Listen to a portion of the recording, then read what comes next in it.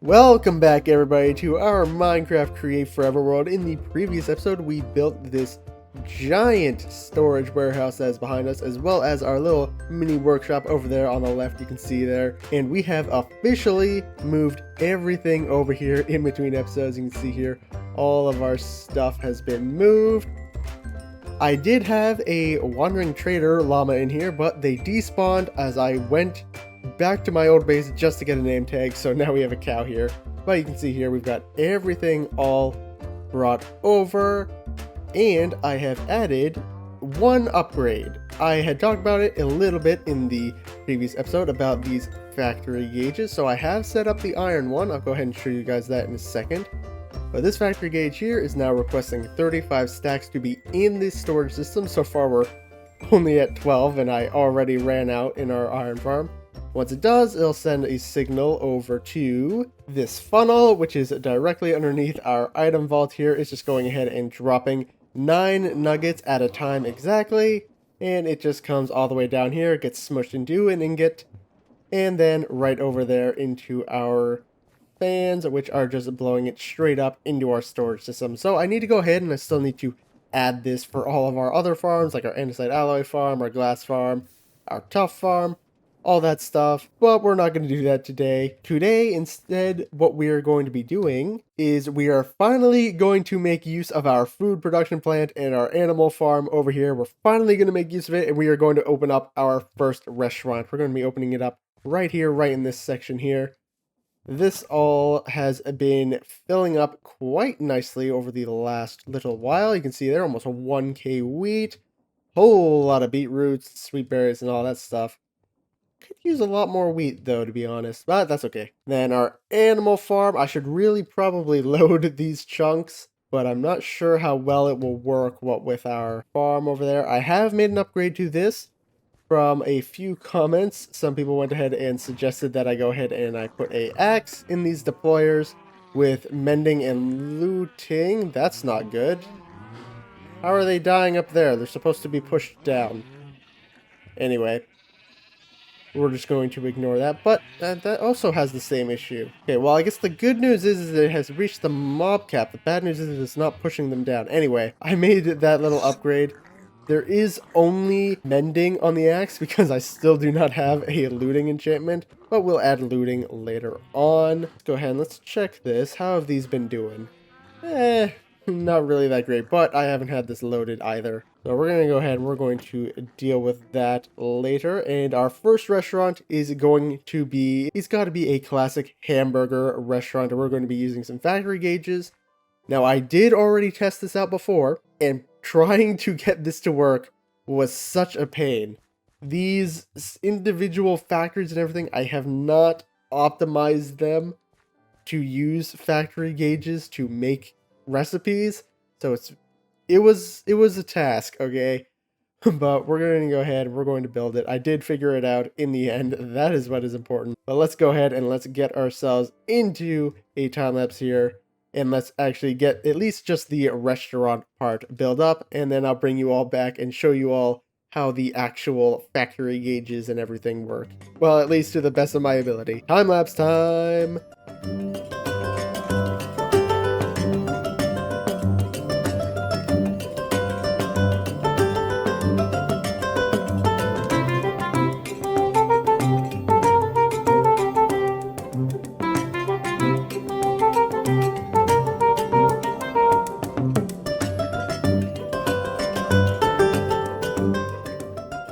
Here is our first little restaurant here, all built up, but with a few different blocks here. We've got our red rock on the bottom, and then we've actually got some mud brick on top, and then of course we've got our warped wood accenting the entire thing. I think this actually fits in quite nicely with this area. I'm very happy with how this has turned out. We got a lot of greenery all over the place. We got a nice little seating area outside. Of course, we can go ahead and enjoy our burgers out here once they are made. I've also already gone ahead and actually done the interior in here. Very, very simple. You've of course got all your eating area, and then of course we've got back here, we've got our cash registers here with some redstone links on the side, and a very, very tiny kitchen back in here.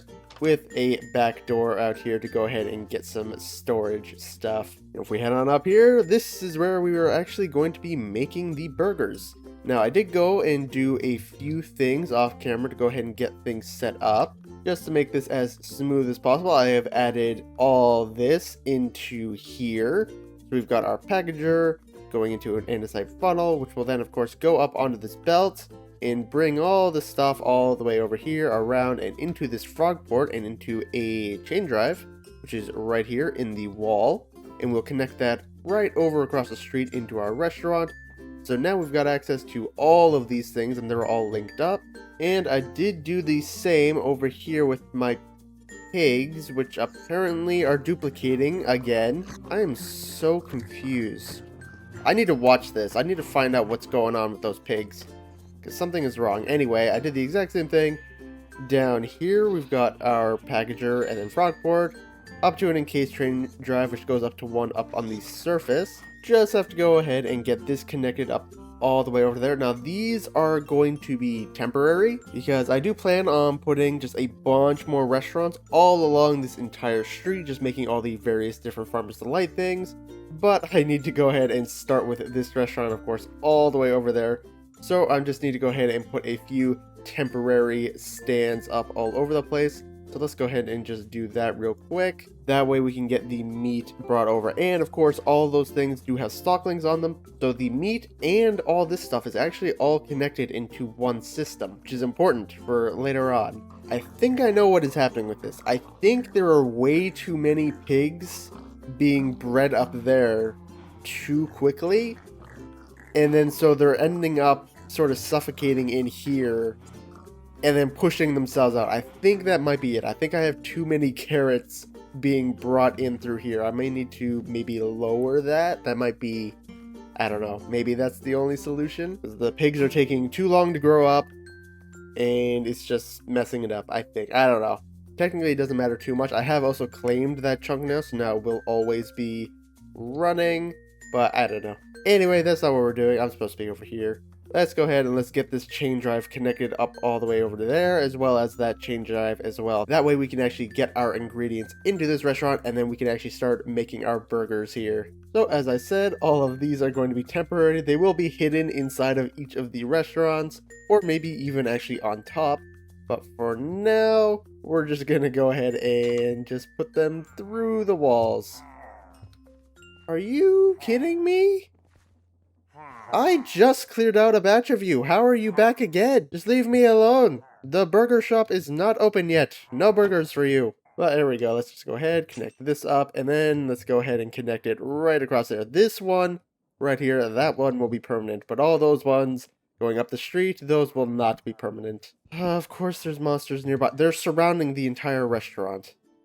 Come on. There we go. All right, we're far enough away. No, I don't have enough chains. Stop shooting me. Go away. Despawn. That's one thing I don't fully understand with Create. When you do belts like this, you right-click here, you right-click over there, that is one belt. But with the chain drives, or chain conveyors, you actually need a set amount of chains. I don't get that. I feel like it should still just be one chain. There we go. Anyway, and because this one is permanent, I did add in a couple little slots over there. I technically should make them bigger so that the packages can actually go through, but it's fine like this. I like it like that. That fits in nicely. Now let's go ahead and let's do the logistics of this, and let's hope for once in my life I can do it without any mistakes. To start off a proper factory gauge network, you usually want to start with whatever your final result is. So our final result is, of course, never mind. Let's go ahead, and first you actually need to right-click your factory gauge onto your stocklink network. Head on in here real quick. Let's go and right-click on you.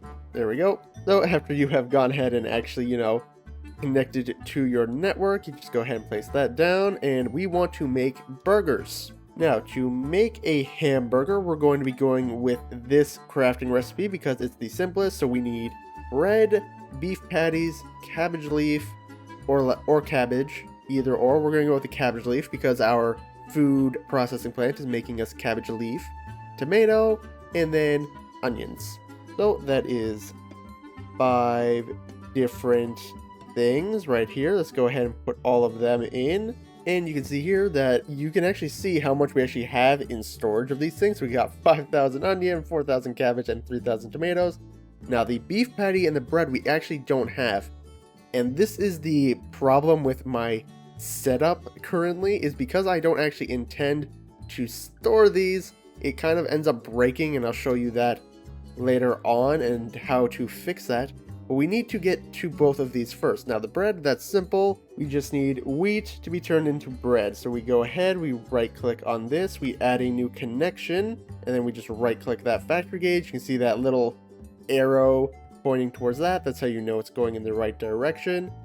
Then let's also go ahead and let's do the beef patty. We need a minced beef patty, and for that we need our raw beef. So that one is going to be 3 steps, and we only have 166 raw beef in the system. Now of course we'll be able to double that once we go ahead and chop it up down into the beef patty, but that is all we've got for now. So there's a way in which I'm going to do this. I'm trying to think of the best way to show it off here. I think we should go ahead and just get the processes in first. So first off, let's start with the bread. We need to get our wheat over to here. So we need to actually have a frog port here, and we actually have to name it, and we have to tell this factory gauge to send this factory gauge's stuff to this address right here. We go ahead, you have your send inputs to this address, and then it will go ahead and send it to wherever it needs to go, as long as it actually has somewhere to go. If it doesn't have anywhere to go, it's just going to kind of circle on these things. But let's go ahead and let's just get some of that stuff built up right in here. So now we're going to have to go ahead and actually divide these things up. We go here like this real quick. Let's put our frog port here. Put it right on top of this packager. There we go. And let's just call this one hamburger. Then can only send. Wait, nope. Can only receive. Technically, not send. Other way around. Just ignore that part. So we just want to go ahead, put in hamburger here into the inputs slot. Now that actually won't start going until I actually go ahead and change the target amount, which we're not going to do just yet. Because what we need to do is after it gets brought up here, we need to go ahead and split it off into 3 separate mechanical crafters, just like that. And then these will go into a barrel right here, and then that will give us our bread. Go ahead, put all you on. And of course, we want to go ahead and immediately be taking the bread out and bringing it over to where we're actually going to be crafting our burgers. Now, the wheat is not going to be the only thing coming over here, so I actually need to go ahead here and add in a separate brass tunnel right here. And this one is going to be for our tomatoes, cabbage leaf, and onions. So let's just go ahead, just put a filter on you so that only wheat goes through here. Then everything else will just come straight on over into here. We're going to go ahead, we're going to put a couple of barrels right here with some funnels right in there. So we've got our bread will be coming through here, tomatoes, cabbage, and onion will be coming through here.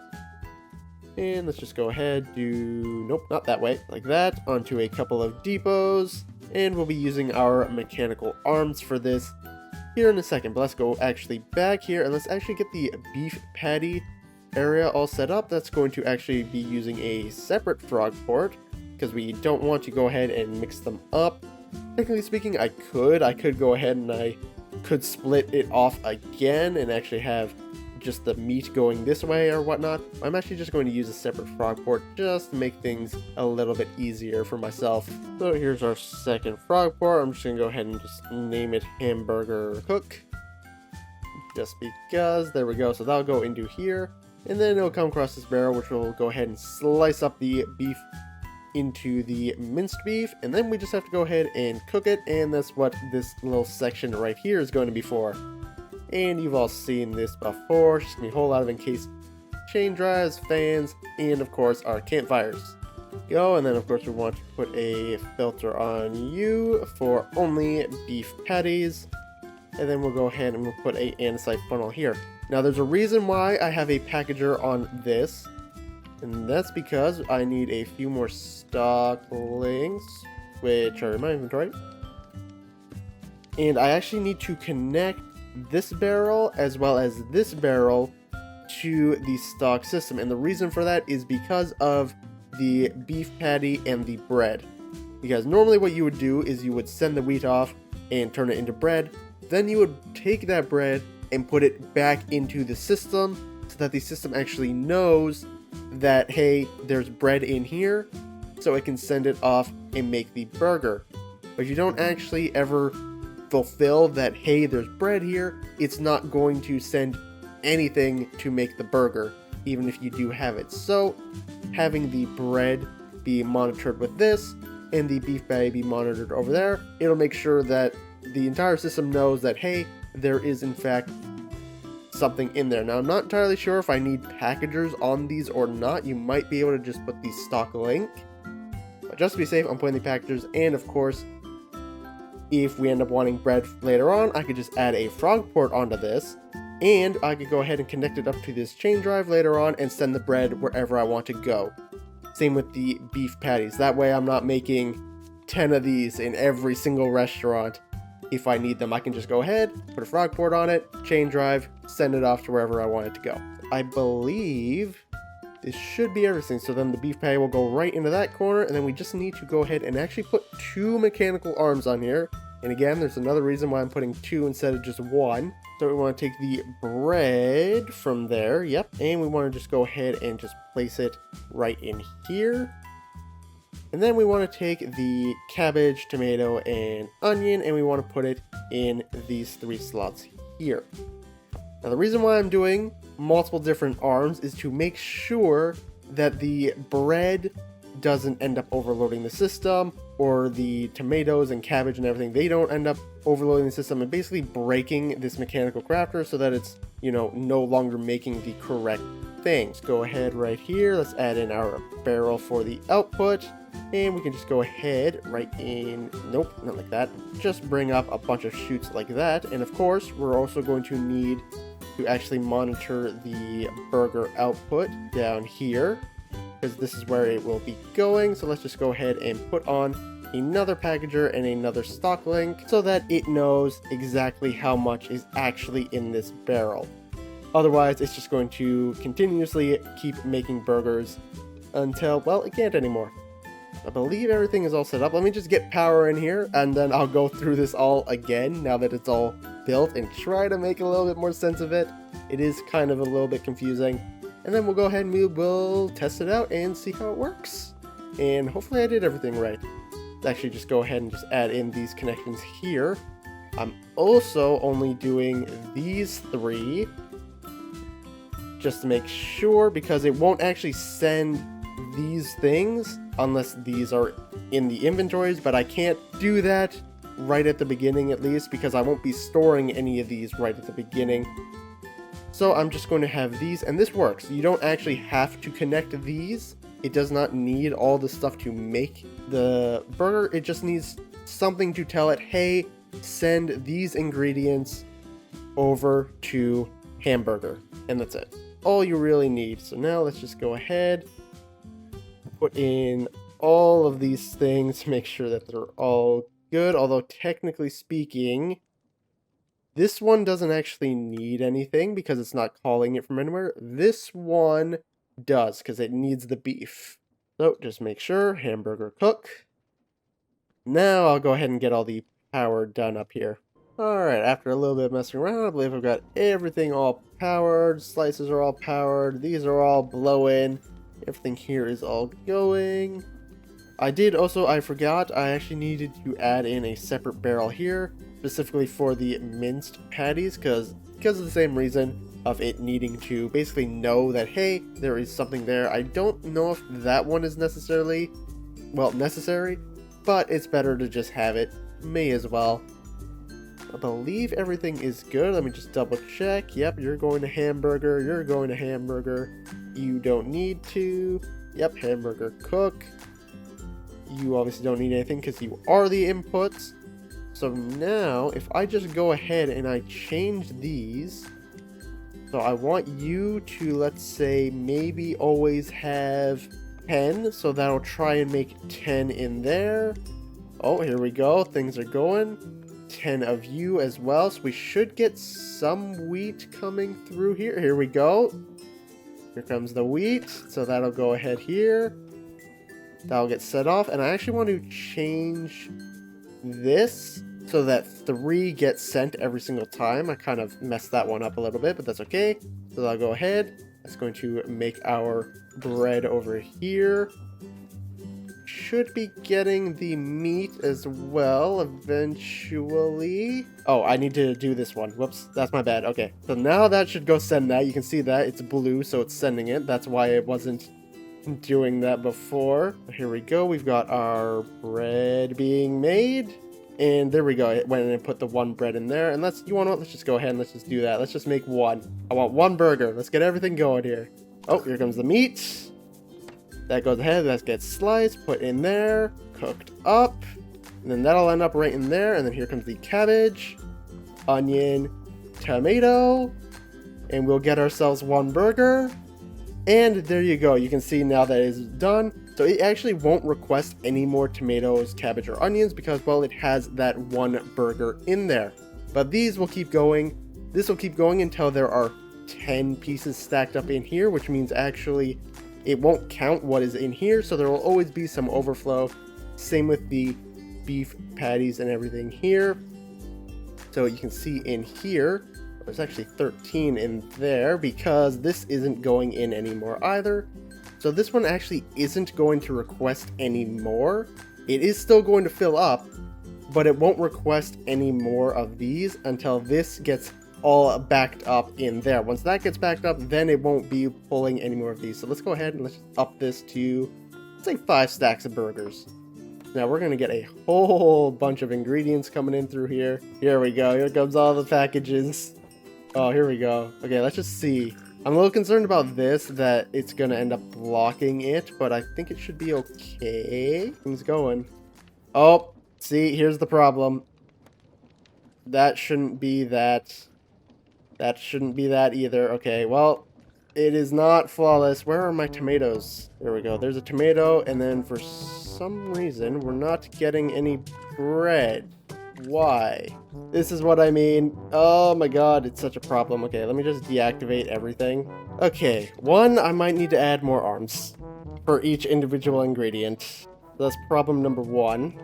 Got a lot of beef patties though, that's good at least. Why? See, this is the problem right here, is these promised things. I don't like that it's like that. I think that's the problem, because it thinks that there's already 10 coming, so it won't send any more. But if I delete that, it should send us more. Yeah, there you go. So that's the problem. So let's just go ahead, and there's a way to do it so that, yeah, it expires after 30 seconds. So we'll just do that.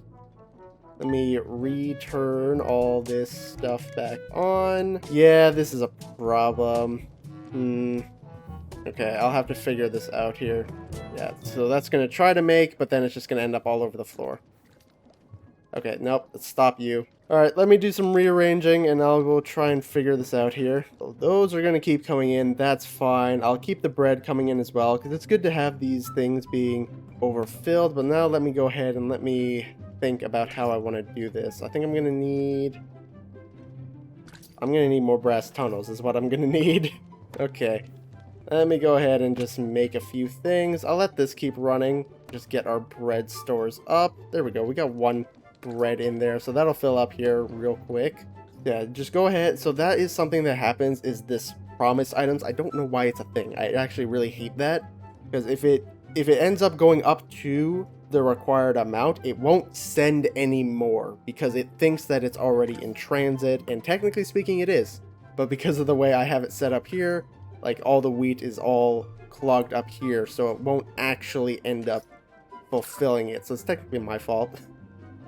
But to fix that, you just go ahead and just make it so that it goes ahead and it expires after a few seconds. I kind of wish I could make it lower, like 15 seconds. That's okay. We'll just keep this going as well. Our beef is running out quickly. Let me go ahead and let me just craft a few things, and let me figure out how I can rearrange this and fix it. I don't want to make any more mechanical arms, but I may have to. Up here, there should be 10. Oh, there's about to be 10.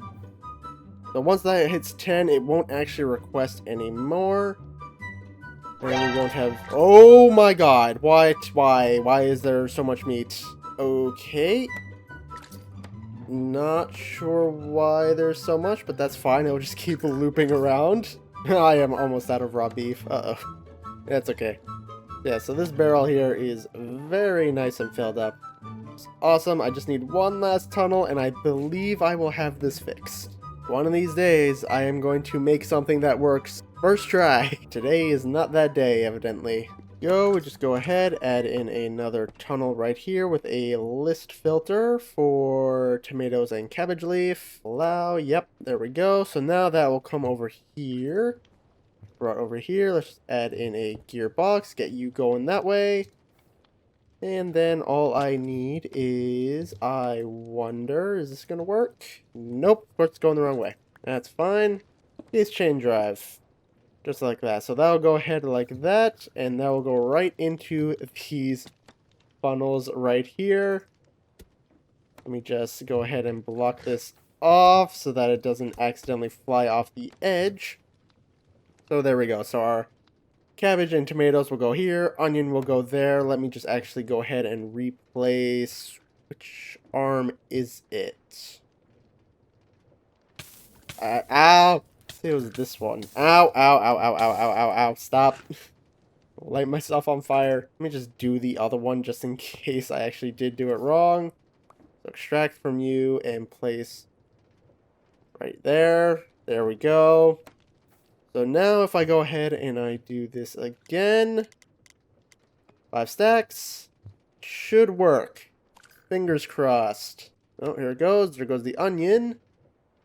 Cabbage is there. Where's my tomato? There we go. Burgers. Alright, it's a little messy. That's why I did it up here. I hid all of this because I knew it would be messy.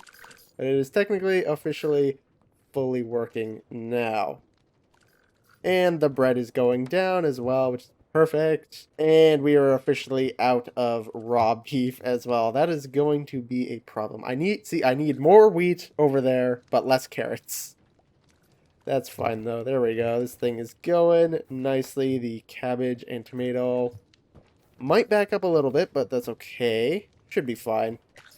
I don't think there should be too many problems with that. There we go. We're getting burgers automatically, fully. So let's go ahead and let's go through the entire process, I guess, now that it is fully working officially. Let's go. Obviously, let's start with this. So you have your factory gauges, which are linked up to your storage network. Just make sure that all of your stock links are all linked up together. So all of these are linked up to everything that's in our food processing plant, as well as our animal barn over there. So all of these are all linked up together. When you go ahead and you place down your factory gauge, you just add a connection for where you want these stuff to be coming from and where it is you want to send it. Make sure that it can only be sent, I believe it can only be sent to frog ports. Uh-oh. Oh, I messed this up. This is the one that I want to set to 3. Okay, I'm actually going to up this to 6. Alright, ruining the explanation a little bit. There we go, because this is ending up backing up because I have no bread and the wheat can't actually get through. So let me just go ahead and just fix this so that all the wheat can actually get through. There we go. Now we should be somewhat fine, maybe. There we go. Things should be processing out a little better now. There are definitely room for improvement. Anyway, as I was saying, you go ahead, you put these down, you say which frog ports you want it to be sent to, it'll get sent there. Then you can go ahead and you can do whatever processes you need to do. Ideally, you would then go ahead and actually send it back into your storage so that it knows how many to get. Beware of the promised items. If that does reach your target amount, it actually will not send any more, even if it doesn't actually have enough resources to do so. And so that's pretty much it. This is kind of a mess, to be honest. This is really, really bad. I should have separate frog ports for each ingredient, because you can see here, now it's only releasing the onions, and then so now everything else is going to end up backing up. So what I should actually do, I wonder, can I actually put barrels in front of these. Does that work? Can these go into barrels? Let me test this out. If it can, this might fix it. Does not look like it. Okay, I was gonna say that might be an easy fix, but looks like not. And I believe I just put a barrel in there now, didn't I? Ow, ow, ow, ow, ow. There we go. Yeah, you can see here how it kind of, because of how the barrels work, it's just doing that. Let me just turn this off. This is all a mess. I should have done way more testing. Well, we got enough bread. That's good now, so it's not actually going to request any more. There we go. But you do see here how it works. We have 28 burgers down there. Actually, wait a minute. I can do this. What am I doing? Add a couple barrels in there, and then I just need to add some funnels in there. Easy. Don't know, though. That's not going to extract those. Actually, no. Okay, you want to know what? I got this. I got this. Okay, there we go. So now all the tomatoes are coming in. So that'll go ahead and that will overflow in there. So yeah, just make sure you have some overflow. Otherwise, you end up with issues like this. And then all I need to do is technically just put some shoots. I think that should work. Let me go grab it. Yeah, that will work. So I'll just put a couple shoots in there and then that should work. I think the shoots can go into mechanical rafters. I'm sorry, I'm trying to explain it while also fixing it. It's just, it's very complex and it's also a very small space I'm trying to do this in. I should have done a lot more testing beforehand. That's my bad. That's on me. Sorry, you all have to witness my mess. Does that work? Ow, ow, ow, ow, ow. Stop. Okay. Does work. Awesome. There we go. Okay, I can turn this back on now. There we go. 5 stacks. I could up that a lot more, but I don't have any more raw beef. And we only have 300 patties over there. So it's an okay amount of burgers for now. I think I'm gonna want to go ahead and maybe buff up our animal farm a little bit. Maybe have a separate thing specifically just for wheat. Speaking of, I don't know why wheat is ending up over here now, when it should only be going through there, but that's the tunnel filter problem. So there we go. Okay, let's see if I can actually get through this explanation without it breaking on me again. Just do it super quick. You place down your factory gauges after connecting to your stock system. You tell it what item to search for and how many it wants to search with. If you need to do a process or something, so like for here you want your minced beef, so you need raw beef for that. That's your input. So you just go ahead and you send your inputs to whichever frog port you want to do. It'll go ahead, it will release it out of a packager or wherever the stock link is. It'll send it off there. Then you can go ahead and do your process, whatever. Then you should go ahead, put it back into the system in some way so that it knows, hey, it's there. And then you can go ahead and just send it off wherever. So this is how you get your burgers, just like that. So technically speaking, although we are using the bread and the patties to make the burgers, you don't actually need to connect it. These are just simply things that just say, hey, I want these resources for this thing. Send it to this location. And once you get to a set amount of those things, do not send any more. Yeah, there we go. Now everything is working lovely. I may want to go ahead and just add another list filter on here later on just to make sure that wheat doesn't sneak through here for whatever reason. But other than that, our first restaurant is officially open and I want to go eat myself a burger. Now those all go ahead, they snake down here and they end up right here in this barrel. You can see there, boom, our first stack of hamburgers. So we do now have, technically speaking, a fully renewable food resource, and quite a big one too at that. Of course, our main choke point right now is of course our cows. We need them to be fed and then eventually killed. These pigs are a problem. Okay, I might want to go ahead and add, I think, maybe sharpness onto those axes. That's something I'll add on here in a second, but you all don't need to watch that. So I'll do that another time. That way you can kill the pigs a little faster. Let me actually go ahead. Actually just grab a few of these because I have these placards up here, but I didn't have any burgers before the plates of them in. But now we do. So officially, our restaurant is open for business. And let's go ahead and let's just place a burger out here. Somebody's eating it. And we can go ahead and place a few more inside as well. There we go. One here, and sure, one there. Why not? And the rest we'll just go ahead and put in there until I run out of these things, because these are still going to take me a while, especially this grilled salmon. But once we're done, if ever we need food, all we got to do is just come right on over here and we will get our hamburgers. So a little bit of trial and error and a few mistakes, actually quite a few, but that's just on me. That's just me being an idiot. I'll go ahead and I will go ahead and clean it up a little bit more. Like I said, I'll do things like adding a list filter on that tunnel. Maybe making a separate wheat field just to specifically feed our cows, just to make sure that we always have some beef coming in at all times. And then I may also lower the amount of carrots that gets split off for the pigs, because it's way too much. They're making a problem over there. Or I might just completely disconnect the entire system from our massive field here and then just have its own separate wheat and carrot field for them. Or I might just completely get rid of the whole automated system and just only fill it up with wheat and carrots when I want them. So I don't know, maybe there's some other way I could go ahead and fix it. Obviously adding sharpness to the axes might help a little bit with the pigs, but I need to get a lot more wheat over there for the cows. Looking at all the ingredients, it is working absolutely beautifully. It did take quite a bit of trial and error to get it all working, but in the end, it does work, and that is the important thing. And you can see here that it has actually gone ahead and it has filled up. It's got its 5 stacks in there, so now it's not going to go ahead and request anything else until I go ahead and take out the burgers. I have gone ahead and I have altered this. If you remember, I had a second gauge here for the minced patty. I got rid of that because I don't need to be storing that, as it would never fully fill up until that whole barrel would be filled up. And so just all my beef would end up coming here, so I basically would never really be able to use beef for any other restaurant. So I just went ahead, removed it, made the beef here, and now we're just tracking how much is in that barrel right there of the cooked beef patties. And I want to stop after 2 stacks, which it is almost at.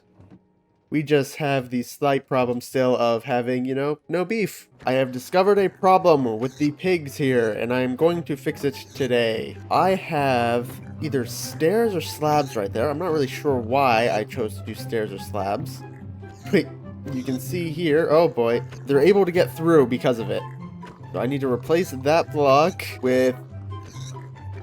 First off, I need to... There we go. Yep, everybody just... Come on, just go everywhere. I don't care. Whatever. It's fine. I think I need to keep that one a stair, but this one, I don't know why I made it a stair. Move. Move. Everything move. Move! There's too many pigs! But yeah, they were being pushed through. Oh my god. Stop running into the fist. Oh my god. That's it. Nope. Stop coming back here. You see what's happening, and yet you're still coming over here. That's right. Get out. There we go. Okay, no more pigs. Get out of there so I can... Move. Move. Stop it. You're all making me do this. Nope. You just witnessed what happened to all of your brothers and sisters. What? I hate creatures. So that should solve the pig problem a little bit, I want to say. So they shouldn't be coming in through here anymore, and just to... really make sure, I'm just going to do that. So it really shouldn't be able to push them through anymore.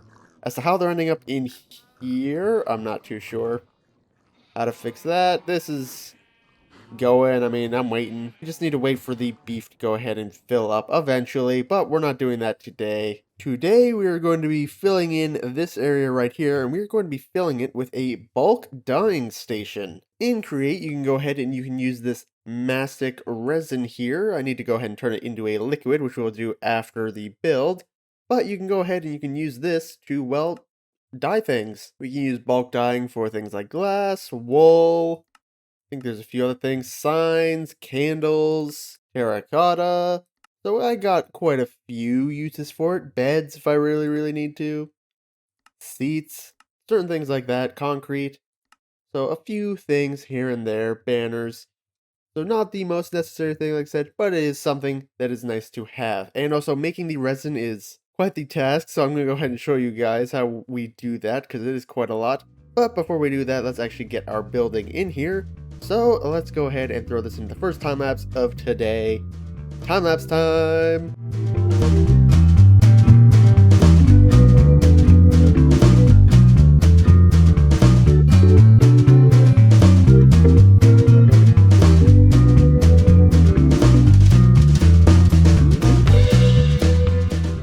here we are. Nice, simple little build. I've gone ahead and I've used a few blocks that I haven't used for a good while, and actually not at all either this series. I've actually got some jungle wood in here. I went ahead and I used the crimsite for a nice little trim around the entire thing as well.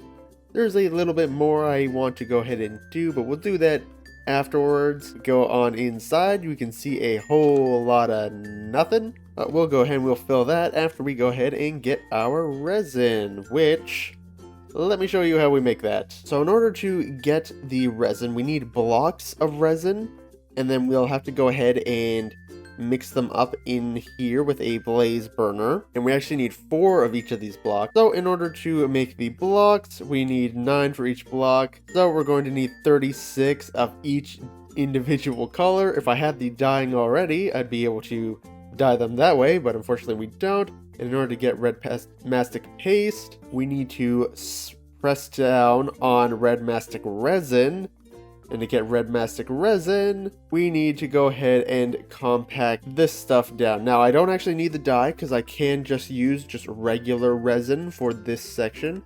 So all we need for resin is just sugar, 3 wheat seeds, and slime balls. Now, slime balls, it's nighttime. Slime balls might be the problem. I've got a few, because there is actually a slime chunk in our little mine, and I've killed a few slimes here and there.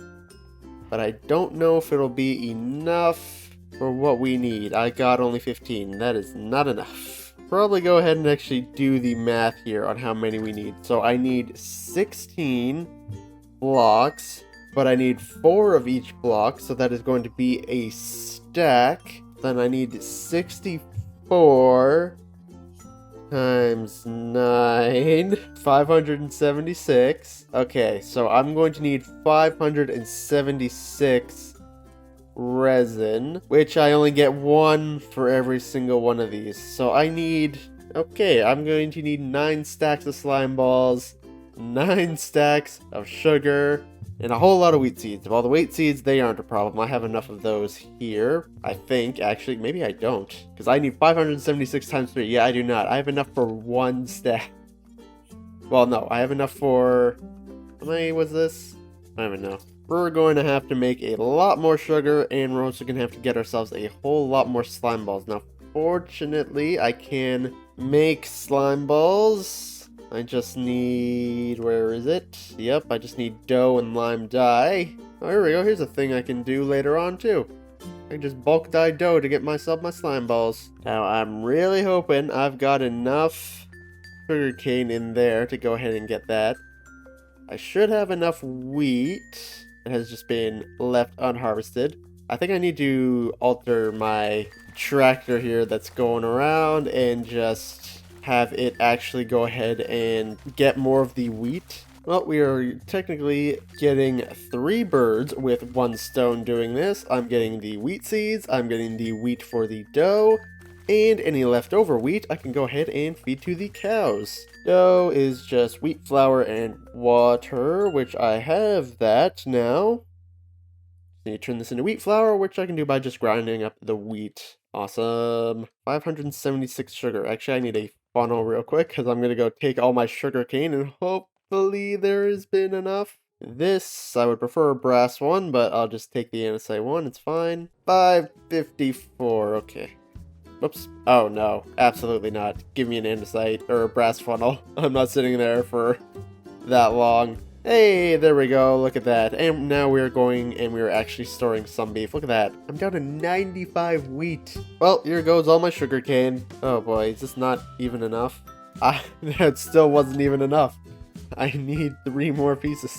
I got some sugar cane growing outside. That's fine. And then onto the slime balls. I also actually need to get myself a bunch of lime dye as well. That might be a bit of a problem. Okay, it's 675, but I need... Oh, I do get 3 for every dough. Okay, yeah, this is good. We're good then. This is enough. Go. I still have saplings in there. Am I at least getting...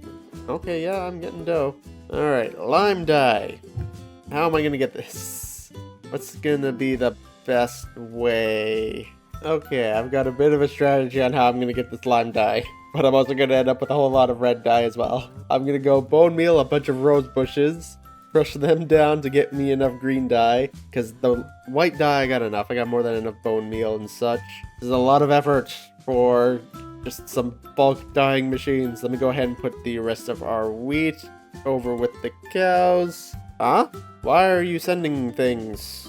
You shouldn't be sending anything. I think it does that. I think when I'm loading in the area, I think the factory gauges might break and think that there's nothing in the system when actually there is. So it's sending things that it doesn't need to send. This is the most exciting content you can find on YouTube, anywhere. Not sure what I'm going to do with all the excess red dye, but I'll think of something. I should really set up an automatic cactus farm. I got cactus so long ago, and then I never bothered to farm it, and now I'm regretting it. Also, I totally forgot that I am processing wheat flour in here. I might have been able to just take it out of that. I didn't even need to process any of that down. What am I doing? What even is the percent chance of this? 5% chance. I might get 2. Okay. I'm probably gonna need a lot more. Go ahead, crush all of you down. Actually, no, I don't need 576. I need half of that. Because I'll get 2 lime dye for every 1 green dye. Right. Okay, I might have enough in there. Maybe. What's half of 576? Too much math in this episode. 288. Okay. I should get that out of this. Oh, never mind. Maybe not. I've only got 16 so far. Well, actually, we haven't gone through too many. What am I going to use this red dye for? Now that I'm making this bulk dyeing machine, I don't really think so. There we go. I can make confetti poppers. That's what I'm going to do with it. Come on, most of the bush is green. Come on. Look at that. There's so much more green than red in there. I wish these acacia blossoms were used for at least one type of dye. I get those automatically over at my tree farm, which I've actually had to turn off, by the way, because there's a slight problem with it. The barrels are constantly overloading now that I have it always loaded, which I should actually turn off. Oh, I think I need to be in it to turn it off. But I've turned off the farm anyway, at least. So I need to actually make it so that it does deposit out these saplings afterwards, because I went over there and there was just hundreds and hundreds of blocks just on the ground because they can't go into the barrels to be deposited. So I need to swap it out so that it will actually let the saplings go through, and then we just go ahead and just move these saplings off, maybe for composting or something to get us more bone meal. Or I could go ahead and make a automatic cardboard factory out there. Who knows? I only got 3 cactus from that. I might have to go out to the desert.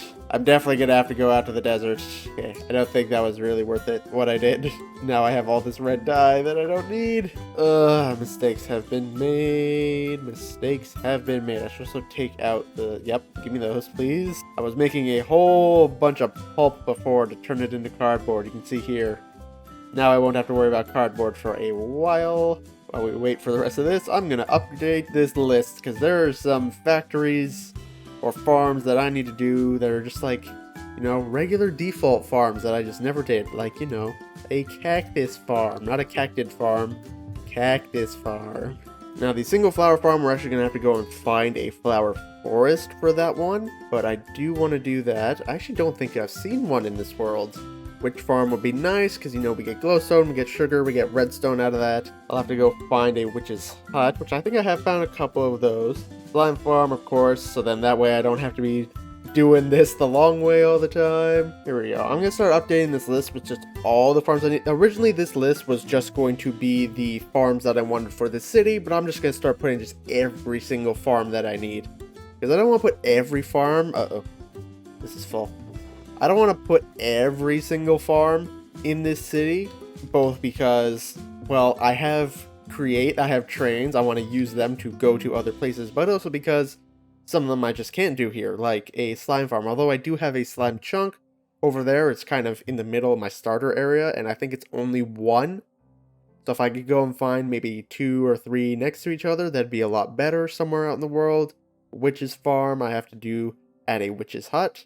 things like that. And I would like to start expanding outwards, because the only thing we've really done outwards is our wood farm all the way over there, and we haven't really added much to it. I haven't even done the tunnel for it. I want to start branching out a lot more. I only got 122, not even half of what I needed. It's close, but not quite. Alright, to the desert we go. Oh lovely, 4,000. That's more than I'm ever gonna need for anything, ever. That's one of the reasons actually why I never even made a cactus farm, was because I want to have a cactus farm in the desert, because I plan on building out in the desert. But the desert is currently way over here, and we have to get a train set up and a boat set up and another portal set up, and I'm just not quite there yet.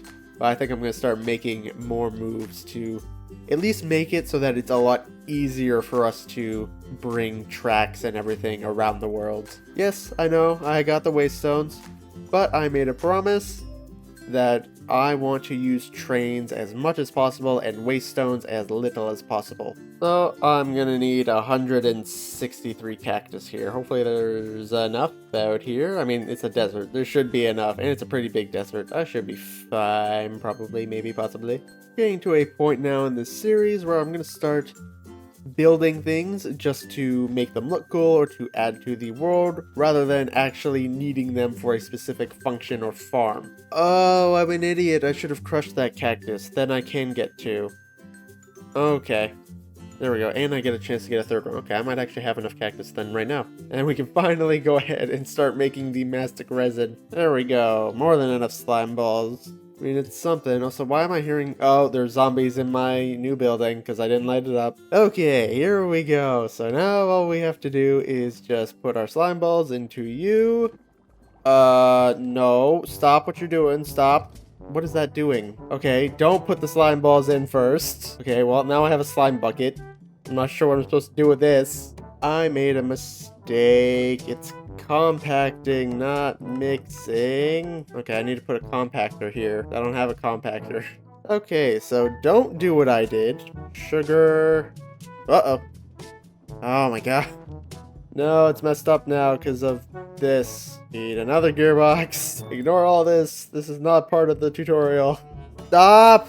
I need to put a filter on this thing before I waste any more of myself. Now I have plant oil. Only thing you are to make. I put sugar in here. Okay. Then I put wheat seeds in you. And then I put the slime balls in you. There we go. No, not you.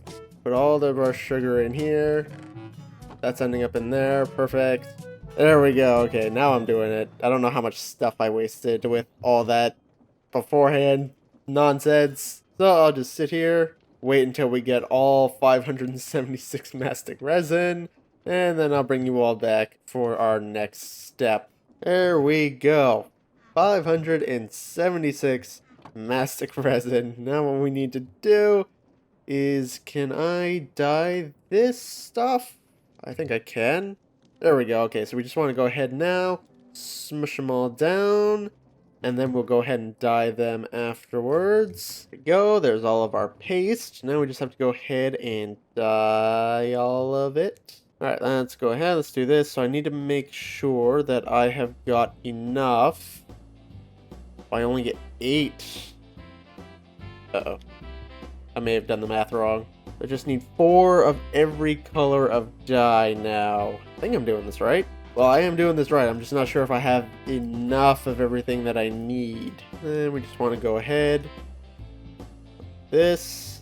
Yeah, that's not enough. Okay, well, we'll start with 4 of each. And then I'll just do the individual ones after. Now I need to figure out which colors I'm missing. Uh-oh. Okay, herein lies the problem. Well, not really a problem. Because I need 36 for each one, so I need only 4. I can technically just re-dye them. What I can do is I can make that 36. And then I can just re-dye each one to however much I need. So I'm going to need 1 more of every type of dye. I'm doing this so horribly inefficiently. I'm going to get there. Just give me a minute. And with that, I end up being 4 pieces short. Okay. That's fine. Let me just make it a little bit more then. So in actuality, to do all of this, you actually need 580 mastic resin, just in case you are following along. Although, well, technically speaking you don't, because now I have extra, but you can't dye individual pieces. But that's fine. So now all we have to do is, I don't need you burning. After that, just pick it up, and there we go. So now all we have to do is, I should just be able to just do this. There we go, we got our 4 blocks. Let's do this for each of them. There we go, that is 4 of every single color, and now all we have to do is just mix them up with some heat, and then we will get the liquids. I need more buckets. And let's just dump you in. It'll mix up. And there is our liquid. There we go, liquefied resin. Now we just do this for all of them. Be careful not to accidentally mix any of them together. Not sure what would happen, but I do not want to find out. This stuff is very annoying to make. Yeah, just make sure you've got 4 blocks, because each block, for whatever reason, is only worth a quarter of a bucket. There we go. All 16 are done. Finally, that took almost 2 hours. To be fair, a lot of that was me just gathering the resources. But still, takes a while. Alright, oh, hello. Okay, I thought there were just zombies in there. Never mind. Come on outside, please. Do I have a bow? I do still have a bow. Don't go wandering around my city, please. Come here. Go away. Where's your friend? There we go. Alright, let me just put a torch down in here. So, good news is I'll be able to actually just take the power straight from our workshop right down onto here. I'm going to go ahead and I'm going to throw this into the second time lapse of today and just get this interior done, and then I'll show you guys how the bulk dyeing does officially work afterwards. So, time lapse time!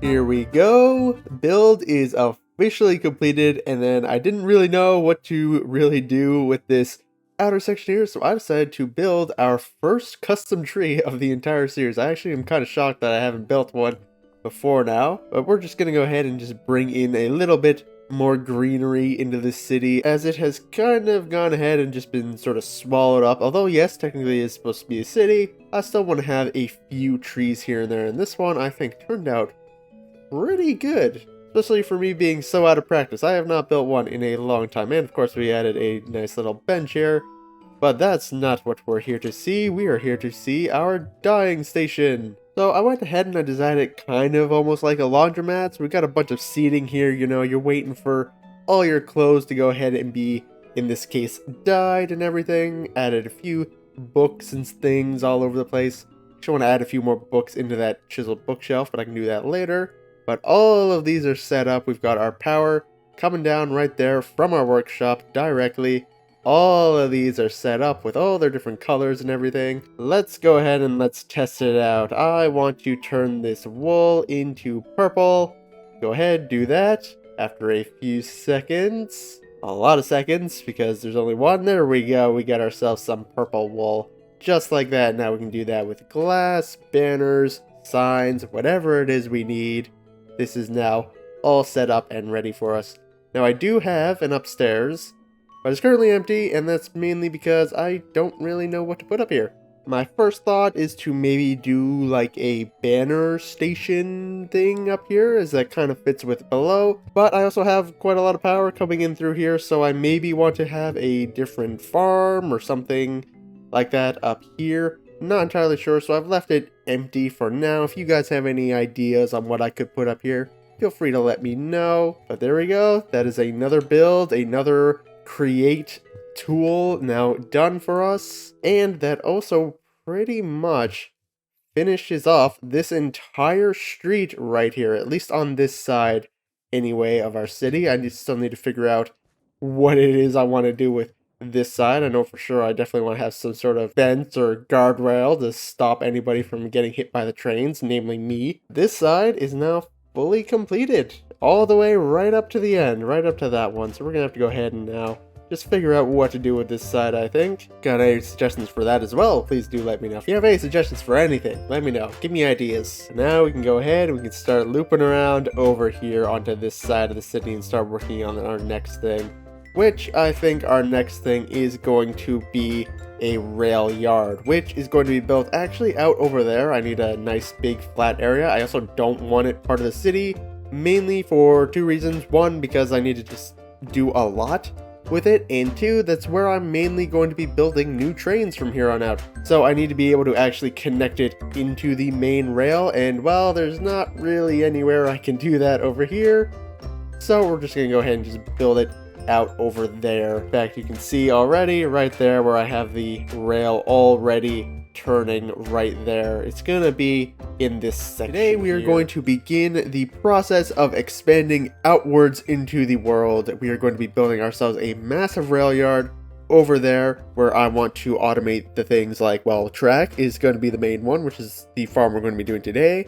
I wouldn't mind automating some brass, and as well as potentially sturdy casings as well / sturdy sheets, just to get those all set up. So we're going to need some pretty strong farms out there. But of course, before we actually get the farms going, we're going to have to get some building in. And also I need something a little bit more official to have our tunnel digger machine that's just sitting here idle for a very long time. And it's also a place for me to go ahead and build ourselves some more trains. I want to have a lot more than just a single train going around our world here. We're definitely going to need a lot more trains as well, especially once we go ahead and start getting tracks all around the island, to the other islands, everything else. So having one train is definitely not going to do it. We're going to need a whole lot more. And that is what this area is going to set us up for. Little sheep. I'm about to ruin your entire area here. So first and foremost, I'm going to have to go ahead and clear out a massive area here. We're going to need a lot of space. Alright, I started clearing out a bunch of the vegetation here, but I do believe I'm actually going to need a little bit more space over that way. So I'm going to have to do a bunch of terraforming here. So I say we go ahead and throw this into our first time lapse of today. This time I'm going to do something a little bit different. Normally I just go ahead and just do the entire time lapse, but I think I'm going to go ahead and bring you guys back in through certain stages. That way I can talk you guys through this, because this is a gigantic build. But let's go ahead and let's start the time lapse out and at least get the terraforming in. Time lapse time!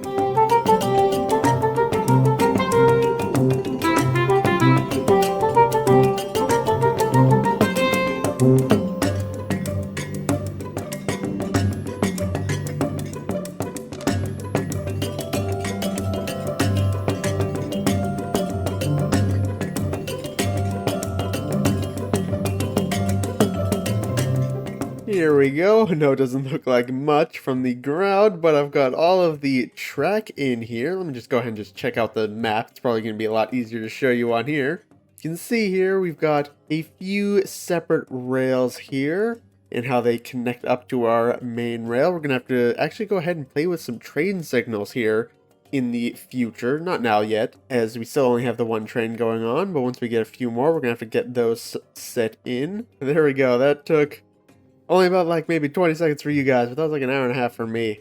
But now we have got to go ahead and we've got to put in a couple of buildings in here. Now in a normal rail yard, you know, it'd mainly just be rails, but this is Minecraft. I actually need buildings and areas for my stuff to be housed. And so I think first what we're going to do is we're actually going to do the storage building, which I'm going to put right on this side. The other side is going to be our production area where I'm going to automate our rails for today. And then eventually maybe the sturdy sheets and stuff. Let's go ahead and let's get the storage system in. I'm also going to be bringing power over here, not from our city. I'm going to actually be making a generator over here. And there's a few reasons for that. One being the power is very far away, and so with chunk loading and all that, it might end up breaking. I've already had issues with that in the past with my windmills. So bringing it all the way over here might not be the best idea.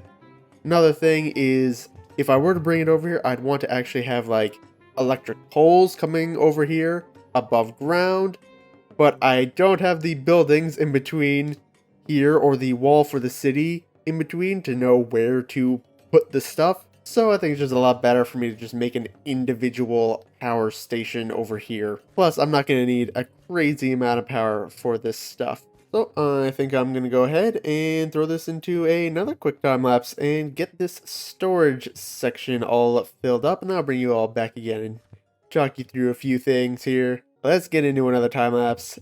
Time lapse time!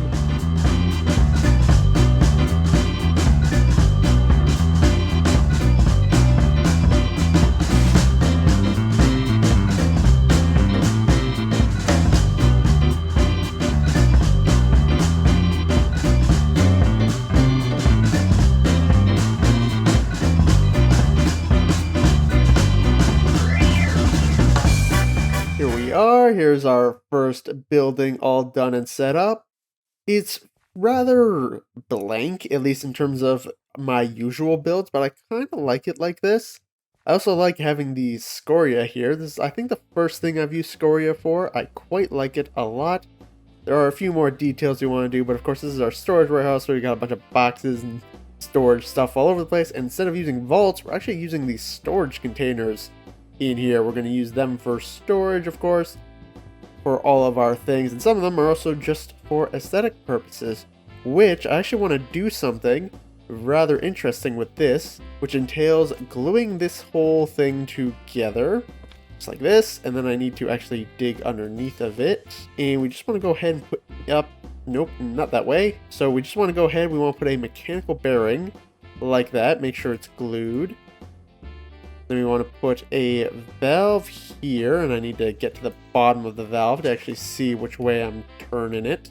Oh, that's very close, but that's okay, it works. So I want it to only turn like maybe 6 degrees, that's it. So if we just go ahead and do that, nothing happens. I think I need to change the bearing, here we go.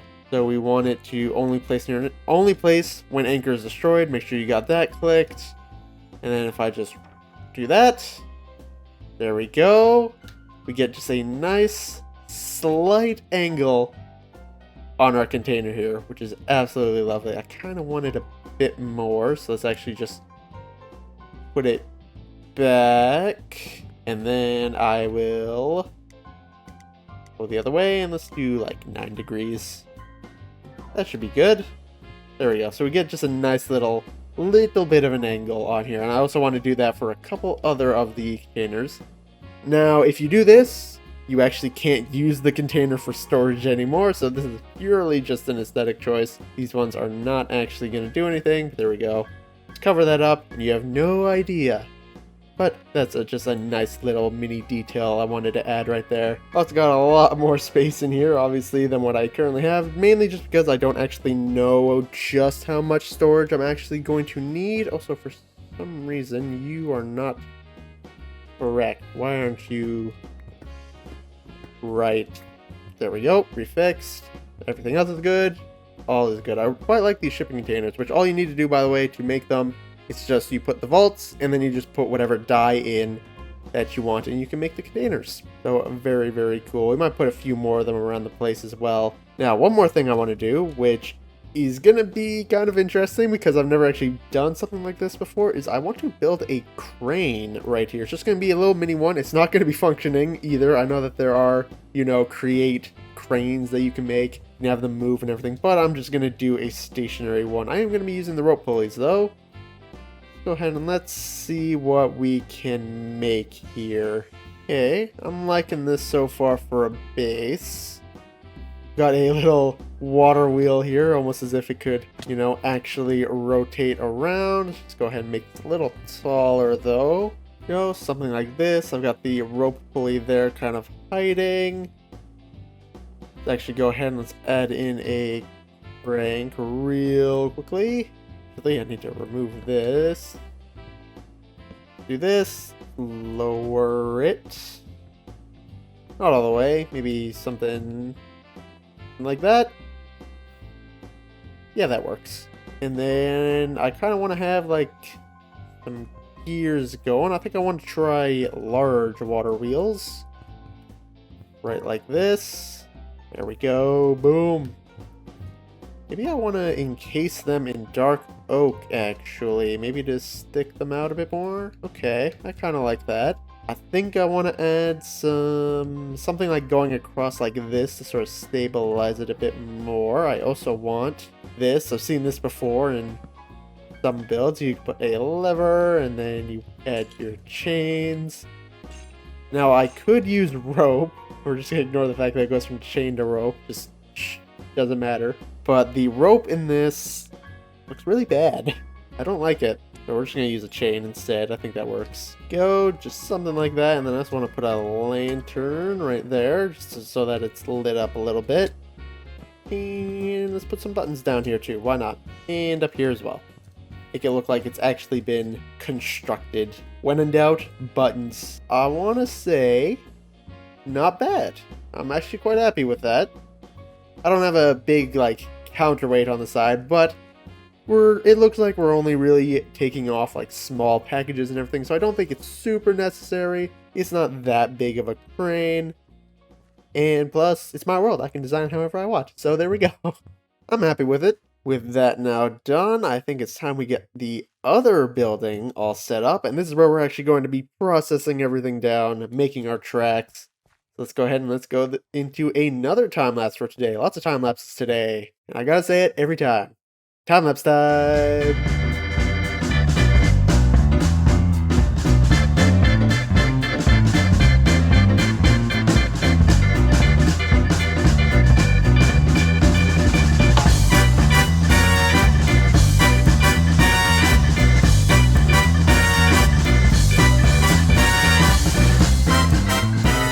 Here we go. Building number 2 is in. Our processing plant is done.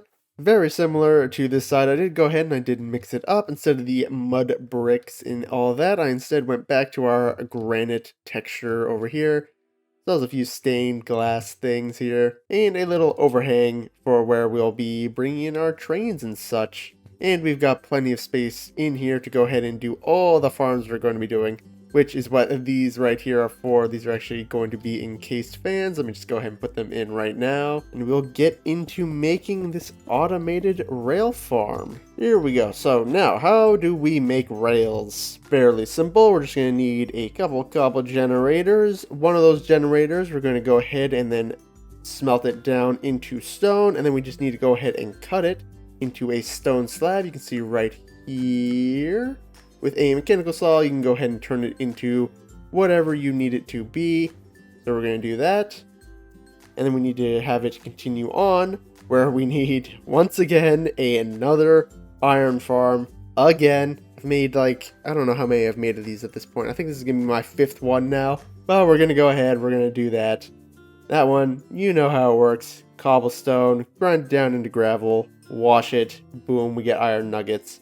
And then just deploy, and smash, and we'll get our train track. So let's go ahead and let's get our 2 cobble generators well made up. Here we go. 2 very simple cobble generators. Let's actually go ahead and put in our water and stuff. Go, and then our lava, of course. I'm gonna have to go get a few more buckets of that. There we go. So we've got our stone generator. This one, I don't want as much stone going through, because, well, we already know how super inefficient iron farms are, so let's go ahead and just do this now. So what I need to do is I actually need to go ahead and split this off, because I need to be able to feed the iron up above into the deployers. Whereas this one's going to be fairly simple. We just need to go ahead and just add some lava right here to go ahead and smelt the cobblestone down into stone. I'm not sure if there is a way to make it so that the drills actually drill it to be stone, but it's okay. I'm gonna go grab the rest of our lava, so I'm gonna need 1, 2, 3, 4, 5, 6, 7. I'm gonna need at least 8 more buckets, plus the 3 up top, so technically speaking 11. Pop into the nether real fast and get some. Excuse me, hello, why are you here? You're not supposed to be here. Getting immediately attacked. Awesome. Gotta love it. That is something we're gonna have to do, especially if we do want to automate sturdy sheets, is we are going to have to get infinite lava over there. And we could do the exact same trick we did with our power plant with the nether portal going around, but I think I want an actual infinite lava source over there. Or maybe we can go ahead and use a train instead. We'll see, but that is not for today. It's actually really nice having something out here. This is why I want to go ahead and start expanding out into the world a lot more. Especially because when we're on the trains, you know, we just go around and we just see the default Minecraft terrain. I want to actually see other things. Technically, this lava is not needed. I really only needed one block, but we did need lava for down here. And then, of course, we're going to need our copcat panels on this. Nope, not that way. On the belt, because you can't actually waterlog. Well, you can't lava log anything. Framed glass. I've got just enough. I totally did not need to do that. No, that's not going to work. What am I doing? That's not where the glass goes. I can... Nope, that's not how you do it.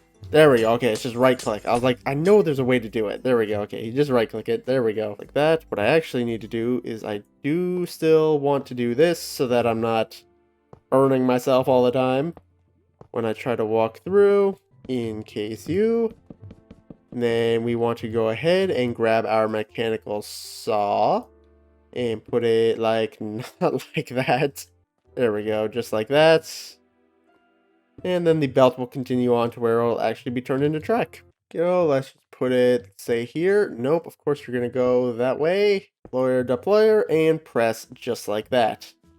Now we're going to have to go ahead and actually bring all the stuff over to there. So that's why the belt is super, super long. There we go. So that is technically the stone slab all done. Let me just go ahead and add in a tunnel here.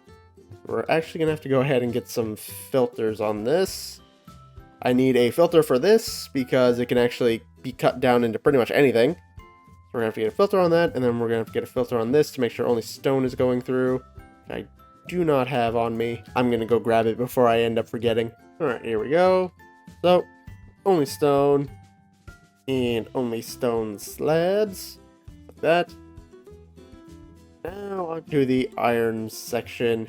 Now, unfortunately, I've got this set up in a really stupid way, so what we need to do is we actually need to combine these into a single track, and the way we're going to do that is by simply doing 2 tunnels, and then we want to make it so that only shafts, or whatever random object come through here, and then only... I technically don't actually need a filter for this one. Yeah, just need to make sure that only some random object that is not cobblestone is coming through there. Actually, you want to know what? I can do this. This. There we go. Only cobblestone coming out through there. Not really needed, but I'm going to put it just because. So we got to go ahead and bring it up. So belt there, and then belt all the way across here. This is where we're going to be washing all of it. I need to find a way to make iron farms more efficient. I'm not sure really what it is I do wrong with them. But all my iron farms are just super inefficient. I know there are ways to make it a lot better. But first off, let's actually go ahead and crush this down into gravel. Place somewhere around here. Crushing wheel, crushing wheel. And of course, same thing as usual. Let's go ahead and I think I want to do this, and then it's just some slabs in the middle. There we go. Water is in. Now what we'll have to do is of course, as usual, we're going to have to go ahead and split this stuff off. Flint is going to go straight into some lava, and then our iron is just going to continue onward. Now I actually need to split it off twice, in fact, because I need to get it into this deployer and also this deployer. So some of the iron nuggets are going to come up this way, and then some of the other ones are actually going to loop around this way into here. I'll just show you what I mean. So first off, let's go ahead and get our chutes in here, our barrels like this. And shoot and shoot. Here we go. So the one set of nuggets is going to be easy. It's just going to be right here. Just straight into this. And that will actually pull from this belt.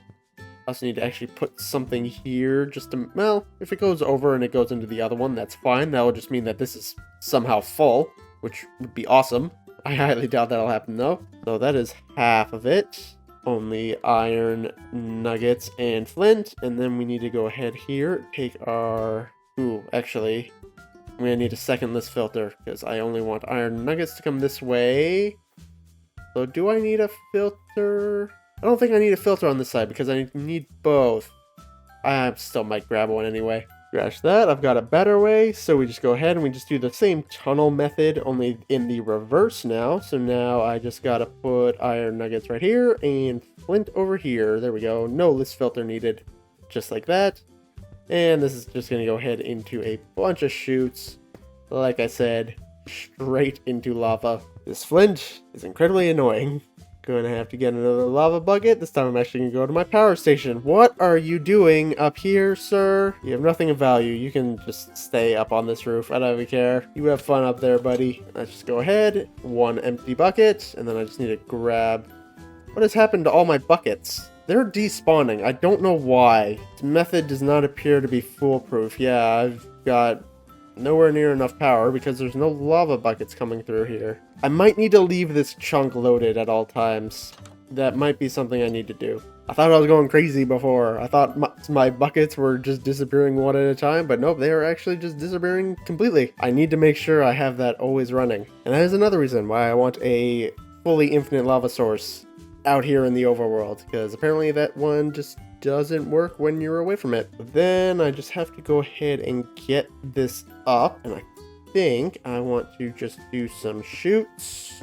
There we go. That'll go ahead and feed into the other deployer, just like that. And we're of course going to need an encased fan, just like this, making sure that it's blowing upward, as well as a brass funnel to actually accept it, just like that. And of course, you know, I have to make these glass. Not the bottom one though, because you're not actually going to see anything in that one. I guess these ones I can do as well. So everything here should be working. The only thing next to do would just be to get our storage system linked up. Well, at least get these belts over to our storage system. This might change up later, depending on how we want to do all of our other farms and everything. But for now, I just need to get it out of the building here. We're going to do kind of something like what we did back at our wood farm, where I want to have like a bridge of the belt going over. We're going to have to make it kind of high because we need to make sure that our trains can get on through underneath of it. But I think I'm just going to go ahead and just build that here. Maybe put it into a time lapse. We also need to go ahead and sort out power. I'm going to be putting a power shed either on this side, or maybe even both sides, depending on how much power I need here. So I say I throw this into one last time lapse for today, and then we'll go ahead and we will check out and see if this farm is actually working properly or not. Let's go for one last time lapse. Time lapse time!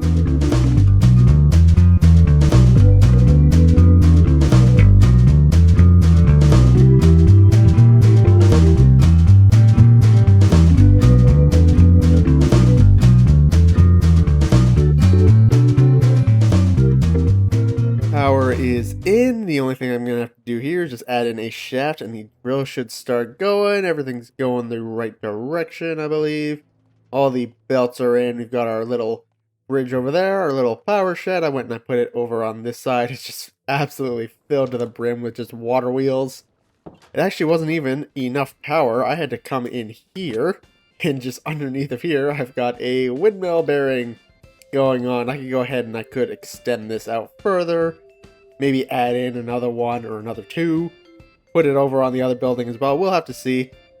As we are generating a fair amount of power, but it is actually still somehow not enough. And that is for just a single farm. I still want to get probably at least 2, maybe even 3 more farms into this building here. I do have a clutch here, but I'm not going to put in a threshold switch. Both because we're going to be making a lot of different things, so I don't want one farm turning off when I still need the other one.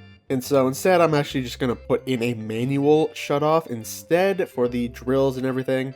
That'll be fine. But I say we go ahead and we do this. Very, very slow. I have this at a very slow speed here. Okay, we got one nugget in. We just have to wait for a second one to come through. And there we go. We got our first track.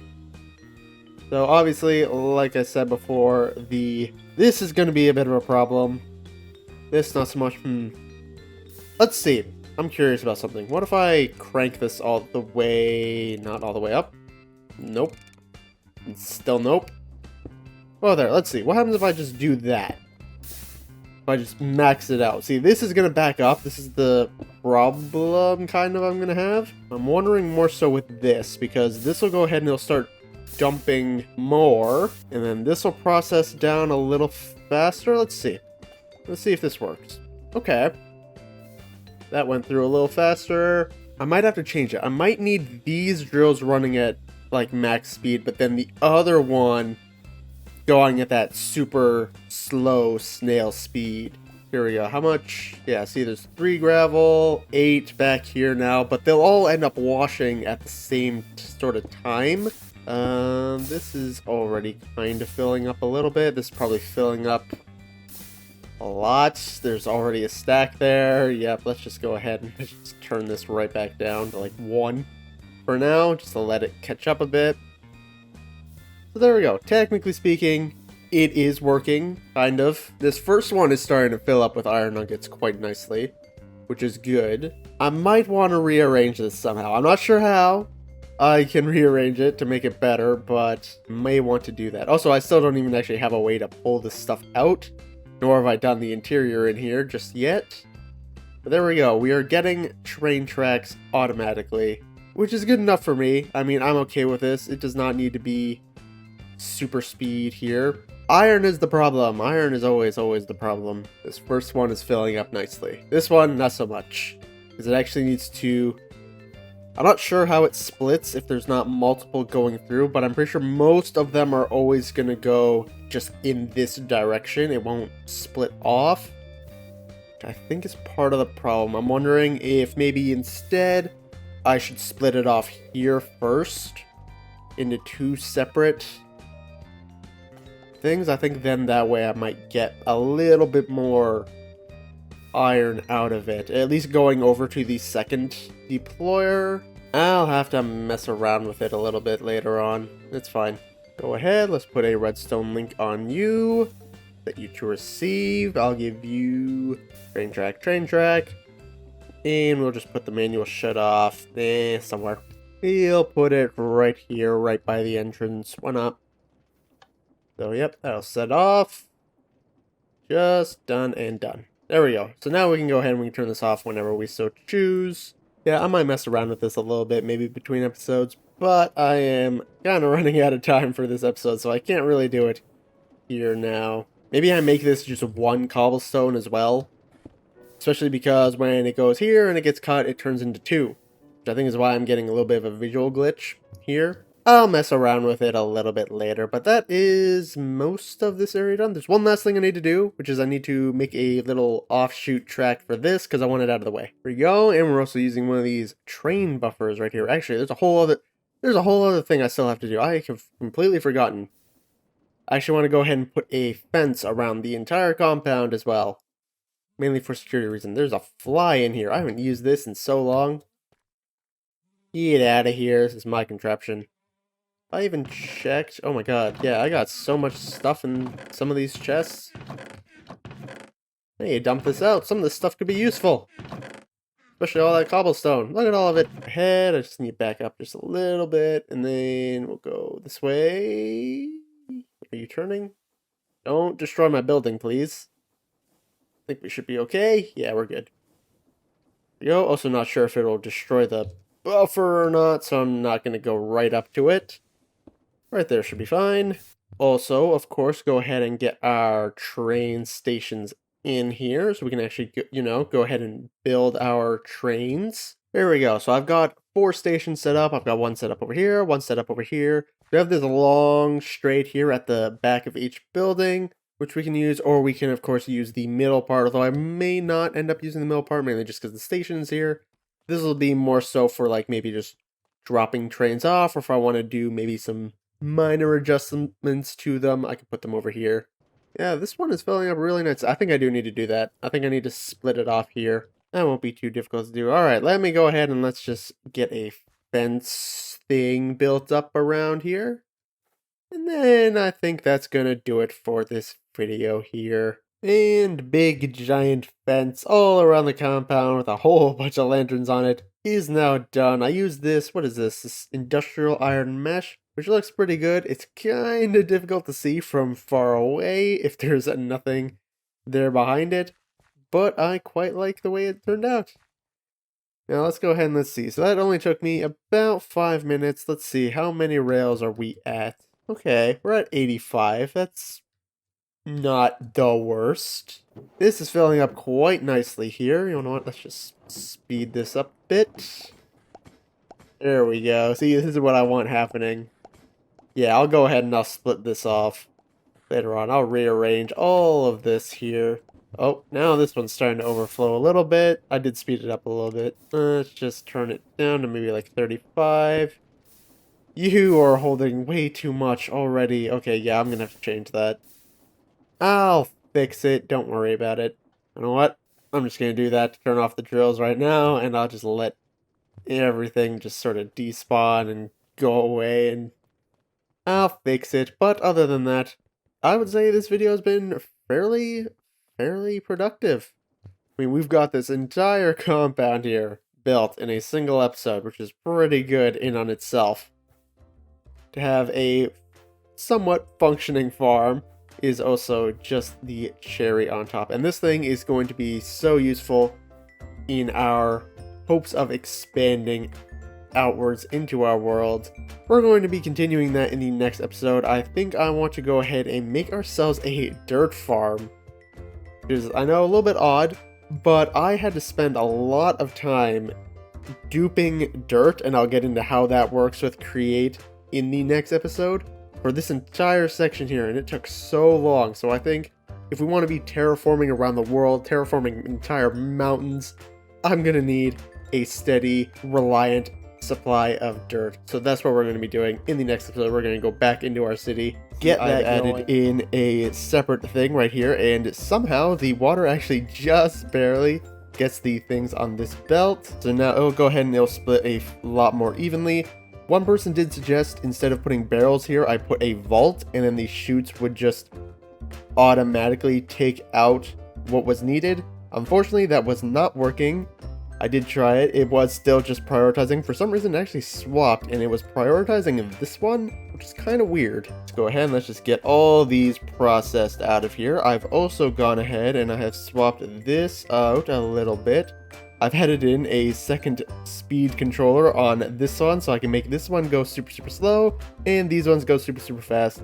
And I also only put just a single drill here, so now the rest of this is kind of useless, but it's okay.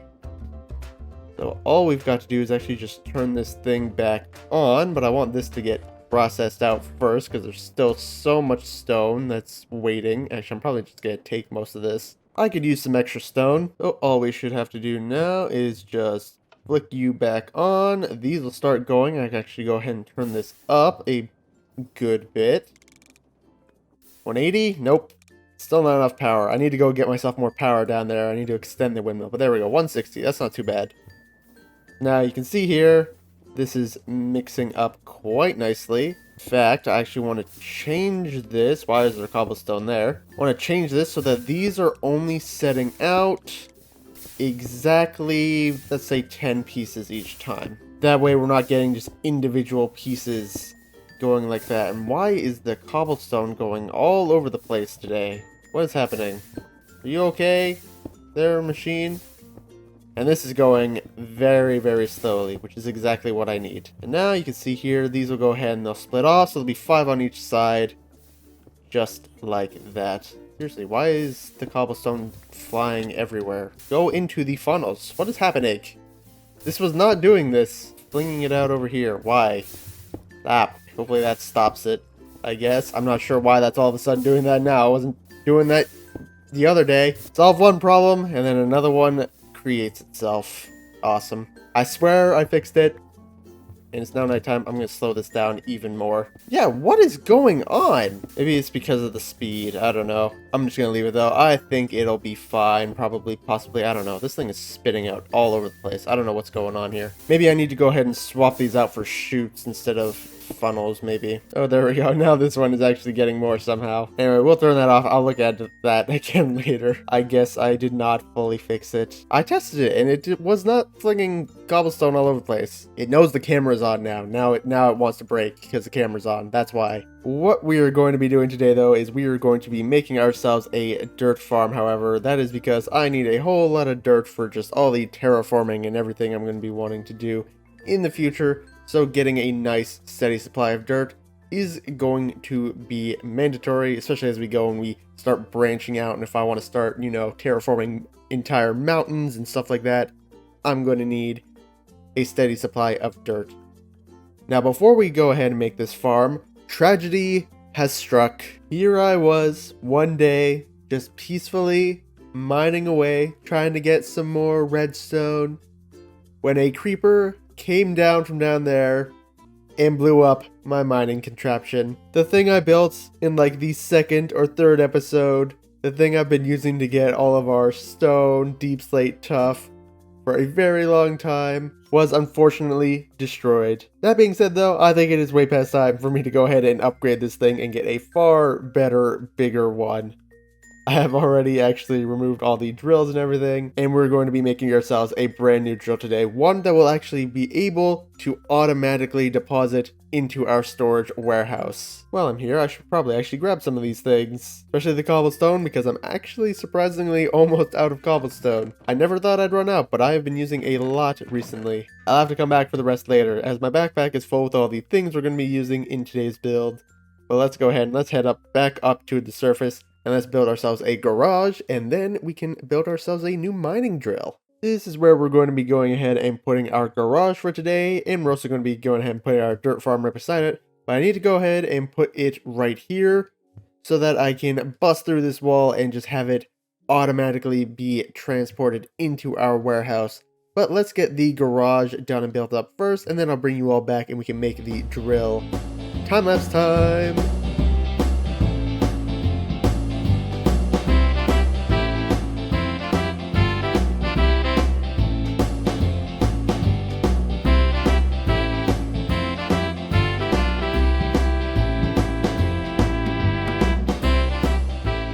Just like that, nice simple garage here. If we come on in here, this is how I'm going to be depositing our stuff. I've got a couple funnels here, and there's a reason why I don't have the portable storage interface on here. This one is lava, and this one just goes straight into our storage warehouse. And the reason why I have two here is because sometimes I might get like 30,000 blocks of, say, cobble deep slate. But I don't want that, I just want, say, like the diamonds and ores or something like that. So I'll be able to go ahead and put on a filter on this one, pull out exactly what I want, and then I can just dump all the rest of the stuff into a little lava hole that's on the other side of this. Very, very simple little garage. I did want to do this just because I think it's cool and it's awesome and I like it. But let's go ahead and let's actually start designing this drill. Track, cart assembler, minecart with a furnace, use some blocks of industrial iron, we'll go back just a few blocks, our plow of course to pick up our rails, I'll swap you out for a girder, like that. Then we just need to go ahead and put our deployer right here, one of them at least. Oh, whoops. Okay, well, I need you to, okay, just never mind. We'll put that in later. Technically, we don't need it right now. This one is just going to be rails. Then we need to put another one right here. Also rotate it around. And this one's just going to be for our blocks. Let me just go ahead and grab a bunch of cobblestone so that I can lay it out in front of it in case there's, you know, a giant gap or something. We just want to go ahead and put a barrel here so it can be accessed. Cobblestone and some rails. Filter on you. Just like that. Good, so that'll only be used for that. Of course, we'll also pick up other things as well. Although I did just realize I may want to go ahead and put a filter on those already. How the contraption works with the portable storage interface is it will take anything that is a storage on here, which is why I'm actually going to be using vaults on here instead of chests like on our original one. And I actually don't have to have them all connected. Just so long as it is a part of this contraption, Create will count it as one. So we'll also take out the things from that barrel. So I'm going to have to just make sure that I can access that barrel afterwards, let's just make a small-ish thing right here like that. We want to put our portable storage interfaces on the back like that. That should fit. No, I need to bring it back one more block. Iron plates all the way down the side for a little bit of detail. Then I just want to put portable storage interface, and then I can add a few more vaults on here. I'm gonna do something like this, and then grab our stairs as well. So I kind of want to have it come into a little bit of a point. Just like that. We got access to our barrel right there, which is perfect. Technically, we could make this a little bit bigger, but I think this is gonna be fine. Then we just need to go ahead and put in our drills. There we go. Big, giant drill. Now, I could go ahead and I could make it, circular and actually have it come out this way. And although I do maybe want to actually extend this out a bit more. Actually, you want to know what? I am going to do that. I just need to go grab 12 more drills. One just a little bit bigger. This is supposed to be a upgrade after all. Boom. Super drill. All done. Minus the glue.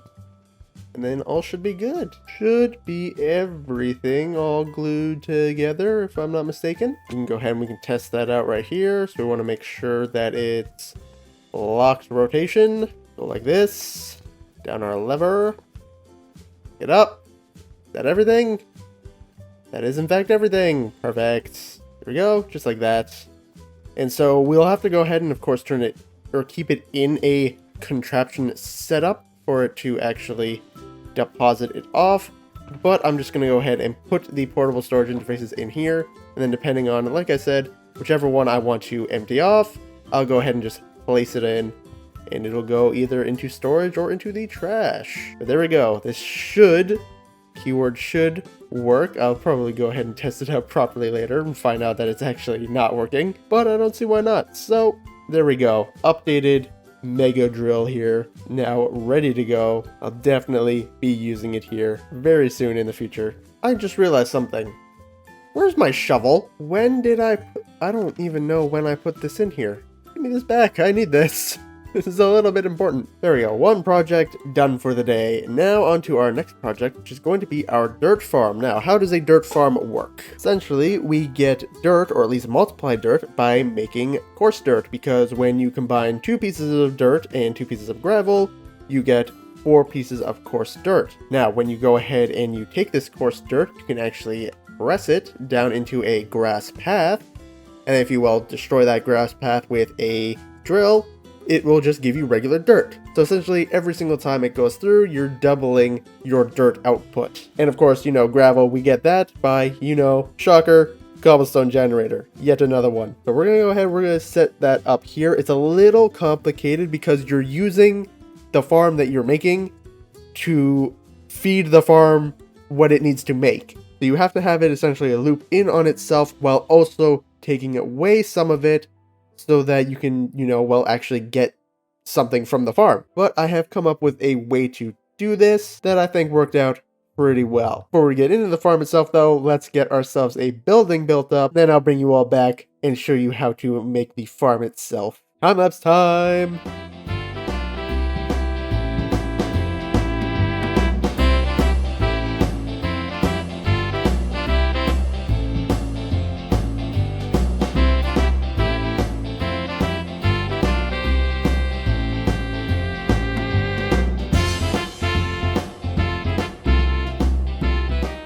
Another build added into our lovely city here. I went with something a little bit different. You may have seen this before in other builds. I went with a moss roof with this one, and then I went ahead and added a few bone meals to go ahead and brush it up a little bit. It is a little unfortunate though, because these are actually copycat slabs, so of course I can't actually get any bushes on them, but having it on the rest of the roof is quite a nice little detail. And just a whole bunch of greenery all over the place, and a little mini market stall off to the side here, just before we go down the alley over to our storage room. So now that is pretty much most of this street done. I just gotta go ahead and do a little bit of maybe some more greenery right here or something like that. Let's head on inside and let's figure out this farm, shall we? Now, of course, first off, cobble generator. Let's just go ahead and put that in right here, just like that. Nice simple one, just a 3x1. That should do nicely. Make these all nice and fancy, and let's go ahead and get these things out of here. So of course, after the cobblestone, we need to go ahead and crush it down into gravel. And fortunately, for once, I don't have to deal with any flint, because we actually do need just the gravel. So, belts, and then I need to put these onto some depots, because we're going to be using a mechanical arm, as we're going to have to go ahead and actually craft these things. Let me put 2 down, so this will be where the gravel is, and then this will be where the dirt is. Boom, funnel right here.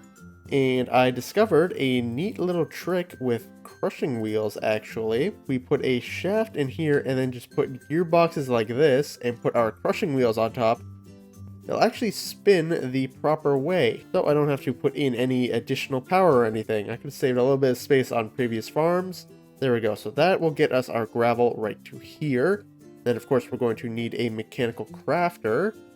Just a small one, just a simple 2x2, and we'll put some brass funnels on the back of it, so that way we can actually filter it so that we get the correct crafting recipe with the dirt, gravel, gravel. The mechanical arm will abide by the brass funnel filters, and we won't have to worry about that. Go just like this, and then we want to do this and then this right into a barrel, just like that, and out you go. Right onto another belt. So right here, now we've got our coarse dirt, so we'll have to go ahead and press it down into the path blocks, which we'll do on the bottom floor. Fortunately, this does not block the belts, so we don't have to worry about that. Get our filters on here, our funnels, and then I'll go get our filter things. I actually don't have any gravel or dirt. Now, for this farm to work, you do technically need at least 2 pieces of dirt to, of course, get it started, but that is all you need. It's just the 2 pieces of dirt. It will fill itself up from there. So we can just put our dirt like this, and then our gravel like this. So that way it will actually, you know, do what it is supposed to do. And then we can put our mechanical arm, take from here, here, insert here, here, here, and here, and it can fit just right there, nice and simple. So there we go, we've already got our gravel set up, our crafting set up, into the coarse dirt. Now we head on down here, and we smash it down into some pathways. Go, I do want to split it off so that we can smash more at a time. Then if I just do, nope, of course you're not going to go the right way, why would you? Just like that. Boom and boom. So that'll get smashed like that. And then we need to bring them together. And I actually need to get them up because we need to feed it into some deployers. So we need the deployers to place the path block and then some drills to go ahead and immediately destroy it. Because of the setup, I want to do it like this. And I want to bring it over just to here because this is where we're going to put our deployers. Deployers just like, nope, not like that. Just like this, and like that. And then we just put some simple andesite funnels, not like that, or like this. So that'll go ahead and now fill up. Now I did do some testing, and originally I had actually had this entire thing filled up with deployers, but it destroys it fast. It places and destroys it fast enough that I technically only really need 1. The only reason why I have the second one here is just in case. But from a few little bits of testing, I never ended up even using the second one, so it may be a little redundant, but it's okay. Here we go, we do this, and then we just need to go ahead and put our drills for some chain drives. So as soon as it places it, these will go ahead and immediately destroy it. And of course, down here, we've got our whole little underground section, and this is where it's going to get a little bit technical. Now, first off, we do need a vault. I may actually want to increase the size of this vault later, but for now, this is fine, as this can hold quite a bit on its own already. Now, like I said, this is where it's going to get a little bit technical, because I now need to take the dirt that is in here, and I actually need to feed it back up through here and into the farm, but I also need to be able to take the dirt out for me to actually use. So this one we're going to be directly connecting it straight up into our warehouse, and I'm going to show you how we're going to do that just like this. So we're going to need a couple of threshold switches for this, and of course some redstone links, and also some more brass funnels because apparently I'm out. Another thing we need to make sure is that it's not taking out too much dirt that we just end up with nothing in there and then the farm ends up stopping, and then I have to constantly keep coming in here and adding in more dirt. So how we want to do that is with this threshold switch. Now, normally with this threshold switch, what we would do is we would have it so that it would turn on once we get a certain amount to, stop the farm, which we will be doing, but not for this one. We actually want to invert this so that it will only turn off if it is at or above 5 stacks. And we want that to be connected to this funnel right here and this redstone link. We'll just go ahead and we'll just do double dirt. That should be fine. Let's go ahead and put a redstone link up on top of you. And I'll show you here what I mean. Just like this. So here we go. So now that is sending a signal to this funnel, which has locked it. And it will only turn off once it has 5 stacks or more of dirt. So no matter what, bare minimum, there will always be at least 5 stacks of dirt in this vault. Once we go above 5 stacks, it will start pulling out the dirt, and we're just going to make a quick little track right here over to our storage system where it will go just, well, straight into storage, and we won't have to worry about any of that anymore. Are you kidding me? I am just a singular block away. Of course I am. Anyway, just like that, put a torch here so we don't have anything spawning down here. Now, I do still want a way to actually turn off the farm, and I also don't want just my entire storage system to be overflowed with dirt. So I don't want this to just always be spewing out dirt. I need some form of threshold switch on my actual farm to stop this from pulling dirt out. So that is where our factory gauges come in. So what I can do here is I can actually put dirt into here, and I can set the target amount to, let's say, I'm probably actually going to put this all the way up to max to 100 stacks, because then that'll be 6,400.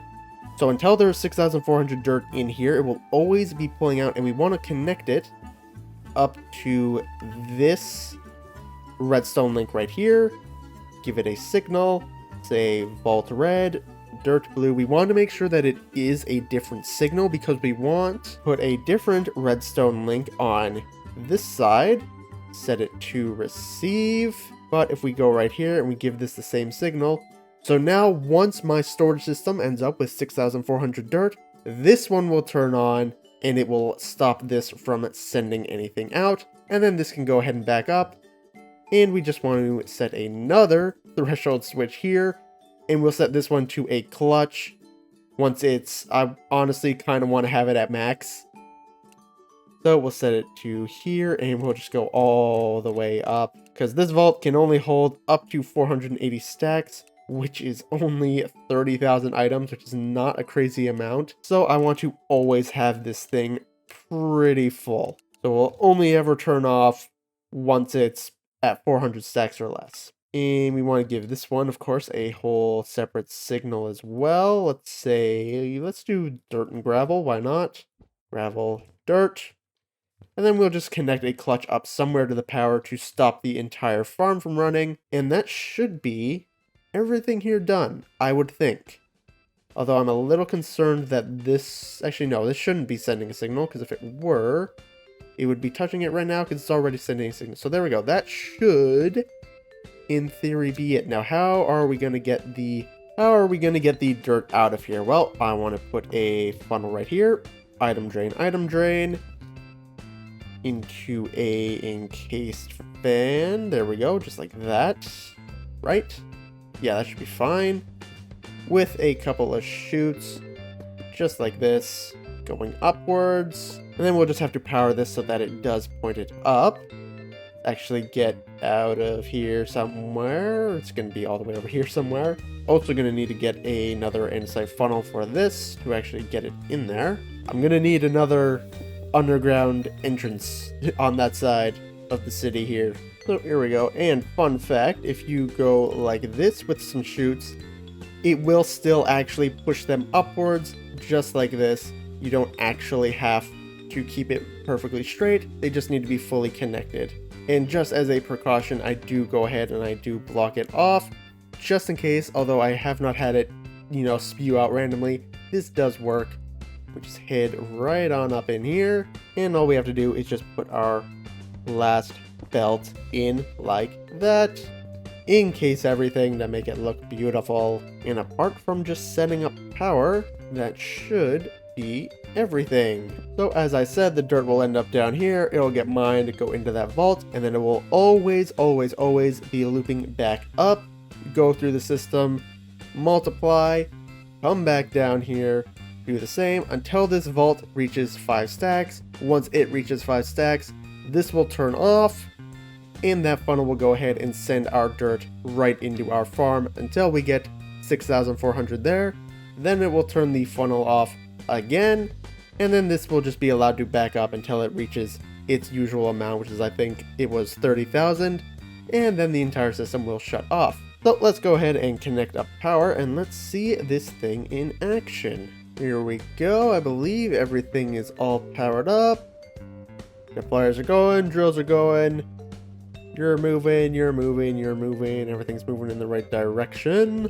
You're moving in the right direction. You're powered, you're powered, you're powered, you're powered, you're also powered. Everything is all powered. Lovely. I just need to add in that shaft right there. And there is one last thing we actually need to do, and that is to block this off, and that is just so that it doesn't start flying absolutely everywhere when we turn this thing on. There we go, all nice and covered up. Now it should not end up anywhere. It might end up in there, maybe, actually. Let me go ahead and block that off real quick. There we go, nothing should go flying out anywhere, surely. Now, like I said, just to prove that it can only work with just 2 dirt, let's go ahead and do this. Throw our 2 dirt right on there.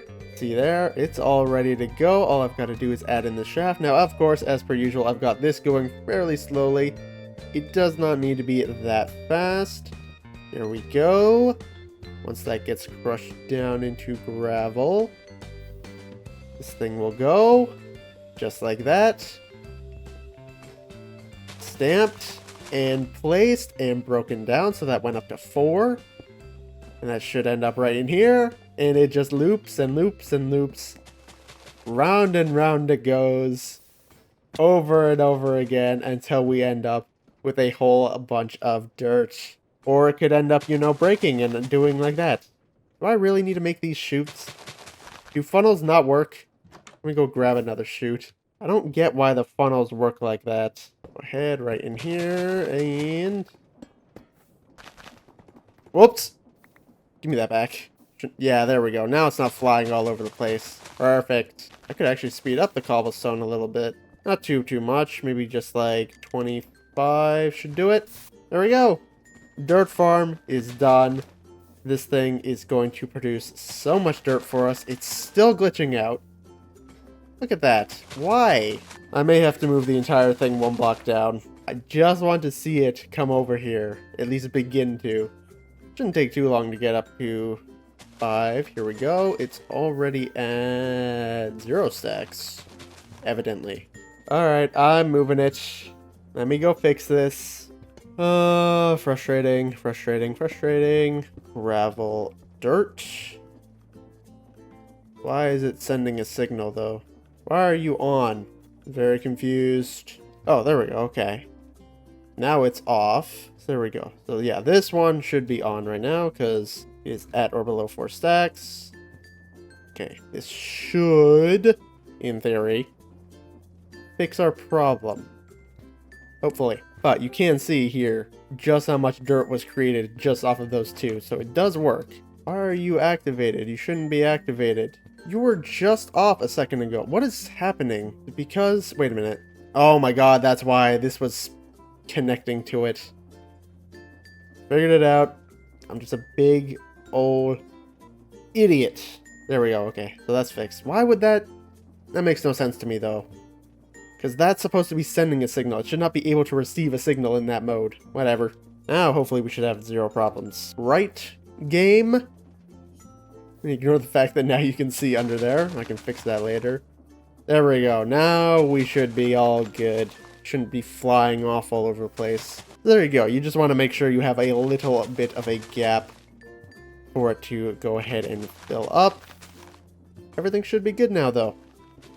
Head on down here. Once again, I really do want to see it heading off into our storage.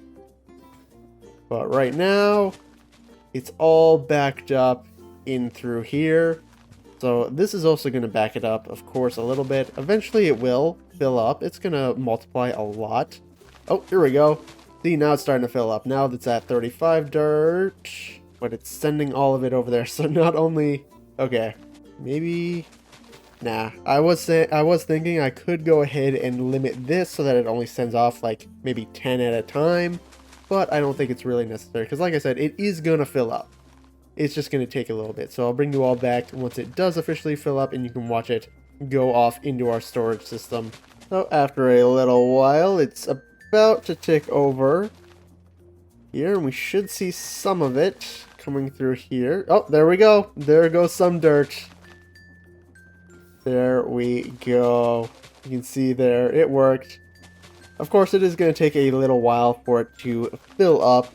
It's not the most efficient farm. Like I said before, it would be a lot more efficient if I had both deployers going or just multiple ones, or if I went ahead and I made this a lot faster or added multiple of them. Because right here is mainly the choke point at this point. It's just waiting for the crafter to go, but I can't exactly make it go any faster here. But it is working, and that is all that matters. We are getting infinite dirt. It will build up very slowly over time. I did also change this so that it does release out 30 at a time. Not that necessary, though. It just makes it a little bit more steady.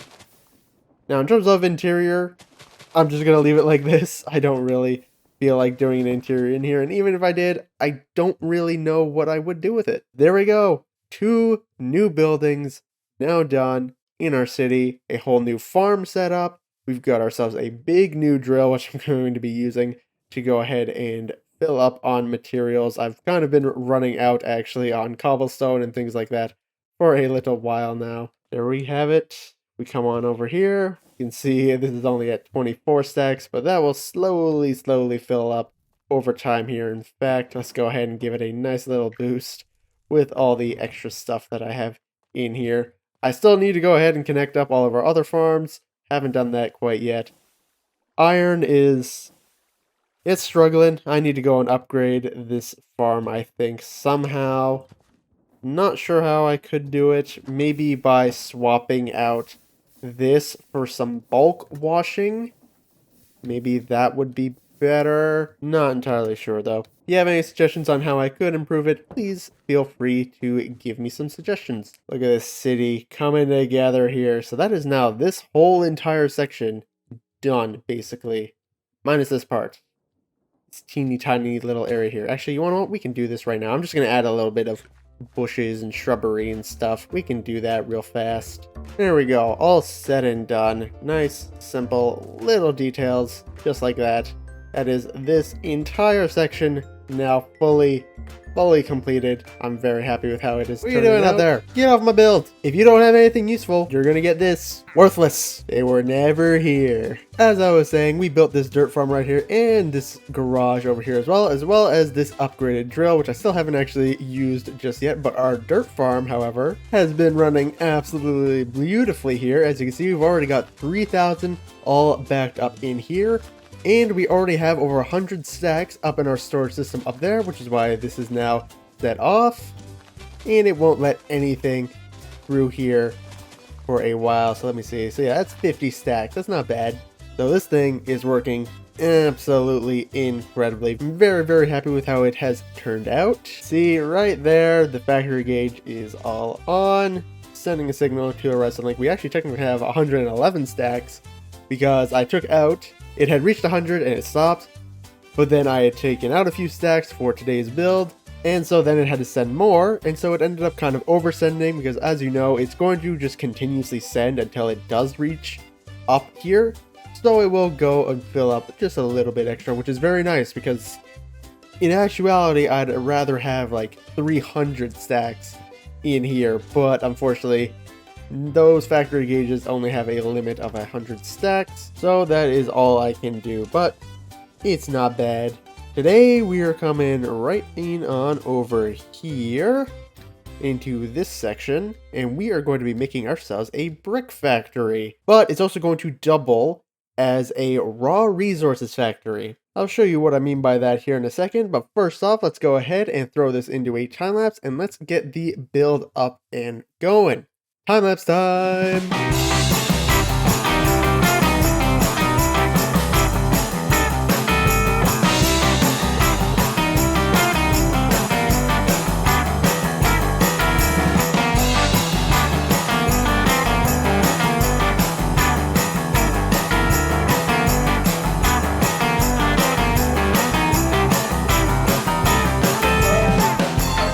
Yet another building done inside of our lovely city here, our little brick factory, all done and built up. Very happy with how this one has turned out.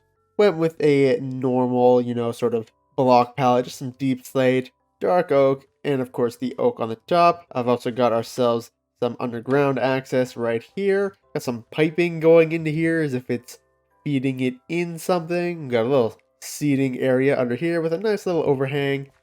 And then back here is like a little back alley thing. And this has all been left rather plain. And that's because I plan on putting a little bridge over here, over into this building, which is going to be our scoria farm. But that'll be in the next episode because we need the stuff from this one first off in order to make it. Now, I also said that this is going to be a raw materials factory. And let me go ahead and explain how that's going to work. So in order to get bricks, we of course need to smelt clay. And in order to get clay, we need to either crush gravel or wash sand. And then, of course, how we get both of those is we get sand from crushing gravel and we get gravel from our cobblestone. So I want to actually start storing cobblestone somewhere. That way I have just some sort of overflow for cobblestone. And here I think is a pretty good spot for it. And then I also want to start storing gravel as well, both for building as well as, making coarse dirt. So that'll all go into another vault. And then I'm going to go ahead and crush part of it again down into sand, flint, and clay. And this time I am actually going to keep the flint that I get from this. Normally I just go ahead and just toss it, but I'm actually going to be keeping it because if you take flint and you put it in front of a conduit, you can get prismarine. So I'll be connecting this farm eventually up to the building next to it, right here into our makeshift little prismarine farm. But that'll be later, that'll be for way, way later. For today, we've got to go ahead and do this, and it is very dark in here right now. Let's go ahead and just put up a couple temporary torches, and let's get this started with, of course, like always, a cobblestone generator.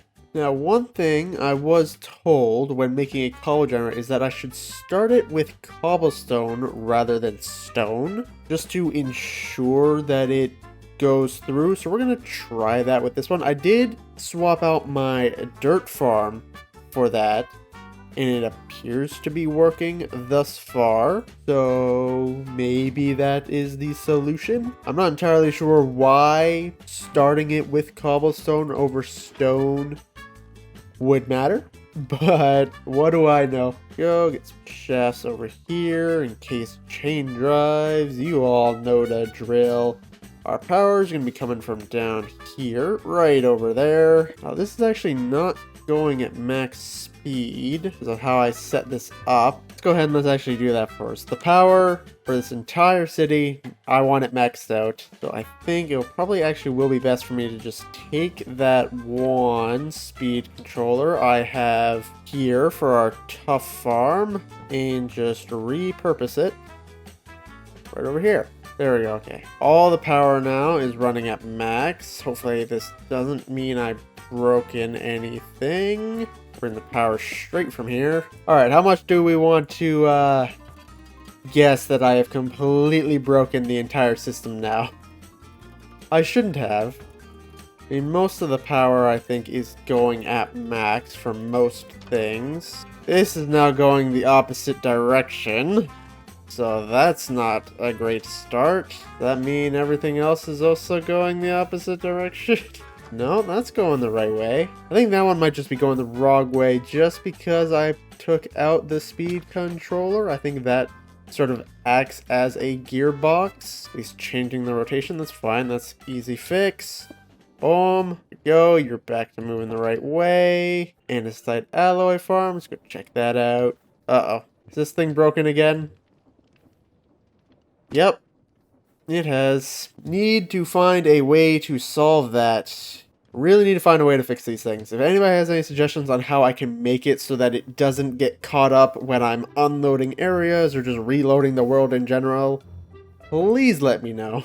Oh, my bed is all the way over here. No. No! Also need to go ahead and check out these things. Make sure they're all still running the right way. Yep, everything here seems to be good.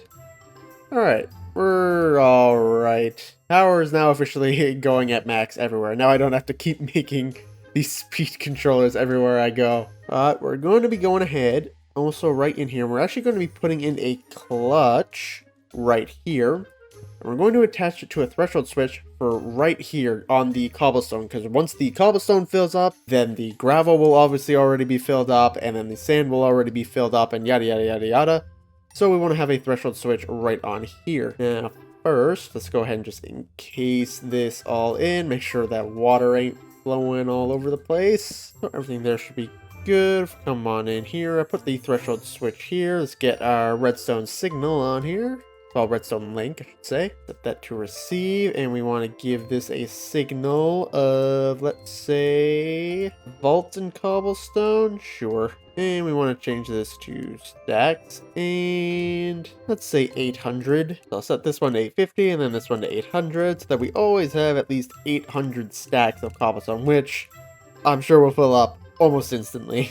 Unlike normally, where we go ahead and we add in a speed controller to slow down our cobblestone, this one is going to be running at all times. Now, of course, that does also mean that I need to make sure that everything else after this is still turned on. Because if this ends up filling up, but then everything afterwards turns off, well, then it's not really going to work all that well. So next up, we just got to go ahead and take our cobblestone out of here and get it crushed.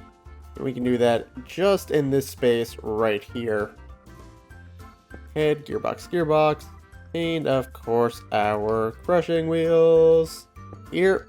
And we want to put that straight into a vault. So like I said, we'll be actually storing our gravel, and then I'll put some smart chutes underneath, or just regular funnels actually, and just connect them up over to our storage system. And we can go ahead and always have a few stacks. I don't need tens of thousands of gravel, but it's good to have at least some of it. And then we just have to go ahead and do the same thing one more time. And crushing wheel, massive vault for our sand, clay, and flint. Oi, go away. You go away too. Don't you dare be stealing my blocks. Get over here. Okay, so we need to get more power. Basically, I need different levels of power for each thing. So this one will get stopped by here. And now I need to go ahead and go underground. Is that right? No, that's wrong. There's a little pattern to our floor here. I'm just trying to keep to it. Actually, you wanna know what? Now is probably a good time for me to get the power connected so I can actually see it going. I just don't want the cobblestone generator to be going. So let me just go back up here and let me just grab one of the shafts. This way it just doesn't go. So here we go. We're just gonna disconnect this real fast. Make sure we put 2 gearboxes so that nothing over there stops, or at least starts going the wrong way, because we definitely do not want that. Let's see here. So if I just do you, and a shaft. No. No. Fine. You want to fight me? Fight me. Is that going the right way? I can't even tell. That's going the wrong way. Okay. That's fine. Grab this. And put in... Nope, not that gearbox. This gearbox. There we go. Now that's running the right way. Correct? Yeah, that's going the right way. There we go. And we can probably get away with just doing that for the rest of this. I totally messed up the floor pattern. That's not supposed to be like that, but it's fine. Shh. You all saw nothing. Do I want to separate each one out? I mean, not really. If the cobblestone stops, then nothing else will come through. I just need to make sure that if the cobblestone does fill up, I just need to make sure that even though if the cobblestone fills up, that all the rest of the processes are still processing.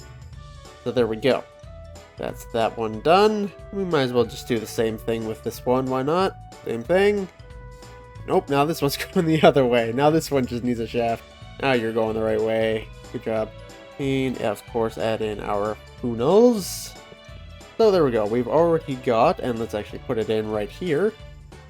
Got our cobblestone, our gravel, and then we have got our sand, clay, and flint. So there'll be funnels underneath which connect them to wherever they need to go, but for today, we're just going to go ahead and we're just going to focus purely on the bricks. So what we need to do now is we need to take out the sand, and we actually are going to have to split it. And there's a reason why we're splitting it, and that's because this is going to connect over to our scoria farm. Now to make scoria, all you need is soul sand, and you get soul sand by haunting sand. So that's what the bridge up top is going to be. We're actually going to be taking some of the sand and bringing it over to the other building. But for today, we're not doing that. But I am going to set it up so that it can at least go up. But we're not actually going to take it out just yet. So we're going to need 3 separate lines here. One for just the clay to go ahead and just go straight to smelting. One for the sand to be split off to go to washing. And then the other sand to go all the way up top, which is just going to go to here. Here we go. It's a little bit of a convoluted mess, but it gets the point across. So this one is for our scoria farm. Ignore this one for the day. Whoops, nope, give me that back.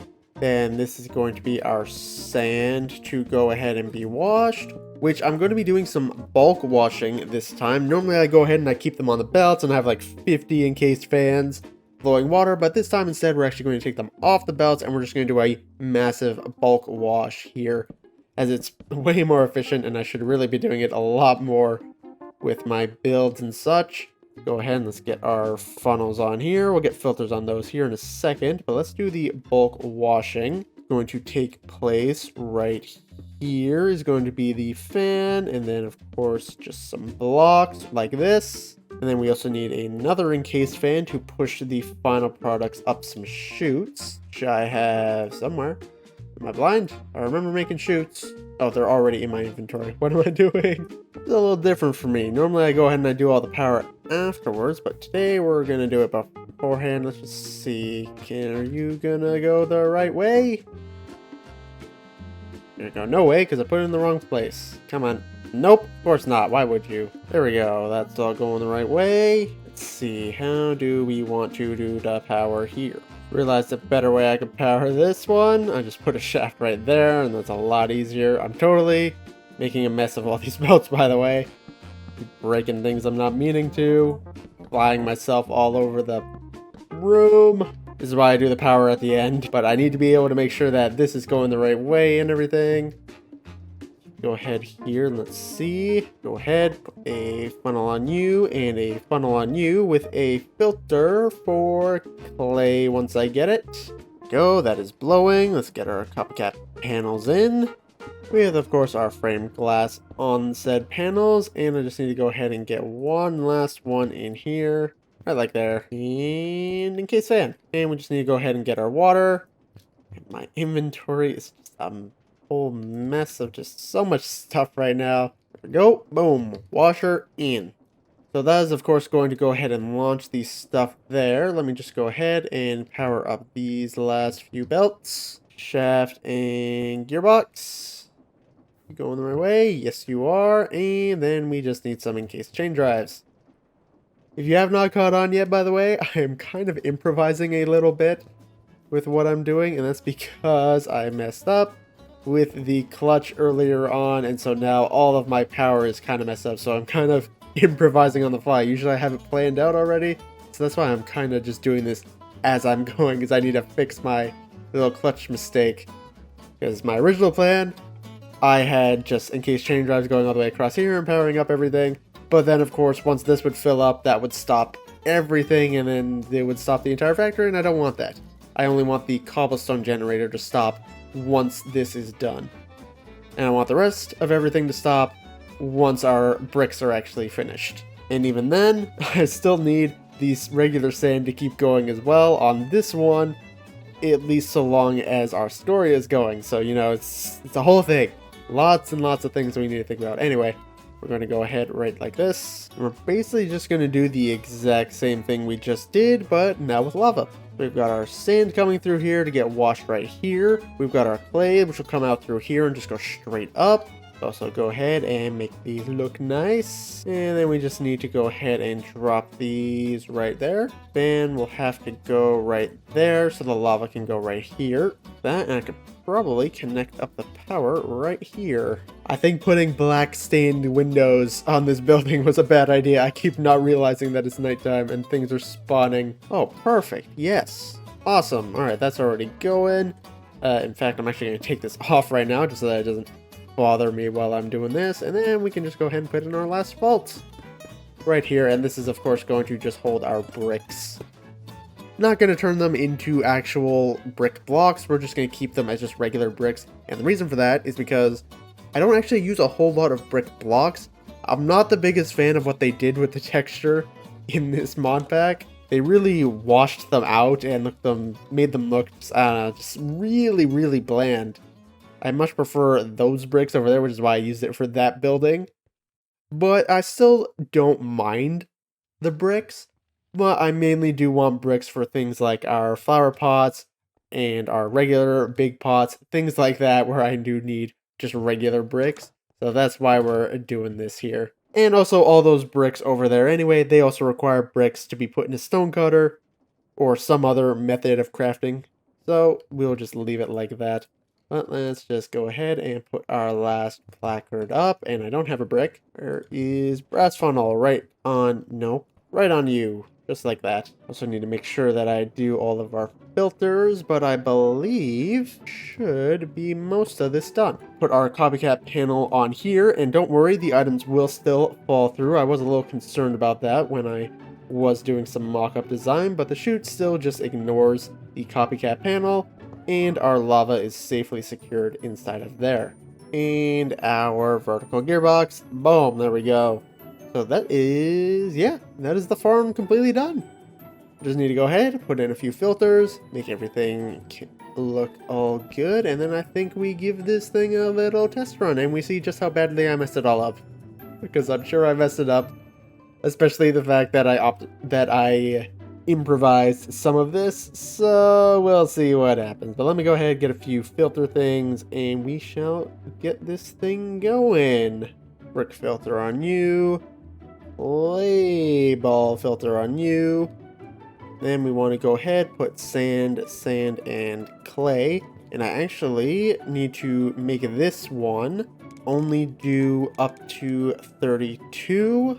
And the reason for that is just to make sure that it does end up taking them out evenly, at least later on. And I do also actually need to put on some redstone links on each of these to go ahead and lock them. These two will be linked up, of course, to this one right over here. So here we go, just like this. We've got our threshold switch on this, which I need to make sure I set to something. We'll set it to, we'll do the same thing, like 800. That's a good target amount. So when that fills up, this will actually lock both of these filters from letting anything out. So they'll just go ahead and build up in here, or they will go ahead and the sand anyway will go right on up the rest of the way. And then I'll also want to add in a clutch. I guess I technically don't really need a clutch to turn off the power over here. I mean, yeah, these do use a lot of power though. Nah, I'll leave it.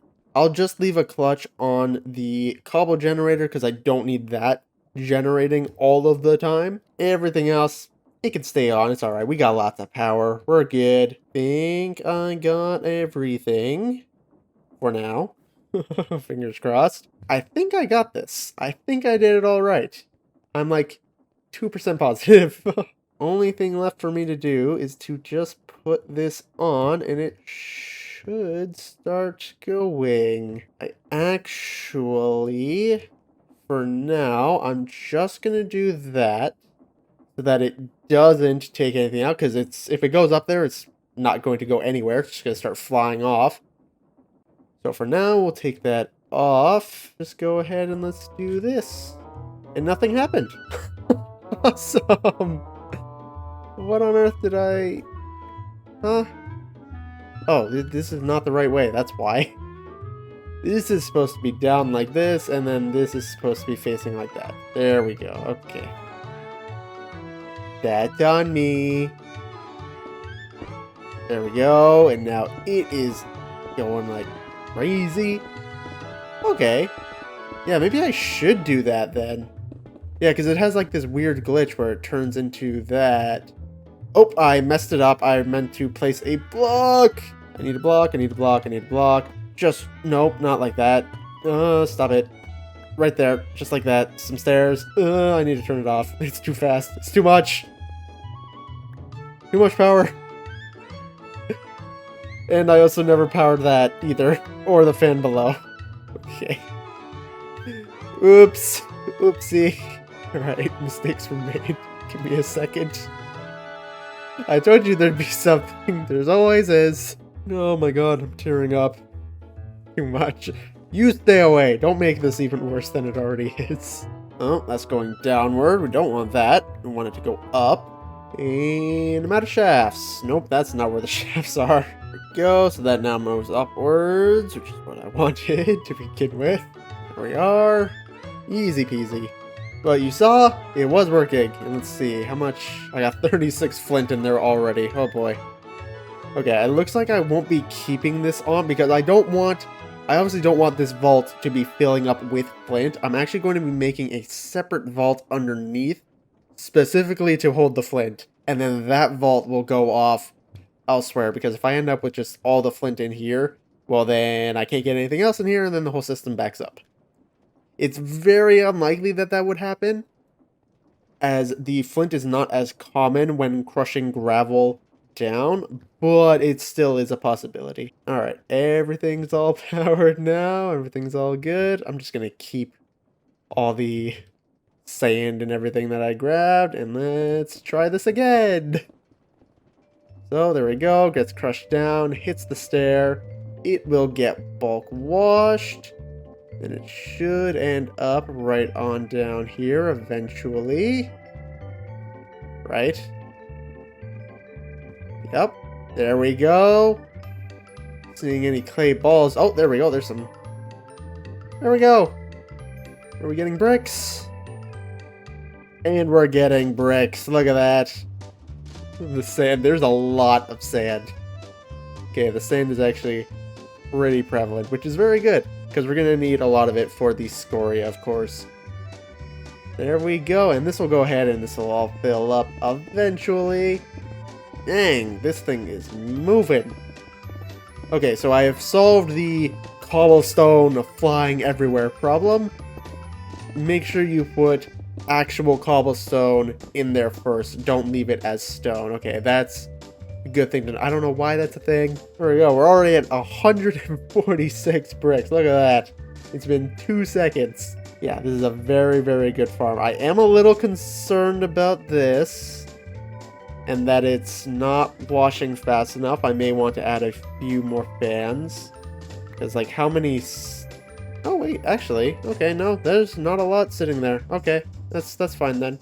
I'm a little concerned that just there's going to be a whole lot of sand building up right there, but it looks like it is washing fairly quickly. I'm just not getting a whole lot of clay balls, it looks like. Because it is not guaranteed. When you wash sand, there's only a 25% chance that you'll actually get a clay ball, so that does make sense. Alright, I think I want to go ahead, make this look a little bit nicer, and then I'll bring you all back and we'll see how it does after all that. There we go, and just some nice simple details. We've got, of course, our catwalks all over the place, blocking everything off. A little few more lights and some supports around the place. As you may have noticed, there's a big old empty space in the middle of the room, and to be honest, I don't know what to do with it. I also have absolutely no idea what to do with this top floor. I've got so much space up here, I don't really know what to do with it.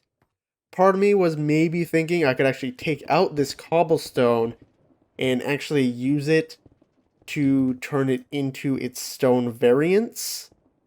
like smelt it down into stone and then turn that stone into, say, stone bricks and stuff like that. But I kind of want to have a individual factory for that, and I actually don't even want that here in the city at all. Let's go ahead and let's see. That was like maybe 5 minutes. Wow, okay. Let's just actually check this because this one's a little bit more accurate. Yeah, way more accurate. We've got over 1,000 already. It's been a couple minutes here, and that is already proved to be so useful. And I'm already at 439 flint. That's fine. I can go ahead and I can just manually take out the flint and, of course, go trade with my villagers, which I think I might actually go ahead and do.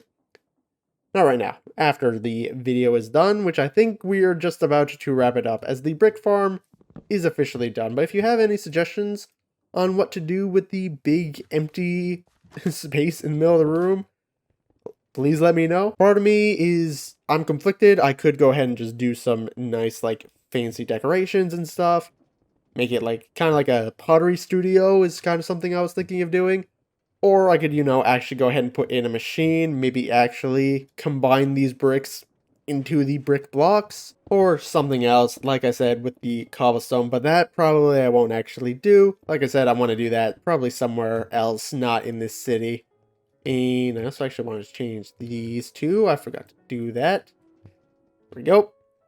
But yeah, if you got any suggestions, then up here can be anything. I could make an entirely other farm up here. In fact, maybe I want to make a granite farm. What do I need for granite? A diorite and quartz. I mean, I could do that.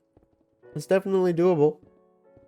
Maybe we'll do that. Maybe we'll make ourselves a granite farm, as I have kind of started to fall in love, if you have not noticed, with the granite bricks. I mean, I use them there, I use them there, I use them there, I use them for our other build over there. I quite like them actually a lot in this pack, so maybe making a granite farm won't be the worst idea in the world. And I could also, use it as a diorite farm as well. So maybe that'll be what goes up there. Despite the few slip-ups, I think this is the best farm I have made. I mean, it's super efficient. Super, super efficient. I need to do this with my iron farm. I need to do some bulk wash. I need to do some reorganizing in there and get it into this sort of setup, because this is so much better than what I've got going on over there right now. I could get iron like 10 times as fast if I set it up like this. And this hasn't even, well, this is obviously not going to back up until this turns off. Once this turns off, then this will start backing up. And then once this backs up, this will back up. And then this will finally eventually back up as well. But we still got quite a ways to go here. I mean, once this thing fills up, I don't think I'm ever going to need bricks ever again, which is a main reason why I wanted this to be a raw materials factory, because like I said, once these are filled up, I'm probably never going to have to run this farm ever again. So having these at least on standby, or at least being of some use to me, is definitely going to be very, very nice. This has been the most efficient farm I think I've ever made in the entirety of Crate, and our flint is over here backing up as well. But today we're going to be going ahead and we're going to be using this other funnel to bring our sand over across the alleyway back here, right out here over into this space, and we are going to be making ourselves a scoria farm. Now, a scoria farm, I don't need it to be super efficient. I don't even need a lot of it, but I'm going to be doing something a little extra with this, which I have not done with any of my other farms, but I may want to start doing with some of my wood farms. And then after that, we're actually going to go back to our iron farm, and I'm going to tear that thing down, and we're going to redesign it and make it actually efficient, because it is just running way too slowly for me. I need it to be working far better. I also now know a lot more about Create, so I should be able to design something a little better. Of course though, before we get into that, we need to go ahead and get a building brought in here, so let's get it done.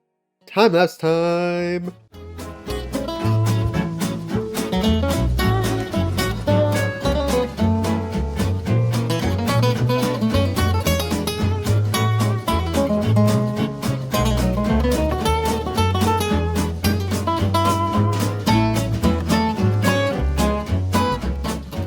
Building is done and in. I am quite happy with how it has turned out. We of course got our scoria lining the roof. We've got a cuckoo clock up here on this windowsill. We're just gonna pretend like it's an actual birdhouse, not just a cuckoo clock. And if you come on back here, you may not have seen too much of this in the time lapse, but we've got a bridge connecting over to our brick factory with a few other little mini details in here. And we've got a little balcony with a chair up there, so we can go ahead and chill up there whenever we want to. Now let's go ahead and let's get this farm going. Here's our balcony, you can see right here. I can sit here and look at this amazing, beautiful wall right here. But let's head on over here. So how do we make scoria? Well, we need sand, and then with the sand, we haunt it into soul sand, and then we take the soul sand and we smelt it down into scoria. So let's go ahead. We're, of course, going to be using it right here. Just get this up just a touch. And then we want to bring it over to this building right over here. And then just make sure it doesn't go flying off. We can put a chute right there so it just falls right on top. Get our encased fan right here for our bulk washing. Soul campfire right there.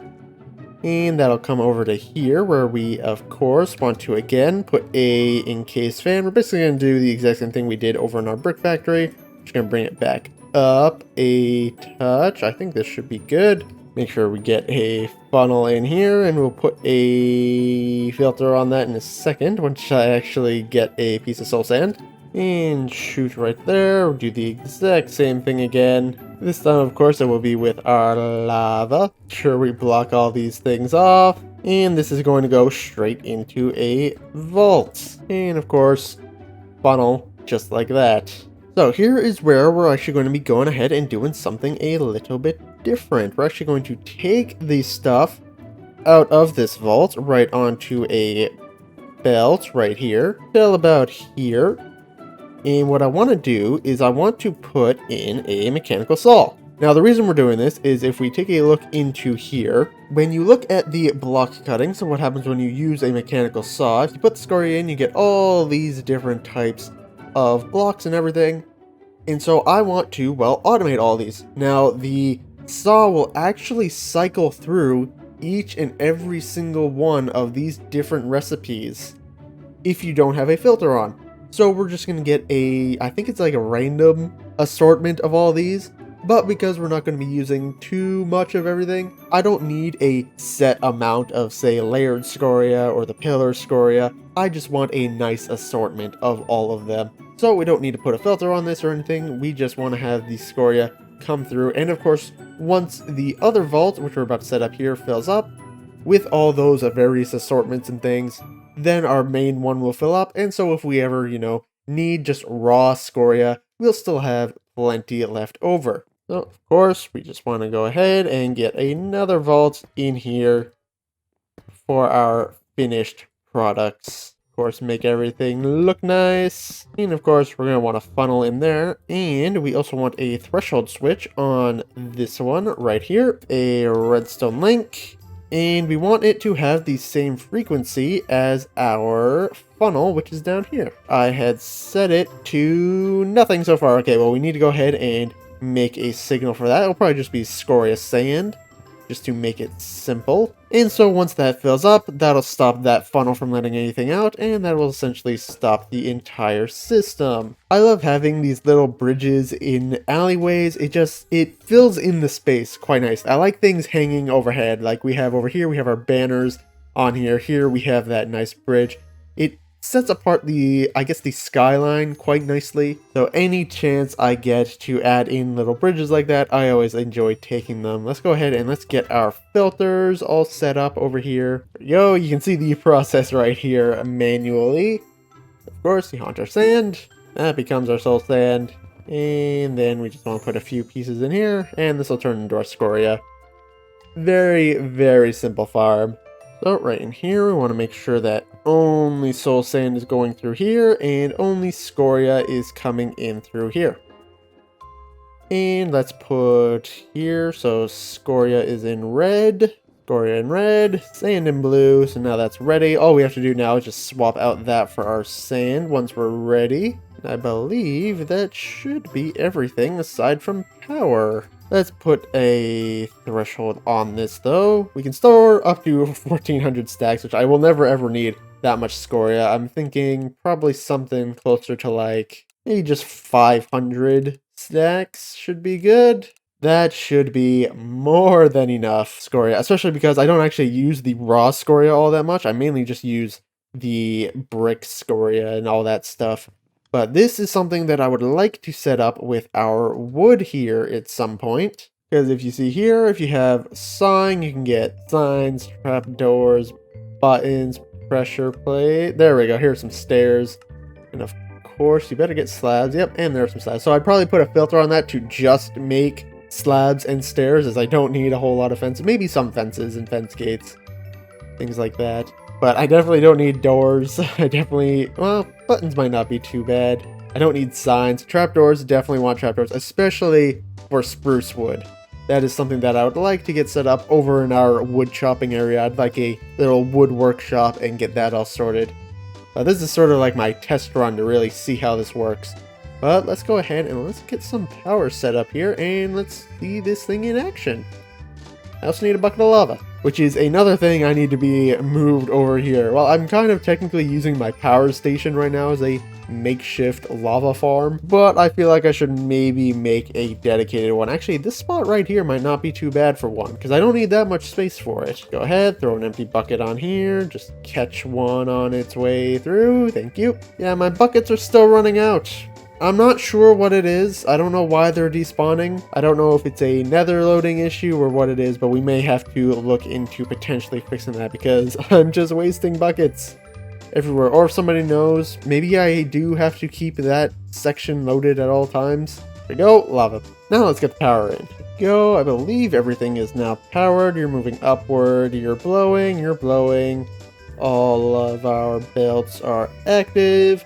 This is spinning the opposite way. These saws are kind of weird to power. I don't get why it needs to, well, it kind of makes sense why it needs to spin that way. I guess it's also kind of difficult to tell which way it is spinning, especially at that speed. But I believe all that's left for me to do now is just change the filter over there, and we shall have it. But I hear an intruder. You're back. Oh, okay, never mind. He's gone. Nope. Yep, they're just gone now. Okay. Just your pets, Ned. Okay. Where? There he is. I'm trying to click on him. Useless. Wait, where are you? No. Where is it? There he is. Come on, get over here. You can't escape me. Come on. There we go, we got him. Your invisibility potion is no match for me. I see through the realms. One day they'll learn to sell me something good. Let's head on into here and let's change this and this should work. Swap you out for sand. Eventually some sand should, there we go. There goes some sand. I don't need a crazy amount. By the time I get over here, it's already going to be processed out, I'm pretty sure. I can see the item on the map going. Head on up into here. Here we go. Sand is getting haunted. As that does, it'll go up. And this will get turned into scoria. And then we should see it come out here and get turned into whichever. Taking a while. Why are you taking so long? Oh, there we go. Look at it go. See? You can see it cycling through. You got some slabs, some vertical slabs, some pillar blocks. Just some regular scoria as well. I'm not sure why there's regular scoria. Why that's one of the options. I think maybe I should put a filter on there to maybe make it not do that. Probably actually a good idea. Well, actually, nah, it doesn't really matter too much. But there you go. See, we got 2 of almost everything. We got 3 of the extra things. But there we go. Scoria farm is all set and done. It'll fill up slowly over time. Of course, we need our... I just picked up the sand. Let me go ahead and let's see this real quick. Let me just see if there's a way I could make the sand be a little bit more even. Maybe I'll lower this. Nah, it's fine. This will probably turn off pretty soon anyway on its own. It's already at, how many? 426. Already basically halfway there. So that'll fill up pretty quickly. It's 26,000 bricks. Yeah, I am good on bricks. So that's all. We'll go ahead and it will fill up. And that is another thing done, checked off. Let me actually bring this out. Let's actually update this. So, brick factory, done. Dirt/coarse dirt farm, done. Still have not done a cactus farm, or a flower farm, or a single flower farm, or a slime farm, or a witch farm, or a cardboard factory, or actually we have done the rail yard. Do still need to actually turn it back on and let it run. Actually, we can go fix that right now. Now that I do know about this whole cobblestone trickery thing, let's go ahead and let's fix that right now before I forget. Still don't understand how that works, but I'm just going to let it go. And then we'll come back here and we'll update our iron farm. Because as you can see here, it's basically just stuck at this point. I can't get it above like 30 stacks, and I want it to be, I actually want to set it to like 50 stacks. Because I do plan on making some more rails around our world here soon. I also plan on actually fixing these rails as they're kind of a mess. What I mean by they're a mess is you can see like things like here, like this one is like this one kind of like turns out like this way. Over here is like kind of all over the place. I should just make them steady. I know it technically doesn't matter, but it kind of bothers me when I'm going around. Let's go ahead and let's fix you on up. Just pick up our lava so that we don't make a mess of things. Should fix our problems. Ow. Ow. I can't get into the water. There we go. Now that's fixed. I don't think I'm going to change out that one because that one's not really going all over the place. I say that and there it goes. Dropping things all over the place. Come on. Alright, I got this. There we go. Fixed. I can't turn this up any faster, can I? Oh, I can. Sure. Nope. That's the limit. Okay, 169. That is as fast as I can do this. At least until I get a little bit more power going here. There we go. This can go ahead and this can run for a little while. I'll let this go. So what else in here can I get rid of? Oh, there we go. We can get rid of scoria, centralized storage, and that is pretty much the entire first page done. Just the redstone farm that I need to do now. Now on to the fun task of redesigning my iron farm so that it's actually usable. That on up here, and pretty much all of this is going. So let's go ahead and let's just turn you off. I think here onwards should be fine. All of right here needs to go. Let me just go ahead and let's just remove everything. These can probably actually stay. I'll just remove the, actually I should keep the water. So those ones will probably actually stay. Everything else, come with me. Look at me, I'm using the wrench like you're supposed to. Are you all proud of me? It only took how long? Maybe not, actually. Let's actually remove this one. This one, I think I can want it to stay. Far one, not as much. It's kind of out of the way. These ones, I think I can keep them because I can actually, what I want to do is I want to put them at an angle. Are you not going to let me? Okay, not like that. And this one's going to have to move. Like I said, we're going to have to redesign this entire thing. Actually, that's not true. I can just do that. There we go. That works. Let's get rid of the rest of the stuff. Let's see what I can come up with. First and foremost, this is where we're going to be doing the washing. Get a couple barrels like this. Nah, it's fine. I'm just a little concerned. Actually, you know what? We can test this right now. What happens if I throw these into the chutes? This is what I want to see. Will they stay separate or are they going to join together? Oh, they actually stayed separate. Okay. So I don't think I'm going to need all of these crushers anymore. For the record, I have no idea what I'm doing, once again. I am just going and doing this basically freehand. And I'm going to have to completely redo these cobble generators. Don't worry, Mr. Bear. I'll get you your iron back as soon as possible. Let's just go ahead and get that power, or not power, what am I talking about? Let's get those funnels back in. And then we can just put a couple andesite ones right here to, of course, spit them back out. Now, let's figure out these things. How do we want to do this? Okay, so here is the main problem with these, and that is that they don't go into any vaults, and I kind of need them to. So to be honest, I actually need to get rid of all of this and actually move it up an entire block. How much power did we go down? Well, we went down 2%. This farm, oh my god, that's actually crazy how much this farm was using. While I remember, let's go ahead and actually get our filters back in so that it's only iron nuggets and flint going into here. Alright, here we go. We've got the absolute bare minimum for these things. I'm actually going to also take out these because I only actually really technically need one. So let's get in a vault into here. How am I going to do this now, though? Technically, you want to what? Ceiling's going to have to go. I do have all this space up here, so it's fine. This is another thing I would actually like to make, and that is a barrel farm. Constantly having to make barrels by hand has gotten really annoying. I am really tired of making barrels by hand. I've had to do it a lot in this series. I mean, a lot. You all see how many vaults I use. I use way too many vaults. That's my main problem. Automated barrel factory would be quite nice, and that might actually be something we make pretty soon here. Where we then we need to get it over there, so we're gonna have to do this and this. Easiest way for us to just move it over, just a single spot.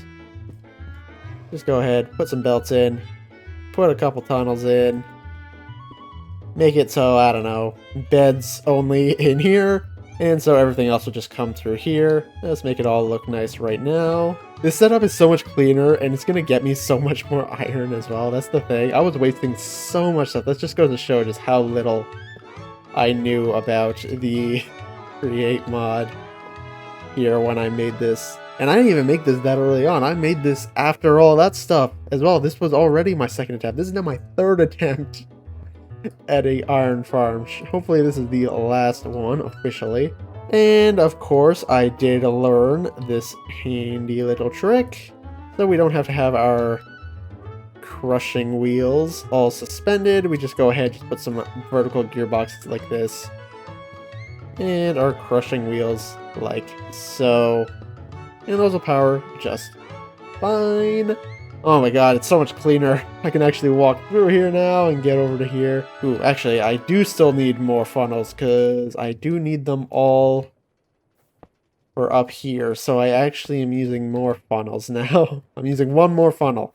This might be a problem, because I believe... Okay, no, this is not outside yet. But the next one will be. So we want to just put our drills right here, here, and right there. And of course our cobblestone. Probably want to put a ladder here then, so I can actually get up there, just in case I want to redo this for a fourth time. How am I going to get power up there now? That is the question. Get all of our water back in here. What would happen if I put a shaft in here? They are both running the wrong way. So that does not work. I need to start worrying about power a little bit here. Let's get you powered back up. You're blowing. Awesome. Start getting these things all powered up, because technically the last thing I need to do now is just add in the lava and the power, and this should be everything. Fingers crossed. Go all nice and beautiful. I got this. So if I just do this, and then another shaft, and then just 2 gearboxes, you're going the right way, and you're going the right way. There we go. My brain is braining. So that is the bottom floor, all set and good. And I also get a speed controller back. Just perfect. Just grab all of this stuff and we can start fresh. How do I want to get these things powered? I think probably our best bet can be some encased chain drives. Do this, and then we put one down like this. And if I'm not mistaken, this is gonna be, yep, outside. So how are we going to fix this? Well, I don't really need to fix this. This is fine. You're not gonna see this. Even if you do, it's fine. It fits in nicely, I think. Shafts going all the way across. Yeah, this works. Gearbox, shaft, gearbox, because these don't need to be going a certain way. Done, done, done, done. Done, done, done. So let's put our lava back. Lava is in. Chain drives are in. So I can actually remove this now from our window. Gearbox right there. Get you going the right way. Vertical gearbox right there. Boom. Shaft. And then one more shaft, and that'll have that going. All that is going the right way. And then all I gotta do is just boom. All you are moving. I think I got it. All right, let's see. Let's see how this turns out. My very, very rough on the spot transformation of our iron farm. Let's see, how do you go?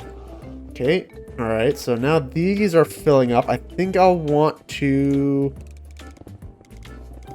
probably set this up to 25, or exactly 25. Well, actually, up to 25, up to 25. Okay, nope. Exactly 25. Okay, they're kind of getting stuck on the crushing wheels now, which is interesting. Are these... Okay, at least they're ending up here, and they're getting washed. And I hear a lot of flint going out. Okay, I'm gonna want to change these to brass. Which, dang it. I still need another one. Okay. Hold up. Ha. Huh. The crushing wheels are not as fast as I thought they were at crushing this stuff down. I mean, they're not bad. This is filling up. Okay, maybe we up this to exactly a stack. I don't want a lot of cobblestone getting stuck there. There we go. This seems to be working a lot better now. Yeah, that was my main concern, was I don't want a bunch of entities just piling up underneath. I know it can only go up to a stack there, but the fewer entities I have in this world, the better. So stack looks like it's good. But there we go. Now it's pouring in. This is what I needed. Okay, let me go get another brass funnel real quick and swap that out. Because if that barrel overflows, especially if it just overflows with flint, then it's going to be not too big of a problem, but it will be a small problem. One last funnel for today, and this is also my last polished rose quartz. Dang it, I'm going to have to make more of those. Also, my last dried kelp. That's one thing I needed to add. I kept meaning to add that to this, and I never did. I need a kelp farm. Because of all the belts, I'm a pretty big fan of belts, if you have not noticed. I use a lot of belts, so I'm going to need a few more bits of kelp.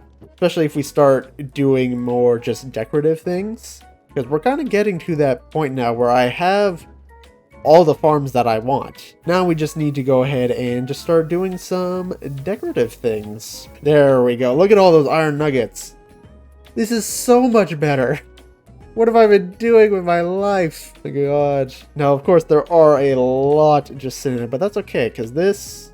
Yeah, see, this will go ahead and this will fill up. But, I mean, we can come over here and we can see how quickly the iron bars themselves are coming in, because now they should be coming in fairly quickly. Because we were at, what? We were at 25 stacks. I did have to take a couple stacks. Well, not a couple stacks, but I did have to take quite a few. Either way, you can definitely tell it's a lot more efficient than what it was. So that'll fill up way faster than what it was before. And I got a whole bunch of create stuff back from that. And let's go ahead and let's see how our scoria farm is doing. 127 of everything. Not bad. Stuff is that. I don't even think that's everything. Because if I... Yep. Oh my. Whoa. Okay. Oh wait. That's because these slabs, we get double. That's right.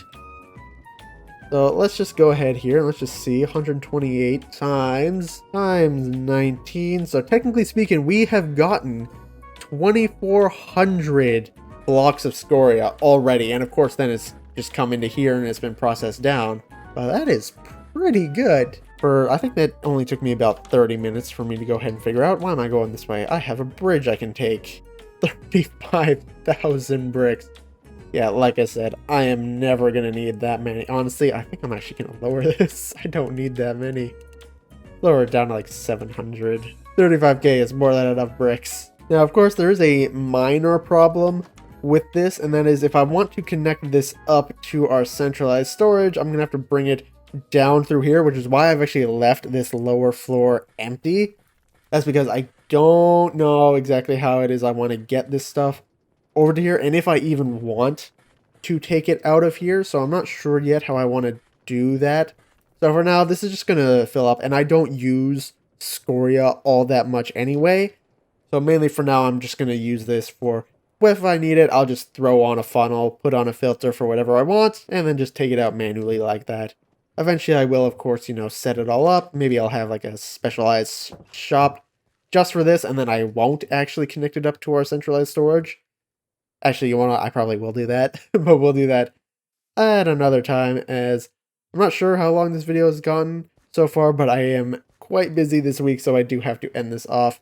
But we made some pretty good progress once again. another build in, another farm in, an old farm improved. Absolutely fantastic. And in the next episode, we're going to finish off this whole little section here with this building right here, which is going to be our prismarine farm. And that has a roundabout way of getting the prismarine, which of course I will get into in the next episode. It's going to be interesting how we have to go ahead and make it, and in fact, I may even actually have to go fishing, because I don't even think I have a conduit or the nautilus shells to make one. I believe I have a heart of the sea. I just don't think I actually have the nautilus shells to turn them into a conduit. That's actually why I've been wanting these wandering traders, but they're not selling it to me. I don't even have one, and I only have one heart of the sea. Okay, I don't even have a single nautilus shell. I thought I had at least a few. Maybe I have them somewhere and I hid them. I don't know.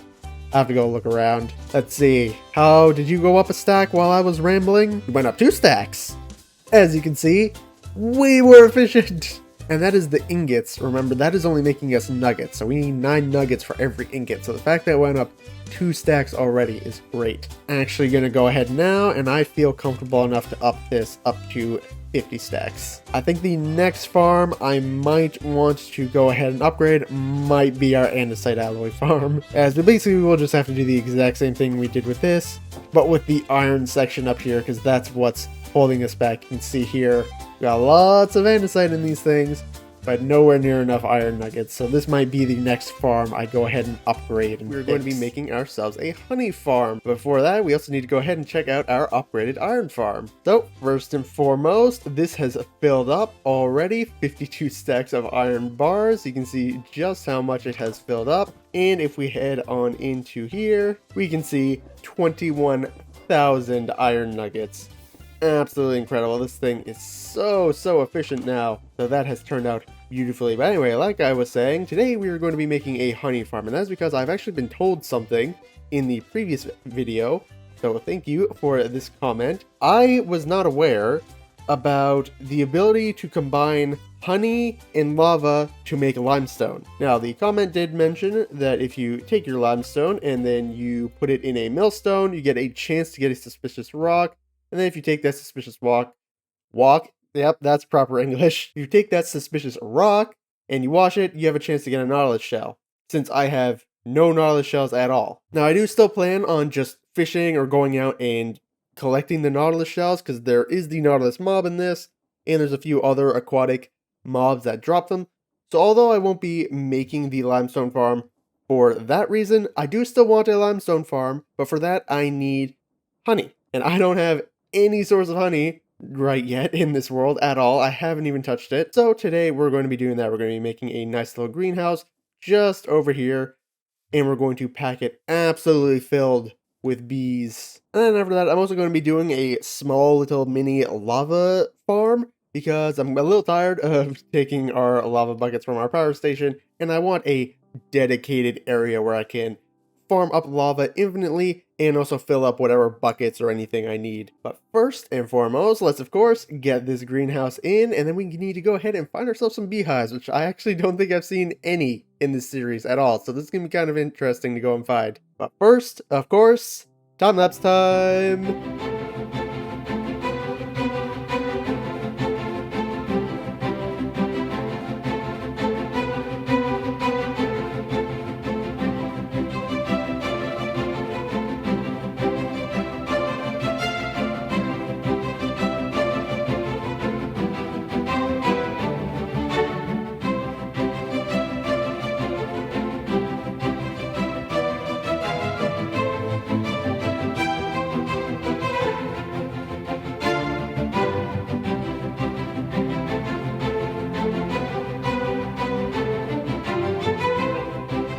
Here is our greenhouse slash honey farm. I absolutely love how this turned out. I love building greenhouses so much, and I am so happy with this one. In particular, it turned out absolutely fantastic. I love this a lot. This is probably one of my favorite builds now. Very simple design, you know, but with just a lot of overgrown and leaves and bushes and all that stuff all over the place.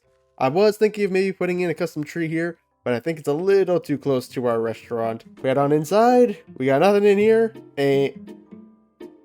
I missed some. These ones are actually going to be dark oak.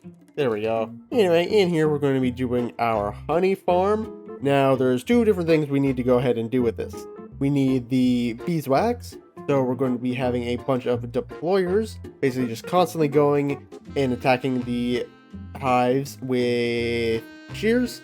And then we also need a separate station where we have pipes underneath, and that's why I have got this fluid tank here, where we can actually go ahead and take out the honey, and then we'll have a little deposit probably right here where we could either fill it with glass bottles or of course our buckets, which is the main thing we need for the limestone farm, but we're not doing that today, but that is what we needed in the future. So we do need two of those separate things. And of course I don't want some big ugly vaults in here, so we're actually going to be keeping the beeswax I think underneath, and then of course we'll do the same thing where we just go ahead and bring it over to our main storage. Also, I need a honey block for here, but we don't have that quite yet. Let's go ahead and let's find ourselves some bees. I think my best bet gonna be this forest here, because it is just a vanilla forest, so there should be bees. That fly is having the time of his life right now. You good? Are you okay? I'm just gonna leave you there. He's our new pet fly, everybody. Oh, it looks like our scoria farm has filled up. I don't see any entities in here. Oh, yep, it's sending a signal. 35k scoria. Yeah, we are good for a while. So now that means we're also storing sand, which is lovely. I'm gonna need at least just a few hives to start. And of course we can craft the rest later. Let me just go ahead and hit tab, and oh, I see a bee over here. Ah, lovely. All right, do you want to get into your hive? Oh, there's a second one in there. Awesome. Can you get into your hive, please? Come on. Don't. Why are you going so far away? There are flowers right next to your hive. And now your friend is out too. Fantastic. You see what you've done? It's gone. It's just gone. I don't even know where it went anymore. Oh, there you are. Get over here. Oh, come on. Yep. Pollinate and then get into your hive. Here, I'll help you out so you don't get stuck. Come on. Come on. You can do it. I believe in you. You're made for this. Come on. There we go. One. Has at least 2 bees, so technically speaking, that's all we really need. But I would like more, so let's see what we can find. Oh, found another one. Do you have... I don't see any bees. Oh, you have one in you. Awesome. Stay in there, please. Give me that. And one last beehive right here. Ooh, you got 2. Oh, come on. Get in there. Yes. Give me that. Ha ha ha. Total bee location. That is 6 bees to start us off. That should be plenty. So I believe the good news is because we're doing this automatically, and not me, it's the machines, I actually don't have to put campfires underneath of these hives. Because while the bees aren't going to get angry at the deployers, and even if they did, they can't exactly get to them. So we are all good. So where do we want? I think what I want to do is I think I want to have some beehives right here, and I think these ones are going to be for our liquid honey. That way it's just right there. And then I think I want to have a section right here, and a section right here for the hives. Let's get these 3 probably right here. Why not? I just want something like this. And now the deployers are going to be in the ground right here. But I do need to make sure that I have them going through a block, because I don't want the bees coming out under the hives and going down there. So let's just put you right here, you right here, and you right here, and then we'll get the beeswax here in a second. But let's actually head on down and let's get this system all set up. Oh, our fly's gone. I never put a ladder here. What is wrong with me? Oh well, whatever. We'll do that in a second. And what we want to do is, of course, put our deployers right there, like this. Nope, not like that. Then we're also going to need a bunch of shears. I'm not going to have a way to automatically refill them. I'll just refill them by myself whenever needed. Would be really, really handy if, you know, the shears didn't take durability when they were in the deployer, but that is not the case, unfortunately. It's okay. They'll last quite a while, I think. Okay, maybe I should not have put the bees in just yet, because now they can get down here. I need to do this fast. Filters to make sure that they don't use or don't remove our shears. Then I actually need to head up here and give each of them shears. There we go. Dang, these already filled up with honey. Ow, there's no flowers in here. What? I'm confused.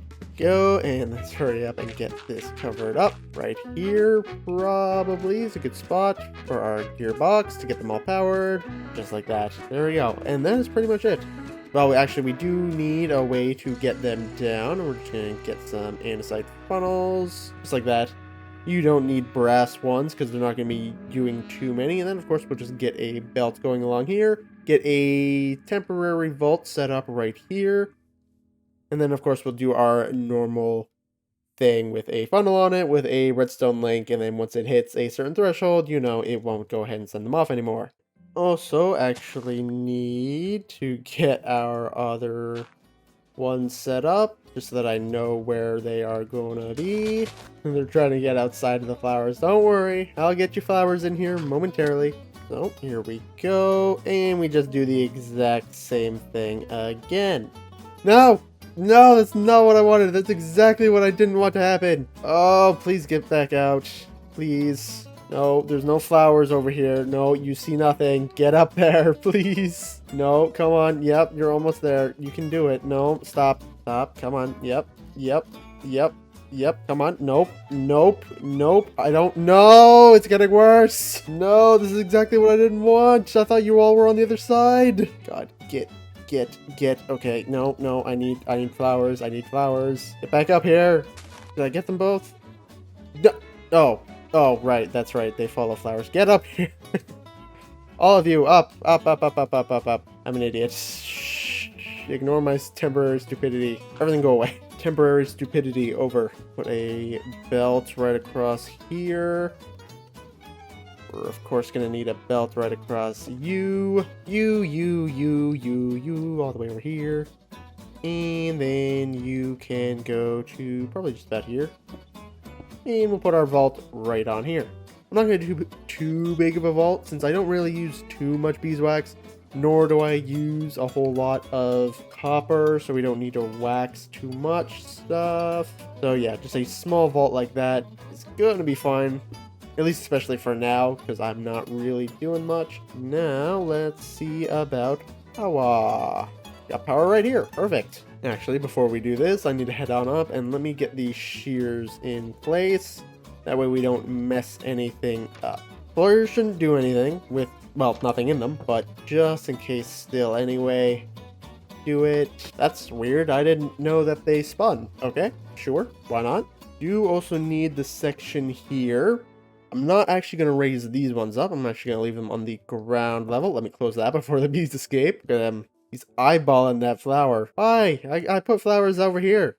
Just take those. Be happy. I think I'm going to go ahead and put just a couple campfires underneath of these things for a little bit. Collect up all the beeswax so that way I can make all of our other beehives. So I'll be back in just a second once I have them all. That way I can actually set them all down, and then we will deal with power, and then we'll see if this all actually, you know, works. Well, it's been a little while. I've got a bunch of beehives here. I've at least started up this one. I still want to add a couple more on this side, and then I also want to duplicate on the other side.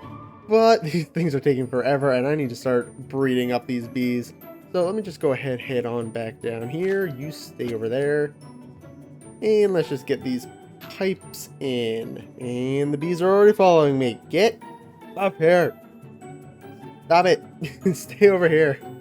I should not have put the bees down. What was I thinking? And then all we have to do is just find where our tank is. Go, and we got, of course, got our pump there. And straight into our tank. And I just got to add another one over to here. Just over to the other side. Here we go. Boom. Hopefully that pump should be able to reach. I don't see why not. I do currently have it set to 36 blocks. It's definitely less than 36.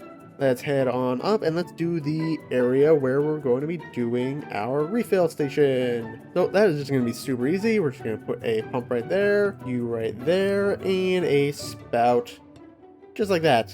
Easy. And of course a depot for us to put our bucket or bottle whenever we are ready. That is it. All I need to do now is just get some power going into all these things. I need to get the rest of our beehives made. And I think I actually want to do a second time lapse for this interior, as there's quite a lot I want to do and add in here and make it look all pretty. So let me go ahead and do that, and I'll bring you all back to see the final result, as well as we can go ahead and start on our little lava farm. You know what? I'm just going to... Oh! Oh! I didn't grab the one pair. Uh-oh. Oh, they're very angry. Okay, how long are they angry for now? Also missed out on a set. Where did it go? I didn't even pick it up. Oh my god, they are right at the door. They are... Look at them. You're so angry at me. Sorry, I need it. Okay, I see the beeswax. Maybe I can get it through the wall. Okay, not if they're right there. Oh, there we go. Got it. That's at least 2 more hives. All said and done. You all still mad? Oh, are you mad? Can't see. Boom. Now I just need 1, 2, 3, 4, 5, 6. Need 7 more hives. Okay, not bad. Anyway, let's go ahead and let's throw this into another time lapse. I'll get the power all connected and we can see the final product. Time lapse time.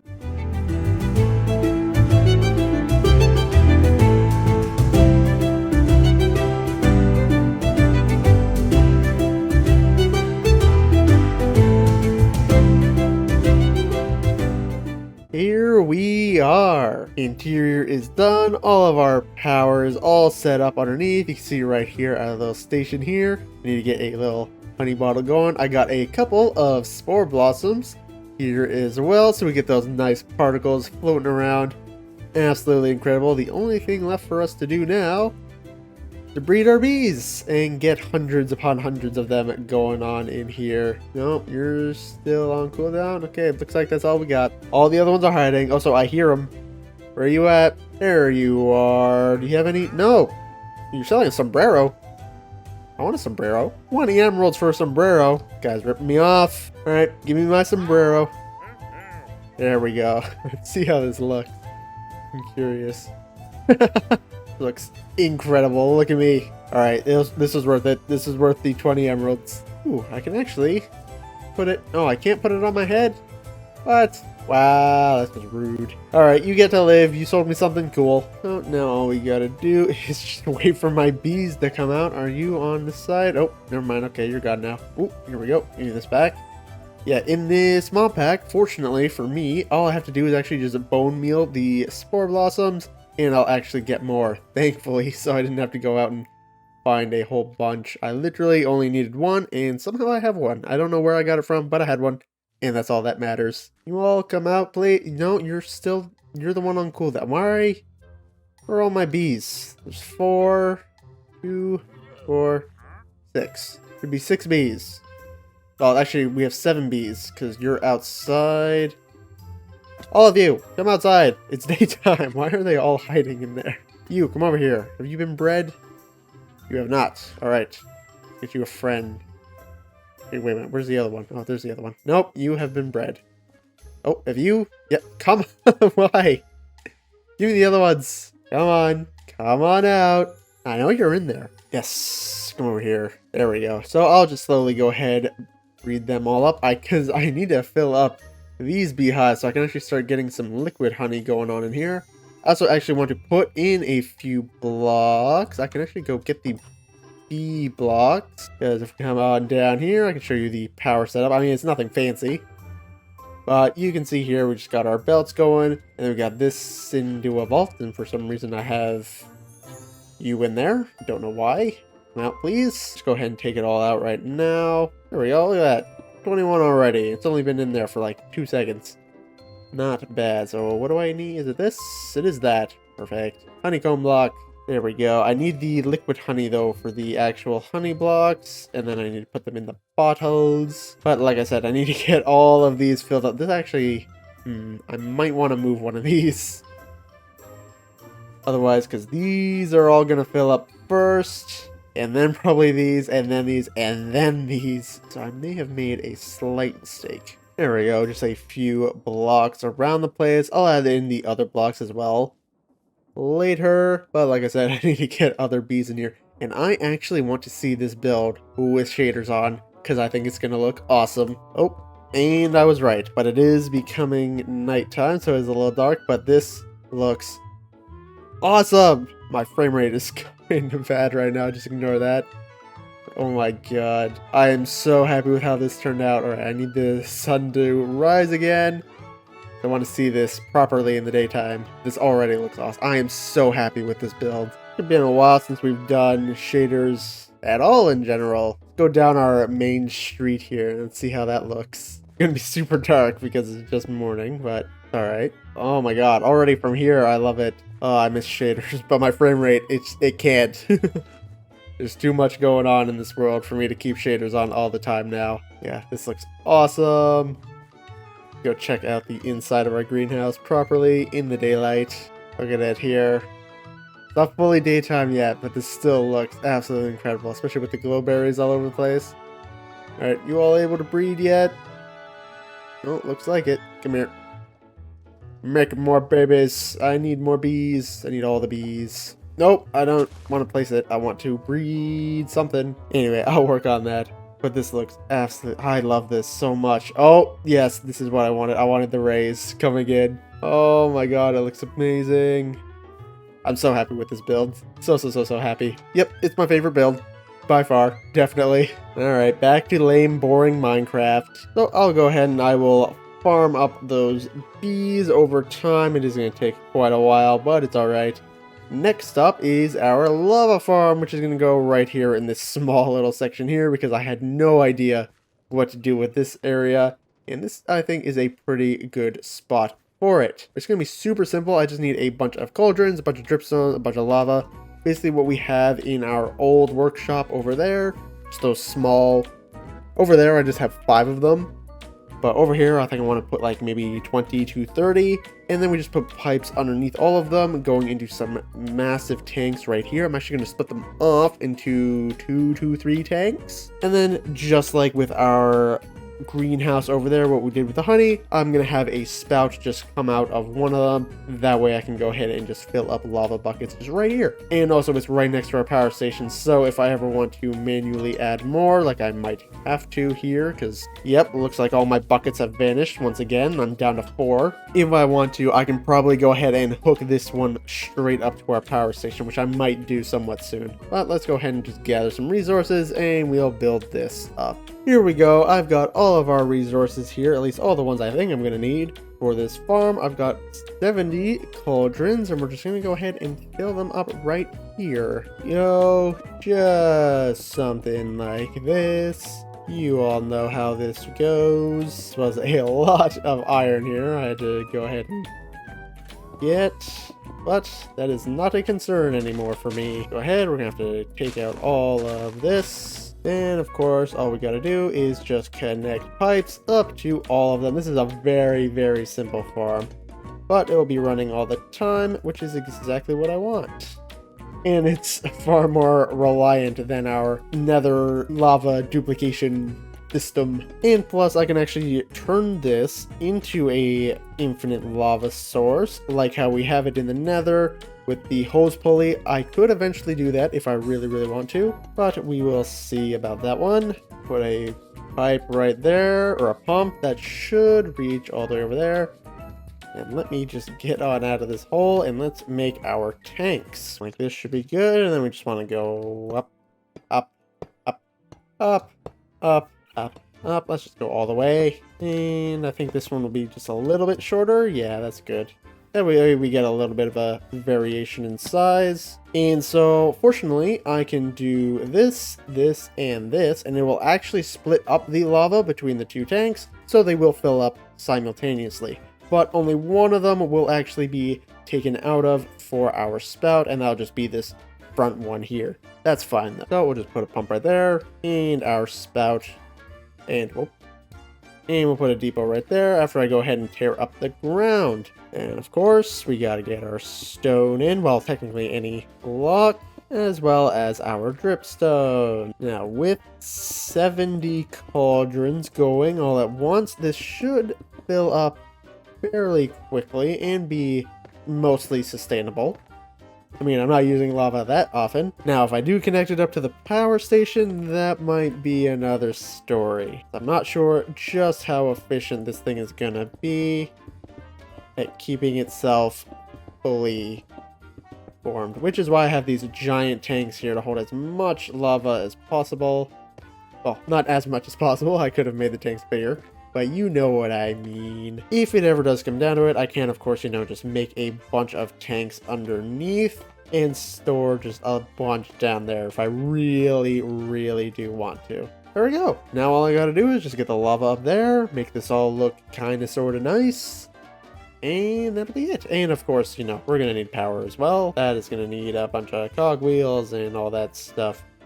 So let me go ahead and let me just make this look nice. It's not going to be the craziest build, so I don't think there's too much need for a actually, you want what? Why not? Let's do a quick time lapse.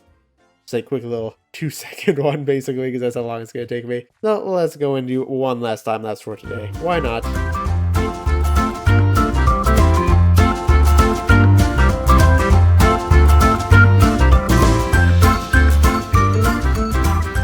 And just like that, build is done and in. You can see here a whole lot of nothing in here because our pumps are already bringing the lava just straight into these containers. You can already see here, look at this, you got 14,000 in there already, 4,000 in there.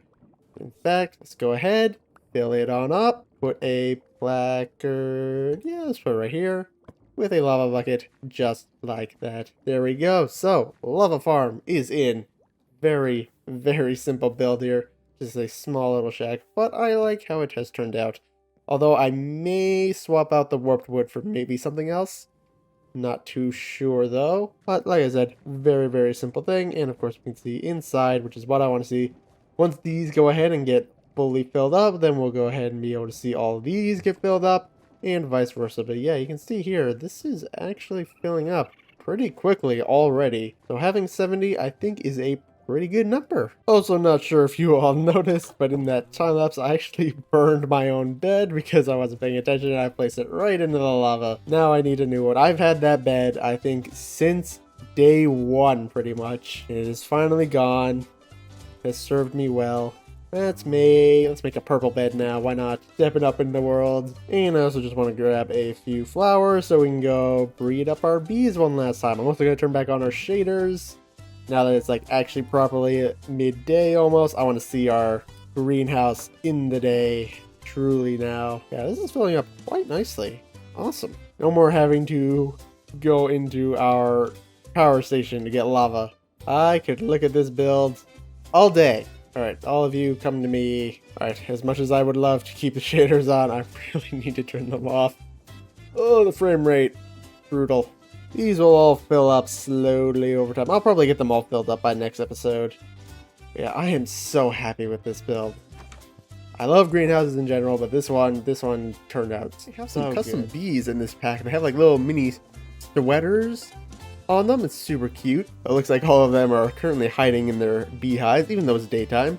But we've got here, you see our little fueling station, and of course we've got our beeswax underneath in our vault, probably filling up quite nicely. Here we go. Here's one of the bees with a cute little sweater on. Absolutely adorable. Today we are actually going to be using this honey because we are going to be making ourselves a limestone farm, and to make a limestone farm you need honey and lava. So let's actually head back in here and let's fill up a few buckets with our honey, because I don't think you can get a infinite honey source. At least I'm not going to try to anyway. There we go. Nice little bits of honey there. Quite nice. And we're going to be doing that probably just right beside our scoria farm and on over here. Then after that, I'm not entirely sure what we're going to do. I don't really have much of a plan after that, but this farm is not going to take me too long to do. So I'll have to think of something on the fly to come up with. But we'll cross that bridge, of course, when we get there. And we also did, of course, make our lava farm over here, which has been going even better than our honey farm. You can see here just how much lava we've got stored up in here already. Look at that. Almost 500,000 millibuckets in this one. 157,000 in here. Absolutely incredible. So we are good on lava for a while here. We'll go ahead and we'll fill that up in a minute for our farm. But first off, as always, let's get the actual building in. This one's going to be very, very simple. Nothing too fancy. Let's get to it. Time-lapse time!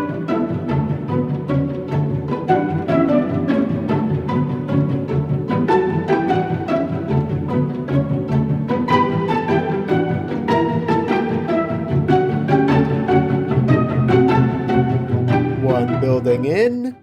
Nice, simple building here. I didn't really want to go with anything too crazy, as it's not really going to be front and center or anything. It's also only just holding a limestone farm, so nothing too fancy. But I am happy with how it has turned out, of course. Head on in here. Let's get this farm done up, shall we? So it's basically just going to be a cobblestone generator, same as usual, but the only difference being is that, well, we're not using water, we're instead going to be using honey, and because we're using honey, we actually can't put the honey in the drills, so we just have to do a slight design change, which I'll show you right here. So here's what we want to do. I've got a few platforms right here, and we're basically just going to make these little tanks, well, little containers, I guess, where we want to put the honey. Oh, nope, not that one. That one needs to stay there. On both sides, and we'll just have the honey flowing into here, and then we'll put the drills on either side, and then, of course, the lava on top. So, like I said, basically just cobblestone generator, but with a slight liquid change. Here we go, just like that, like always. Then we also want to go ahead and get our funnels right on down here. I'm not going to put a vault in here, obviously. One, because I kind of messed up a little bit with the design of this building. It's a little small, and plus, I don't think it's really going to matter too much with the limestone. I also don't think it has that little glitch that it has with the cobblestone where it starts like flinging everything all over the place, and even if it did, I don't think there is a way for me to fix it because limestone is, well, limestone. There's no cobbled variant or anything for me to preset this, so I'm kind of hoping that this farm will just, you know, behave basically and not fling everything absolutely everywhere. But if it does, well, there's not much I can really do about it. I also hear a visitor outside. Let's go ahead and let's see if they've got anything to offer me. Please give me some nautilus shells. I need those. No! Why are you so useless? At least I'm getting a good amount of leads and leather from these guys. Pretty much the only upside. So let's get our honey buckets in here. And then we'll go get ourselves 4 lava buckets, and that is technically the farm already done. Now we're going to be doing the exact same thing, like I said, with the scoria farm, where I'm going to have it go through a mechanical saw. That way I can get all the different variances of limestone all done and set up. This is so nice. I'm so glad I did this. There we go. How are we doing here? Okay, this tank is actually almost already full. Awesome. And as you can see right there, boom, we've got our limestone. Just like that. Nice and simple. So we're going to go ahead and we're going to just bring these down right here. Right into a vault. Yay, big should be good. And then we just want to go ahead and put a second vault right here. This is going to hold all of our different variants. So we're going to want to take these stuff out. Let's put you right here. Now, fortunately, because the mechanical saw can only do one thing at a time, I can just use some andesite funnels here. I don't need to use any fancy brass ones. Get ourselves our mechanical saw, of course. Right like that. And another andesite funnel in like that. And that is it. That is the entire farm all done. All I gotta do now is just head on down here, where I dug out a little tunnel. And I gotta get ourselves some power brought over. It's like right here is gonna be the best spot for that. Go, got it all the way to here, and then I just want to do a bunch of in case change. How am I gonna do this? Oh, so we're doing it like this. Like you. There we go. And now I gotta get out of here. Here, and I think I want to put our clutch right in here. You're going the right way, correct. And let's go get our threshold switch down before I go and power anything else up. You, of course, want to put it on this one because this will be our raw limestone. This will fill up last. Double limestone. Good enough. Here we go. So that is our turn off. All done. Easy. And let's just go ahead and let's just get these all powered up.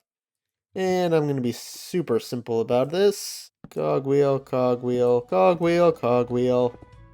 So, there's one side all done. And we'll just do the same thing over on this side. Cogwheel, cogwheel, cogwheel. Boom. There we go. Limestone farm is going. And I just got to get this all powered. I do not have enough gearboxes. Okay, give me a second. Always running out of gearboxes. Getting a create farm going, like where I can power up all of our stuff, would definitely be good. Let's see, I think I need to, nope, I think I need one more gearbox, and then you? Nope. There we go, now everything is rolling in, here we go. So, how are you doing? Whoa, okay, look at that, 477 limestone already.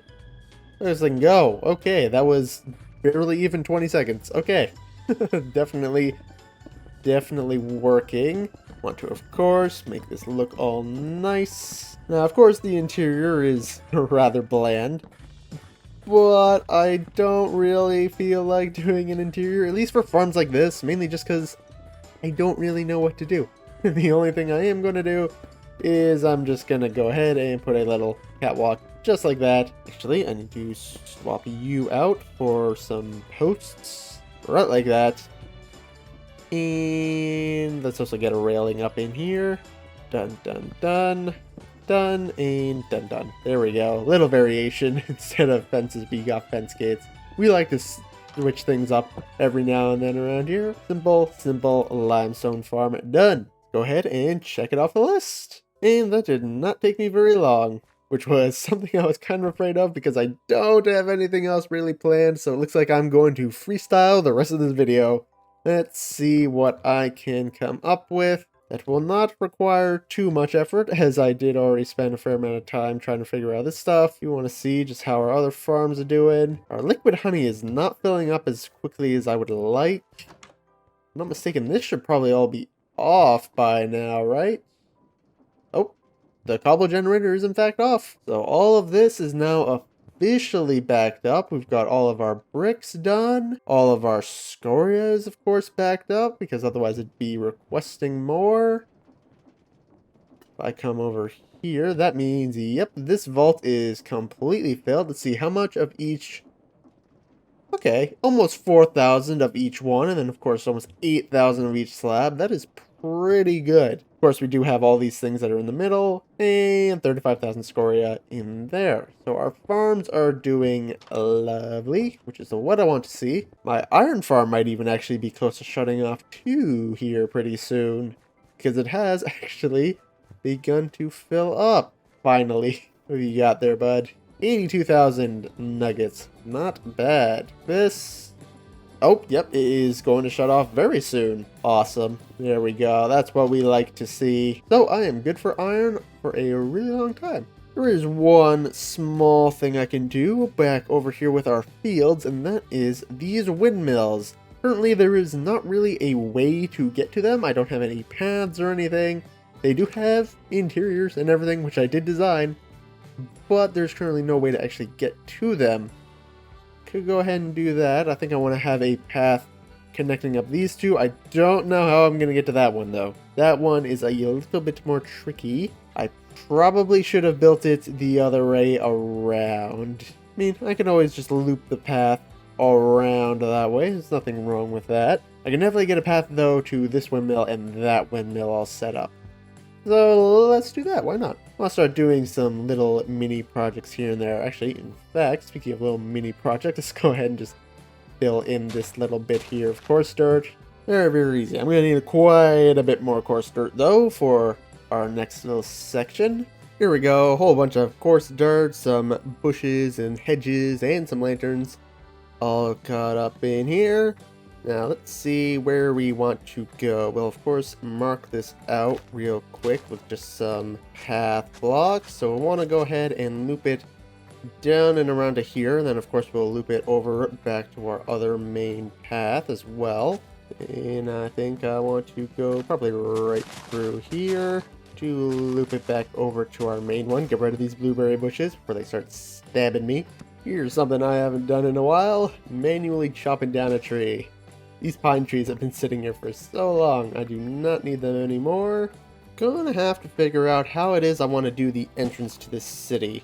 My current thinking was that I was going to split the path off and have it kind of like have like a, I can't think of the word right now, but a double staircase going along here. But I do have to get this pathway as well marked in. Plus, this is kind of a steep hill, so I'll have to think of something. Well, pathway, this is something I need to start working on a little bit more. Interconnecting world, just a little bit better. Actually making a world rather than just a bunch of farms planted all over the place. I think I'm going to swap up this path. Instead of having coarse dirt mixed in with this path, I'm actually just going to make this one just a regular path. Just because it's not technically going to be used as often. So it should be, I guess, a little bit worn down. Is probably the right word I want to look for this. I might add in a couple pieces here and there, but for the most part, I think just this section here, just being a regular path, I think will look pretty alright. A little bit here, just before. There we go. And, of course, our oak slabs. Like that. Yo, let's finish off this path right on over to the other windmill. I'm going to leave that one isolated for now. I may actually even want to, one day, go ahead and rotate it around. So for now, we'll just do this path. Get a little coarse dirt, of course, at the actual windmill itself. There we go. Pathway is in. Go ahead and actually detail out the rest of it. There we go. Some much needed decoration. Actually embed these things into the landscape properly. Small little things that I really should have done when I originally built them, but never did.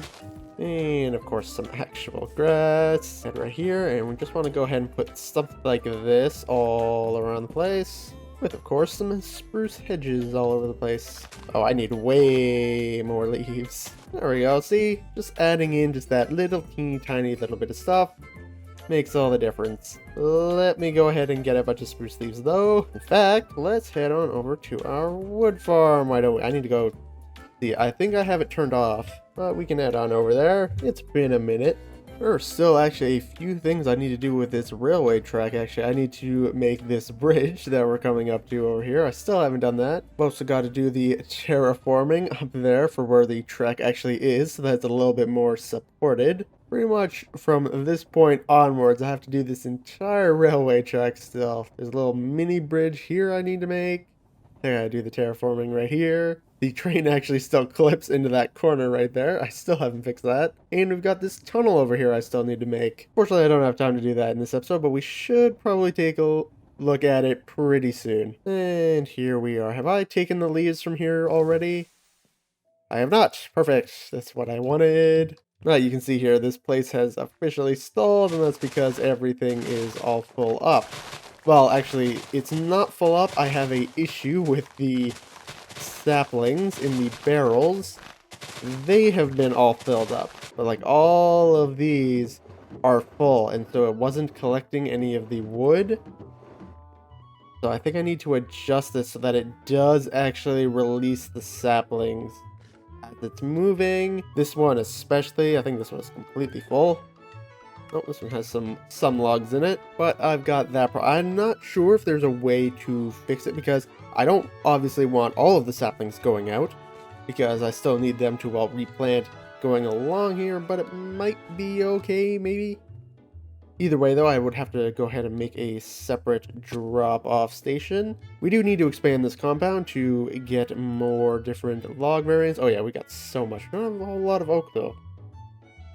Got a lot of dark oak and a lot of cherry. Spruce and oak are lacking. Oh, we are on this vault though, so we're actually almost filled up. Yeah, I gotta do some altering around in here, because we got things in here like the green tea leaves and the acacia blossoms and also the acorns, which are just taking up space, and I do not need them taking up space. I honestly don't even really need the apples, so I really should be throwing all those into the lava. Everything else, of course, I want to be keeping. That's for another time. This place really did turn out really, really good. And of course, like I said, it's not done yet. I do plan on extending it out over that way to get a few other tree variants. Okay, do not take off on me while I'm sleeping. And we are off. Back again. Really need to start building outwards into the world. I have that plan. I don't know if you all remember, but I took a screenshot of our map here, and I did note, all the different areas in which I wanted to build in. I want to build something over here. I want to build something like way down here. Of course, over in our desert, I've mentioned that quite a lot. I want to build something up here. I want to build things all over the place and have trains just connecting them all. I haven't really been able to do that. First off, I need to get the train network all set up because I need to get a train. Essentially, I need to get a train that goes around this entire island, for one, but then I also need it to branch out, because I do want to build things like over here. So I'd have to have the train come up like this, and then down like this, and probably up north, like through here. It's a whole thing, it's a whole network thing that I gotta try and figure out. Also, was I not moving when I was in the map? I'm not! Okay, that's kind of weird, but alright. I don't want these maggots, go away.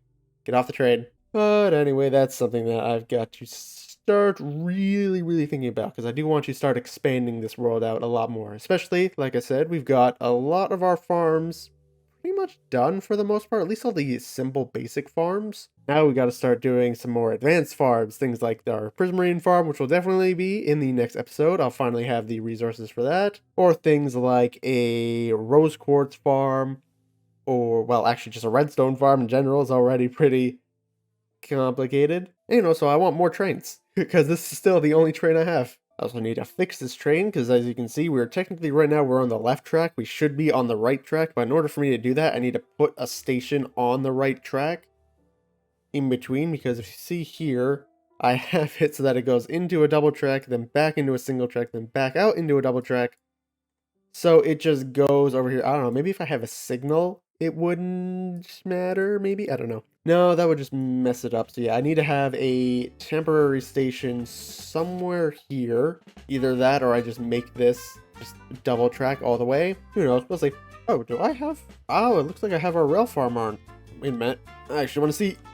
I'm jumping off. I forgot I had this on. How is it doing, actually? Go take a peek. I'm assuming it's not too far because I don't think I have it actually in range. That's it. Okay, it definitely was not loaded in. Oh, well, that's okay. Like I said, I don't need the rails just yet, and I do still actually have quite a few thousand. Okay, adding in this path, I am already very happy with it. Alright, let's continue on now that I actually have a okay-ish amount of spruce leaves. Probably should have grabbed a second pair of shears, but it's alright. Doing these paths is sometimes a little difficult because the shovel is just too strong, and I don't want to destroy things. I don't mean to. I always find it so satisfying, yet also at the same time so interesting how just a simple path can add so much to your entire world. And then we just go ahead and do the exact same thing we were doing. Just a bunch of fence posts and some hedges all along here. This is also going to help me with my mob issue. Look at that. It's so simple. Just small little details like that bring the whole thing together, and I love it. And this will probably be a good spot for a little custom tree later on. Won't do that just right now. Here we go, we got all our lanterns, and now just onto the bushes. Plus, these leaves will help to block off this super harsh edge that has been created by our farm here. There we go, look at that. Something just so simple adds so much into the world. Okay, maybe I do want to put in a few more bits of coarse dirt around the place on this pathway. Not too much though. And it's becoming nighttime, which is just perfect for me to be able to see just how much light I maybe potentially need to add elsewhere along this path, although I think we should be pretty good. Oh yeah, there we go. I think we are all good in terms of lighting up all the way around here. Awesome! Alright, and things are starting to spawn. Let's go to sleep. Yep, I am happy with that. Again, it's something so simple, yet it adds so much. Again, not sure how it is. I'm gonna go ahead and incorporate the entryway, and I might have to change this. I might have to move this nether portal, and I may instead just have to do just a single staircase up. Maybe. I don't know. We'll see. I'll do some designs and testing and such. Let's go check out our limestone farm and see how it's doing. It might honestly actually be done. It was going pretty fast. Oh, not quite, but okay, not bad. This is at 9,000. That is what we like to see. There we go. Now I can actually start using limestone. So I kind of forgot that limestone existed, but I can start using it now for a bit of building. Also, I think I may have put a few too many bees in here. We're making our prismarine farm, finally! Although, there is currently one teeny tiny problem. One of the reasons why I was making the limestone to begin with was so that I could get suspicious rock from milling it, and then from the suspicious rock, I could get nautilus shells, because I need a conduit in order to automate the prismarine. Unfortunately, for some reason, I do not know why, and I cannot figure it out, it's only using this recipe. It's not giving me this one, so I'm unable to get the calcium rich powder or the suspicious rock. I'm only getting the salt and the iron nuggets. I even tried going into the crushing wheel to see if maybe that would work, but nope, didn't work. I tried a lot of different stacks, it wasn't going through.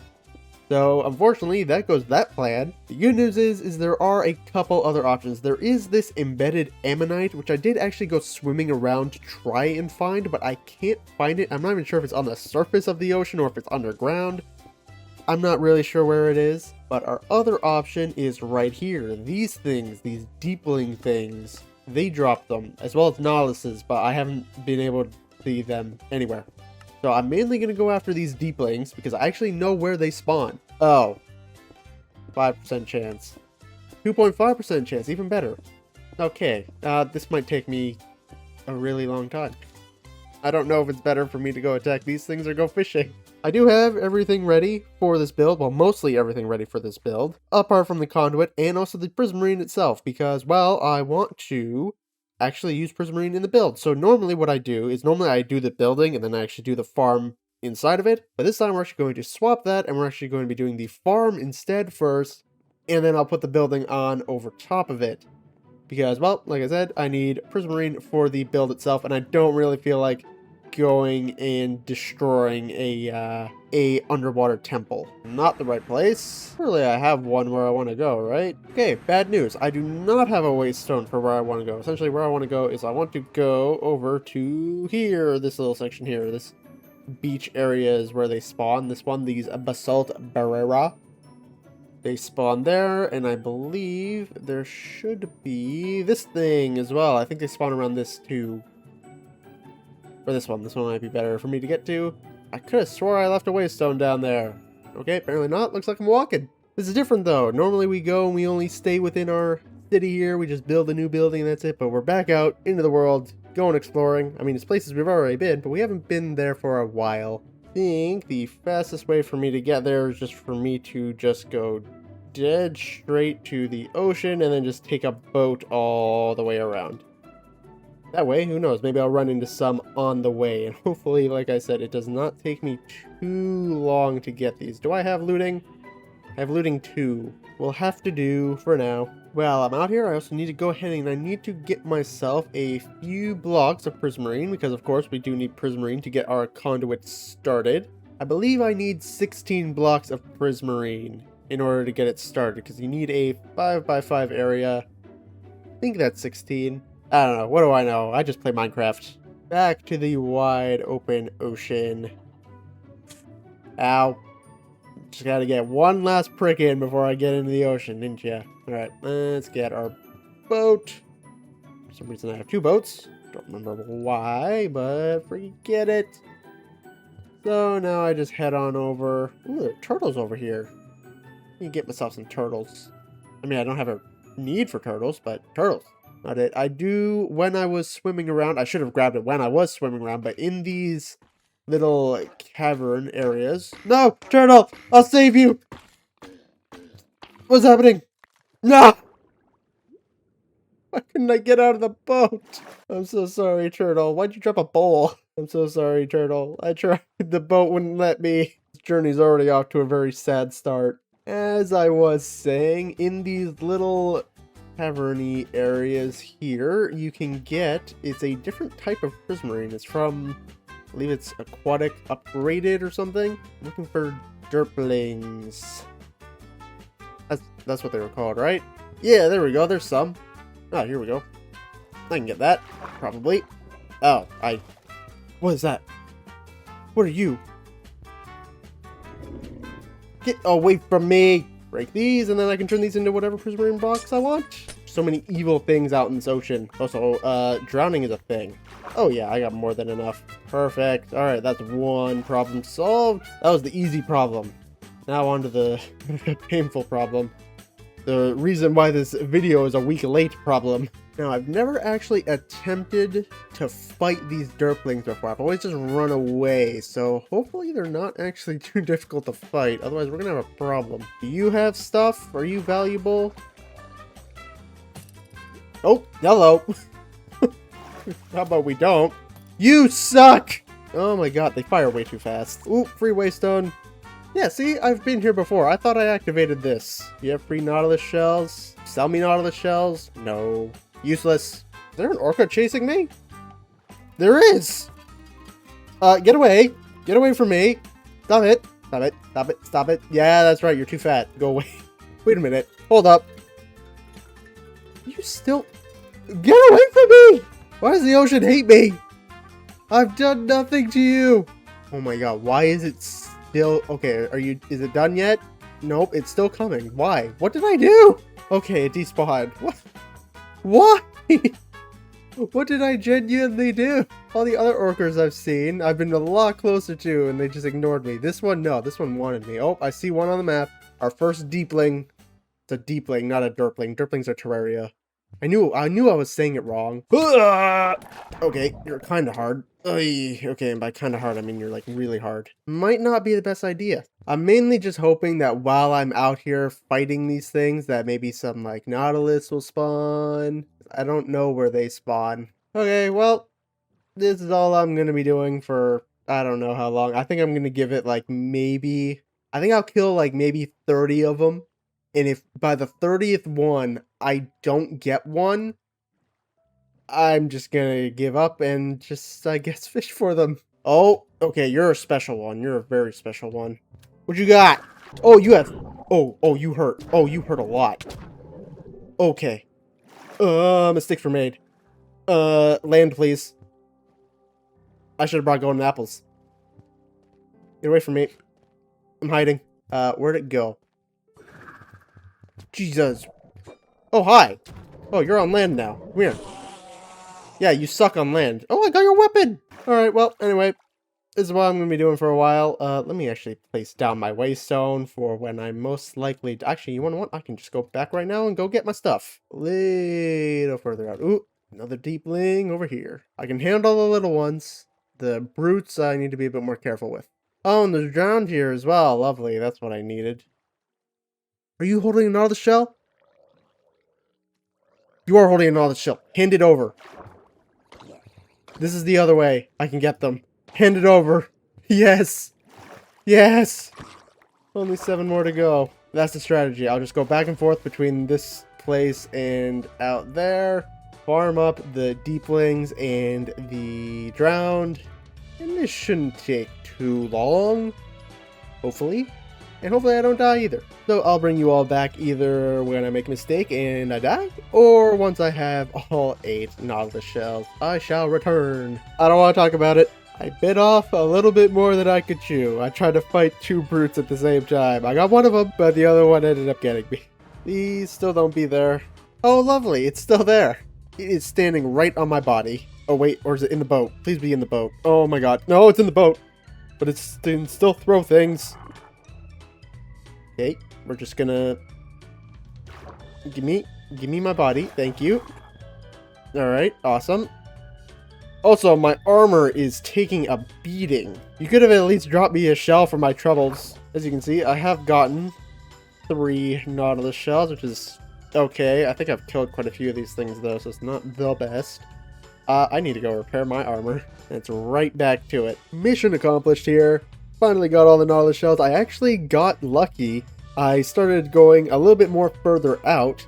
If you see right in here, it kind of like drops off. You can see over there.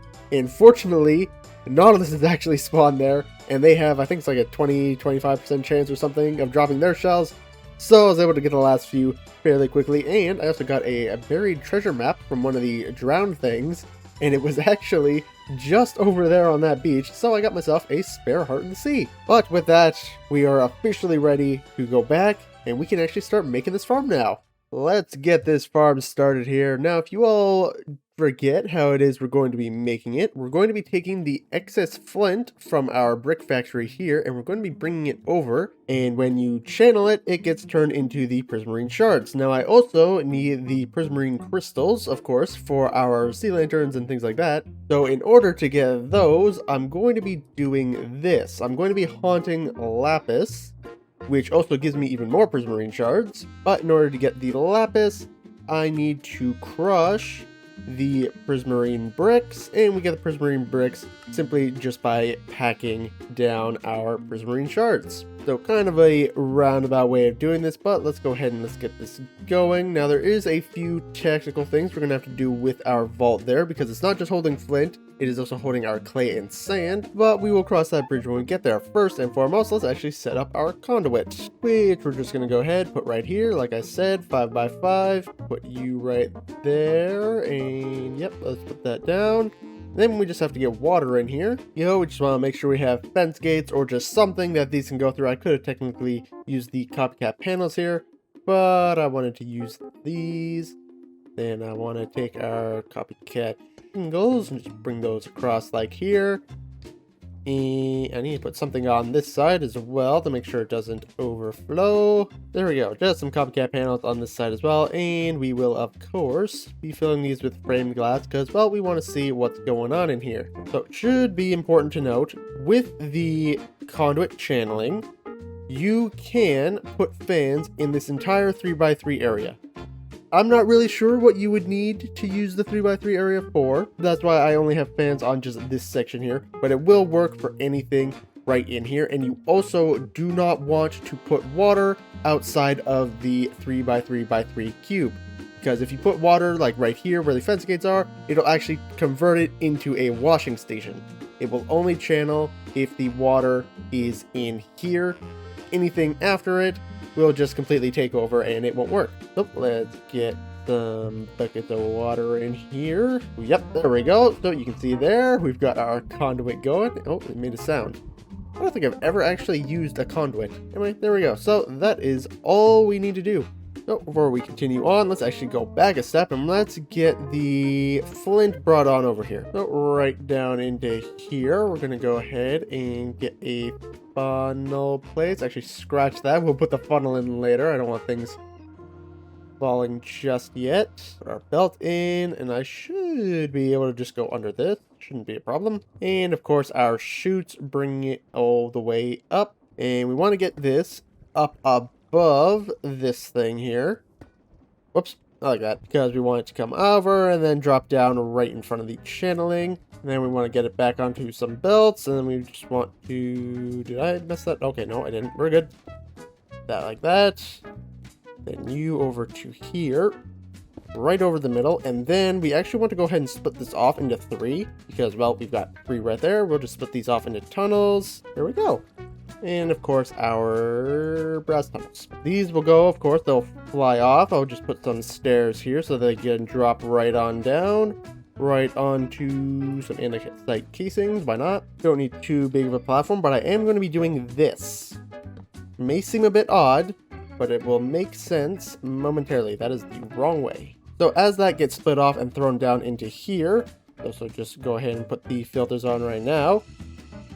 2 of them are going to go into here, and this is what we're going to go ahead and use to make our prismarine crystal, because we need a lot more of it to get packaged into the brick and then, you know, turn into lapis, and it's not a 100% guaranteed chance, so we want most of this going in through that way. But of course we do still want some just regular, what is this called, prismarine shards going through, so this will just go just straight into our storage system, even though we will be getting a few more from this, just having double built up is gonna be nice. So we want to go ahead and just do that and do that. I mean, I don't need too many of the crystals. I just need enough, you know, for some sea lanterns every now and then because, well, I quite like sea lanterns. So next up is gonna be the packing. We need to turn these into prismarine brick, which is where this one's gonna go. So we're making this a little bit compact here, even though I do have quite a lot of space, and there is a reason for that. That's because I actually have an interior design for this build for once. It's been a little while,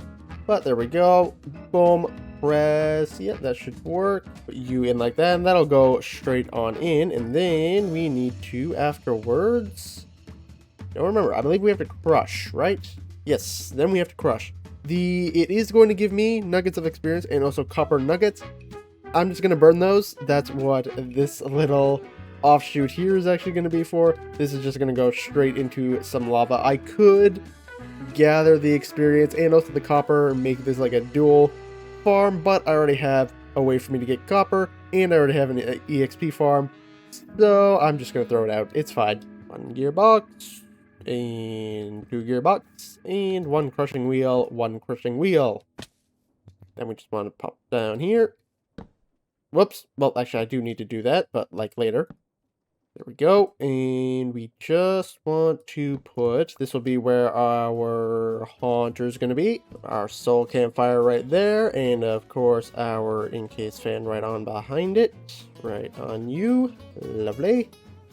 Then we'll put another encase fan here, and a bunch of chutes up to where our storage will be. It's going to look really weird without the building in, we've got just everything floating, but I promise it will make sense once we are fully completed here. Here we go. All the belts are now in. We've got this one just coming straight up here. That one going all the way up, and then of course across. And basically right up here we're going to have, I think, probably 4 vaults to store this stuff. If I do need to, I think I've got a bit more space. I could probably fit in a couple extra vaults.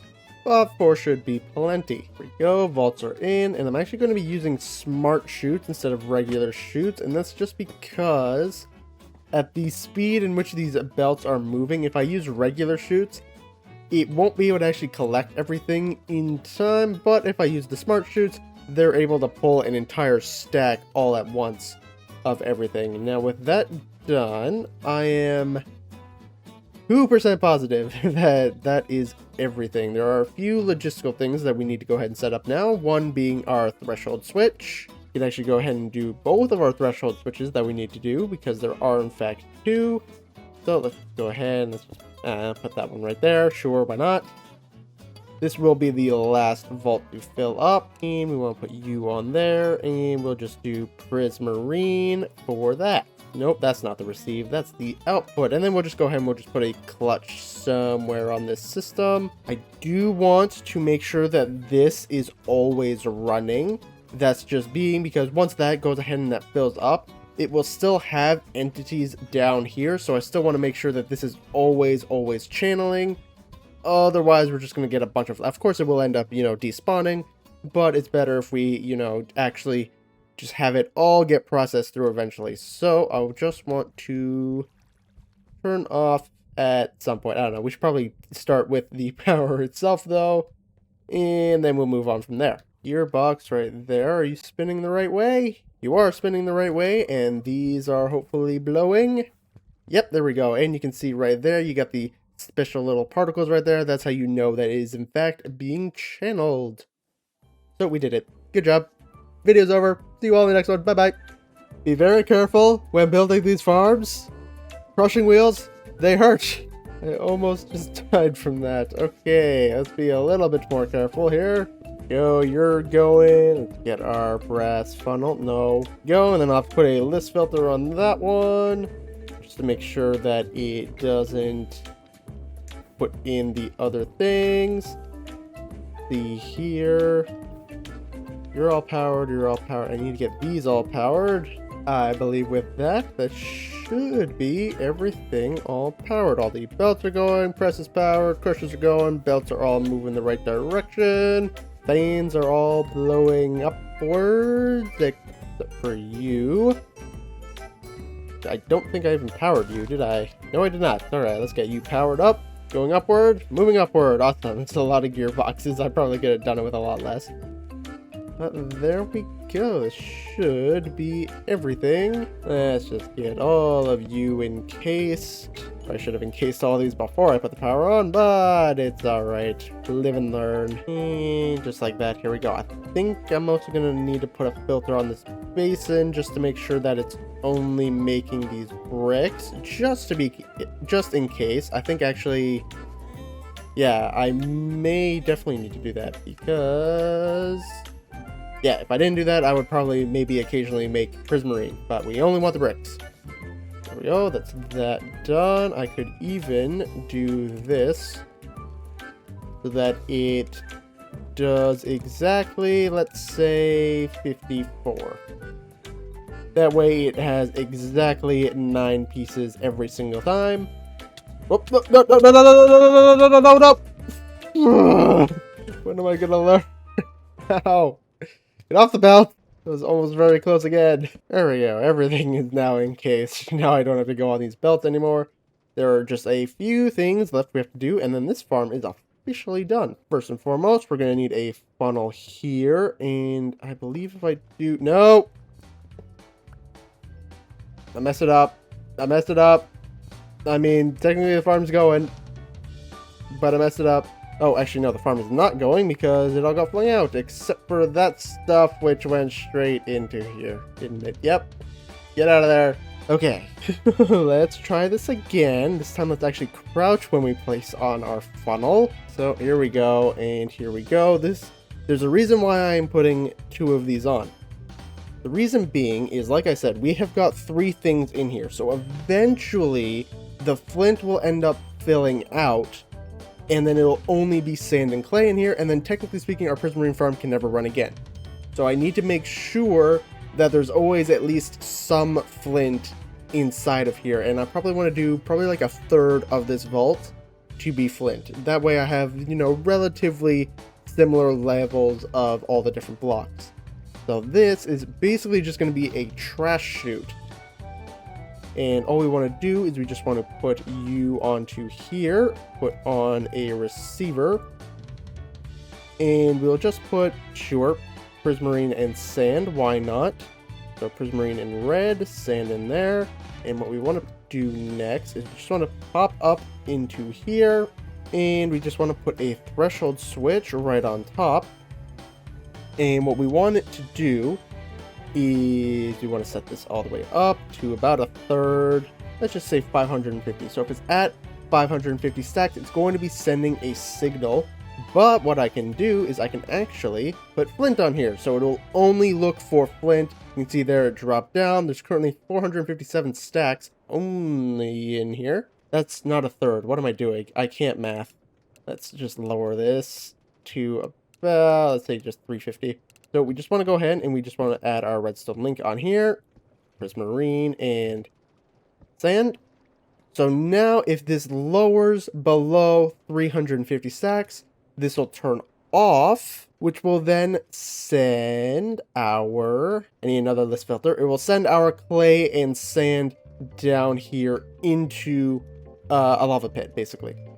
So let me just go ahead and get ourselves another list filter. I knew I needed another one. Come on. There we go. Right onto the filter. And we only want flint coming out of this one. So I'm just going to go over this again just to make sure you fully understand it. So threshold switch is monitoring how much flint is in this vault. If it drops below a certain amount, it will go ahead and it will just start dumping sand and clay just to make sure that there is enough space for flint to then come back into the system. That done, and we also want to put a redstone link on you, set you to receive, and I want you to be this, so that when the vault gets filled up, it's no longer just dropping flint down here.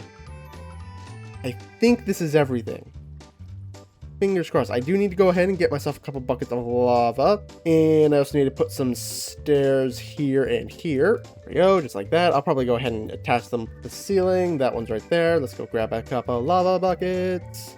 So this won't go ahead and activate if I do this, correct? Yep, nope, because there is more than enough flint currently in there. Now I think all I need to do now is just turn this on and it should work. In fact, I'm actually going to test this out first because I got a few stacks of flint on me. Let's just go ahead on up here and let's just test it out this way. Want to see and make sure it works, and let's also swap it to daytime. Go, being split off. It's getting turned.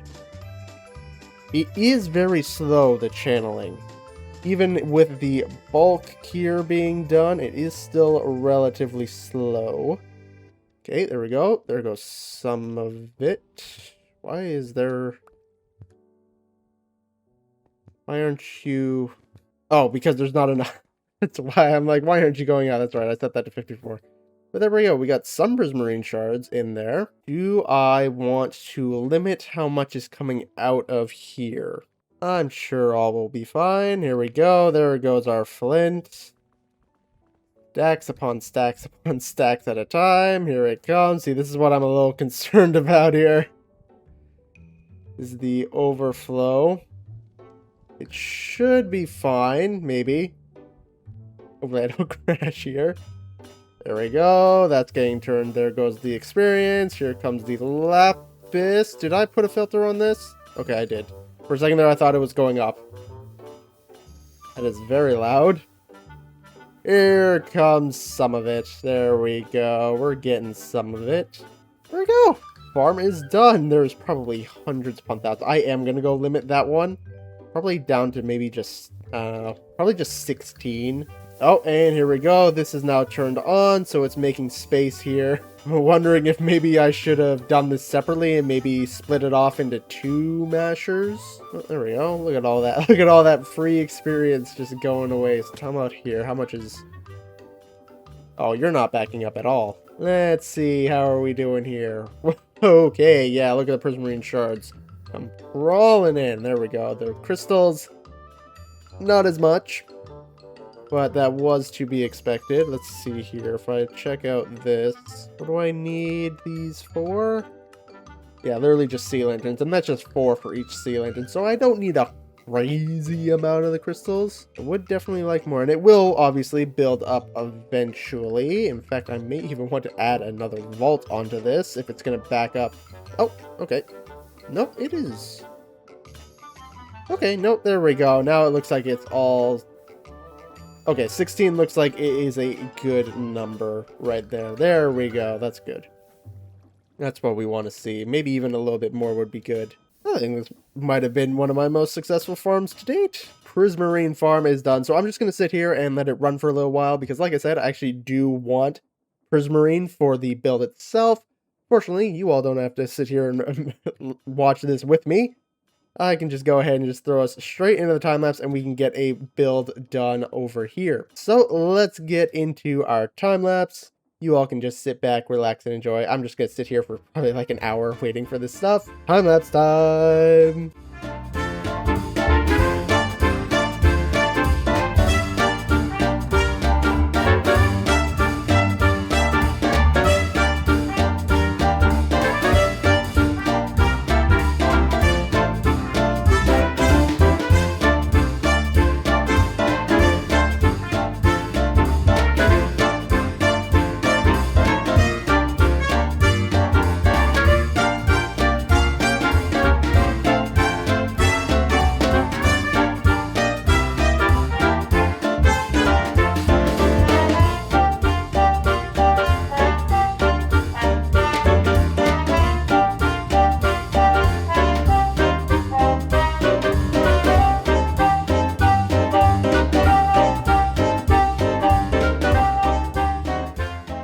Building is in. Here we go.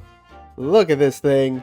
This was kind of challenging for me to figure out how to build because if you haven't noticed, well, I tend to build in usually darker colors. So every time I try to go ahead and use things like birch or limestone or prismarine, I always struggle with it.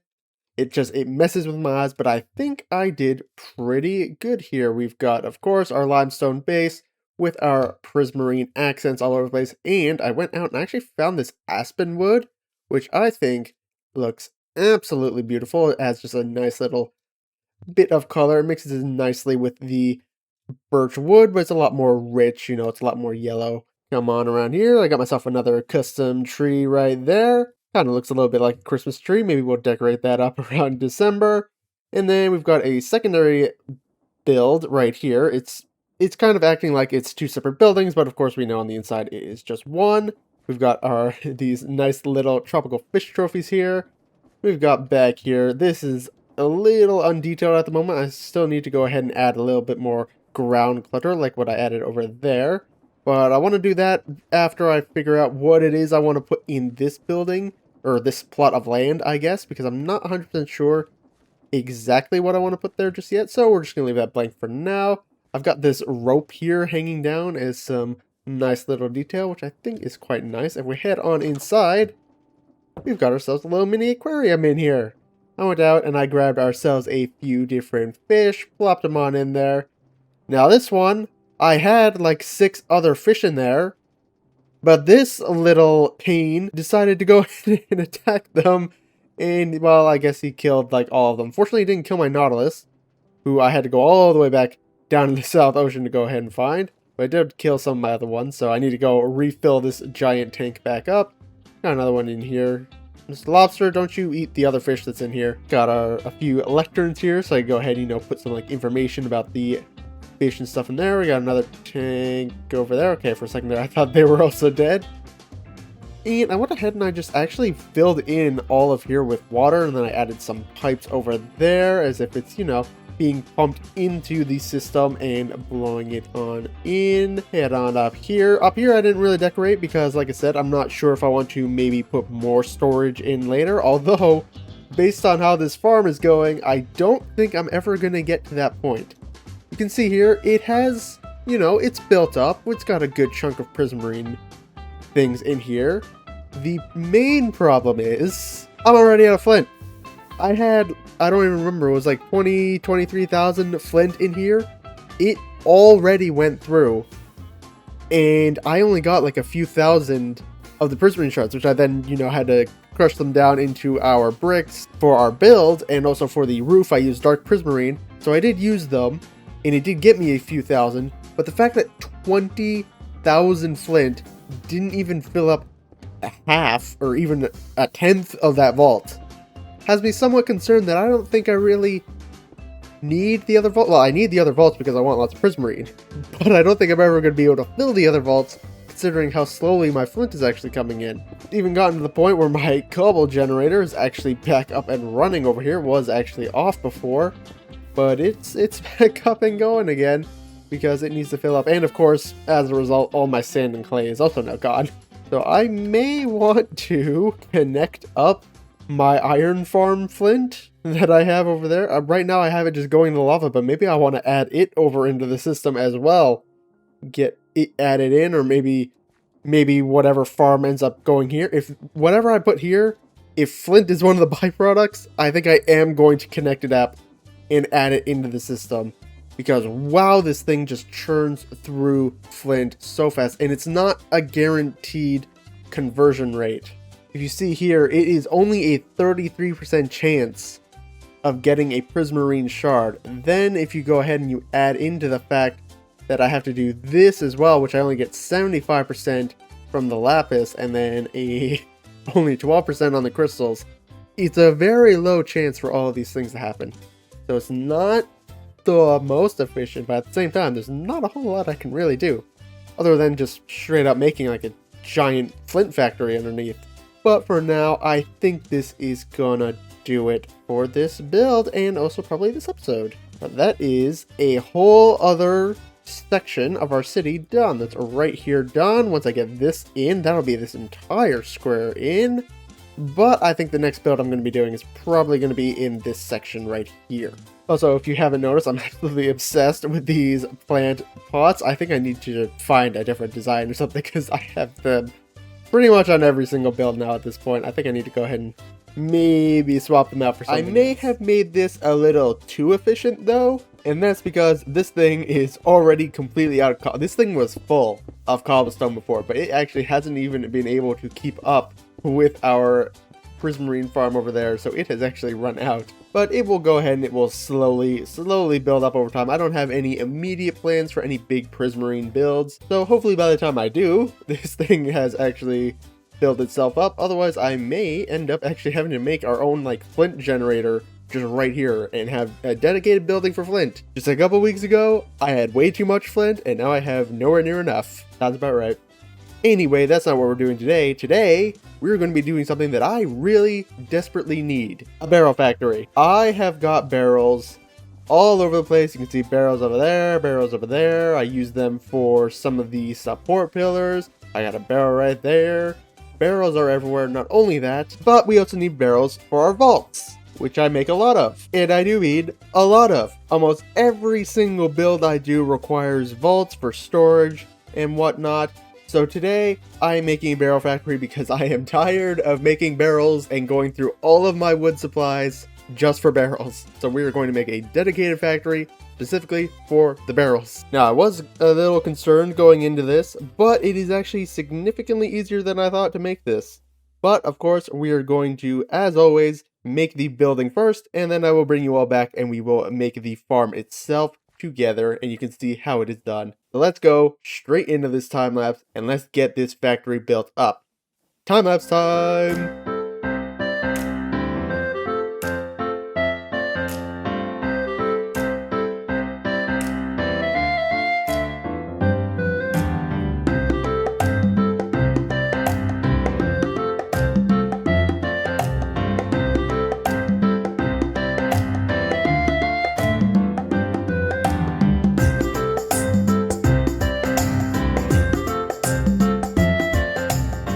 Here we go, we got ourselves a factory all built up here. Fairly standard factory thing. I did go ahead and I did add in this thing, sort of like a offloading dock right here. I was maybe going to do it in the back, but the interior design, I think it fits a lot better here. I also have got these redstone andesite cage lamps. All I have to do to actually turn them on is just right click them, which is awesome. And I would head inside, but it's about to be nighttime. Alright, I see a couple of dots on the inside. There's that. It's zombies. The lights didn't fully reach the middle.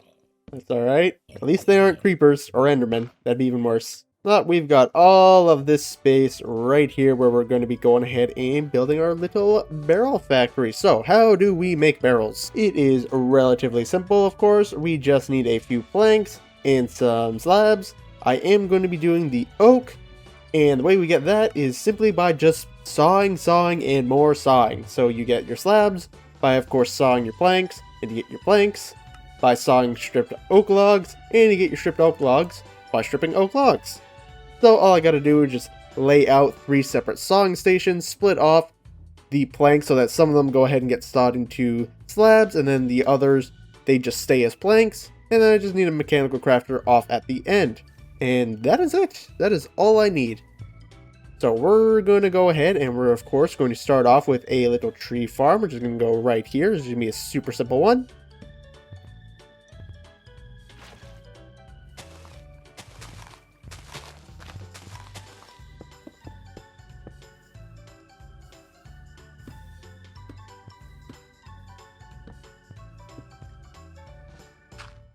There we go, simple little farm. Of course, I still need to put in these saplings, and I actually do need to glue this all together. Also, just see here. There we go, and then we'll just need to turn that on. Now, of course, I don't want gigantic trees spawning in here, so I do need to go ahead and put some slabs up here to stop it. There we go, just like so. And I also just want to go ahead and put one of you right on there, and then I also just need a frame glass, and that'll be that. That also gives us our light for the trees so that they can actually grow. And up-be-doo, like that. And now on to the rest of this. Let's go ahead and grab some stuff. Got belts, shafts, all the fun stuff. Brass tunnels. Of course, got our saws. So of course we need a funnel to take the stuff out, and then it comes up here, and then I immediately want to split it off so that the saplings, acorns, and everything like that goes over here, and then only logs are continuing on this path. I am just going to go ahead and just throw out all these saplings and acorns and everything. I don't really have too much use for them. Here's one saw, so that'll go ahead and strip them into stripped logs. Let's go ahead and actually put a filter on it just to make sure. So only stripped logs, and then we'll put another one right in here. And this one will be into planks, which I don't have any. That's fine, I can make some. And then this is where we're going to go ahead and split them off so that some of the planks continue on to the end, and the other half goes ahead and gets turned into slabs. Now, technically, you would want more planks going off to the end rather than over to the slabs, because for every plank you get, that is essentially going to be one barrel because you get 2 slabs out of that. Whereas for every barrel, you need at least 6 planks. So technically, I should be putting a lot more down the path that goes all the way to the end. But I'm too lazy to do that, so I'm just going to leave it be, and I think it should be fine. I'm also going to go ahead, and we're just going to put in some chutes over here, some diagonal ones, actually. Nope, one more higher. And we'll put a little lava dumping station right there. Bring you all the way to here.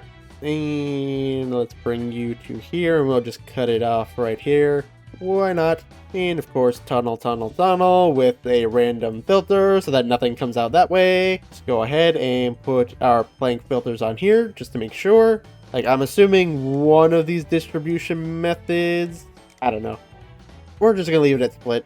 It's fine. And then I just need some slabs. Well, a slab. There we go. Boom. That is all. That is technically everything done. All we just need now is the crafter.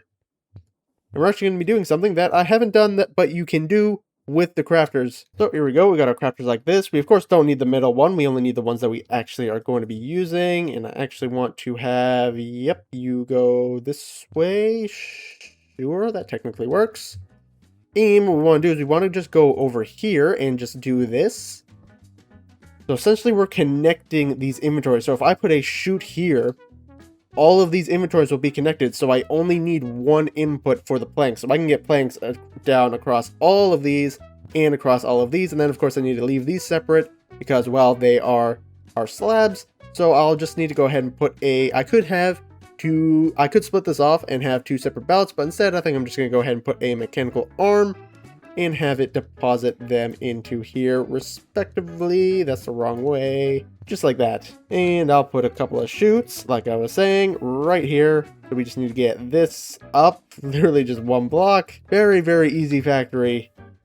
But oh so needed. 1, bring you over, you over, you over. And then I do need to go ahead and actually cap this off, just so that nothing, flies off.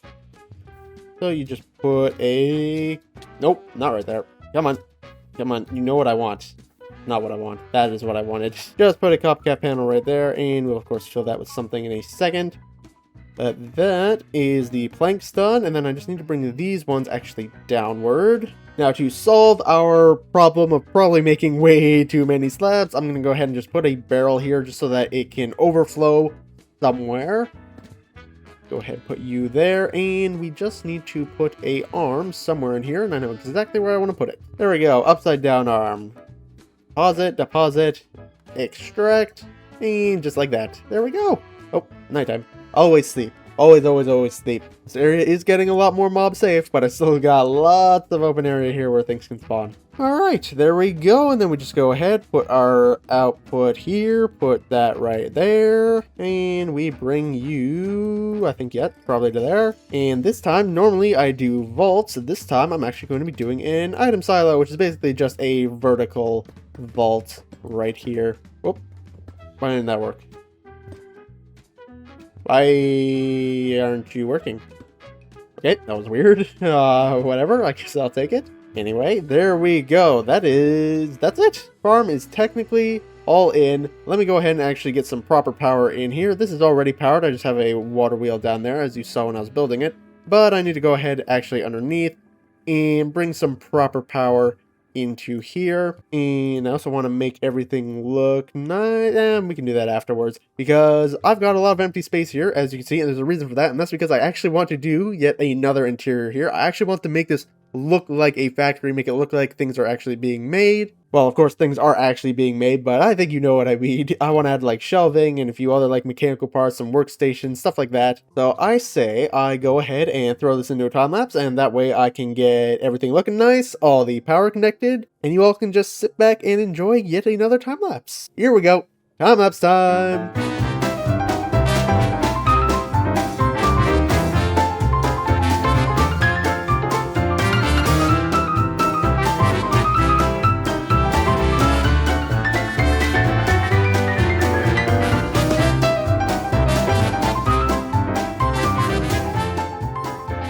I am an idiot. This is not gonna work. Well, I mean, this is gonna work, but only for one rotation. I need to add in deployers onto this setup to actually place the saplings back. I just realized that as I was about to go and place our saplings, I was like, wait a minute, how am I gonna put saplings back on here? Oh yeah, that's right, I need deployers. Anyway, as you can see here, I have gone ahead and I have decorated out this entire place here. I've encased everything. I used weathered iron this time instead of our usual andesite alloy stuff. I think it looks pretty good. I tried to make it like an assembly line. We've got our raw logs over here. And then, of course, we go ahead and turn them into stripped. I quite like this effect. This is just a copycat beam. And then we go ahead. Of course, we have them stripped. And then we have some workstations here where we're, like, you know, making the barrel lids. This is one of the reasons why I did want to design a sort of factory-like area is this. I did this as a test, and I was like, this looks like a barrel lid. And then this, of course, looks like an actual barrel, and it just looks awesome. It's just a copycat panel with just a barrel used on it. It looks great. We've got some storage over here. We've got where our hammers are going ahead and being kept. And then, of course, we got, like, our finalized products over here sitting by the door. I just went ahead and I added in some copycat steps, so it looks like it can actually, you know, roll up the door here. And we just got a bin of just, like, barrel lids sitting in there waiting to be used. And added onto, say, these ones over here. So I think that worked out pretty well. I need to go ahead and make myself some deployers now. What am I doing? Actually, I don't even know how many deployers I need. I think I need 5. I do think I made this a little too big, but I'm doing this just in case because sometimes on the turns it doesn't always work properly. So this time I went all the way out. I don't even know if, like, right here is even gonna count, technically. Actually, I don't think it will. I think technically this all needs to be moved. I don't know. We're gonna find out when I go ahead and I start this thing. Let me just go ahead and make just 5 deployers first and foremost, and then we'll just go from there. I find it interesting that they have you make deployers with andesite casings over brass. You'd think they'd use brass. One thing I was thinking of doing was having a gantry go across and, like, having it carry some lids, but unfortunately I don't think it would really fit. So I did decide against it. Okay, let's see here. So I just need to place a deployer like you, and then I can just rotate it the correct way, and then this way, this way, this way. No, there we go. So this should, in theory, work. I don't see why not. Well, let's go ahead and let's find out, shall we? If I just go ahead and I actually just turn this on. You want to know what? I should actually make this a trapdoor so I can actually get access to this. If it doesn't place there, that's fine. Let's just go ahead. Oop. Only place when anchor is destroyed. Boom. It would help if I would glue it together. And we just go ahead. Dun, dun, dun, dun, dun. I knew I was forgetting to do something. Glued. And give it some saplings. And all the saplings just went in the lava. I don't have a filter on this to deny saplings. The reason for that being is I don't want saplings to just fill up this machine. So it should go through. It should fill up eventually. Let's just actually, there we go. Let's get this thing jump started a little bit. So I'll go ahead like that. It will fill up that one, but then it's going to go ahead and Did it? It took my shroom lights. Okay.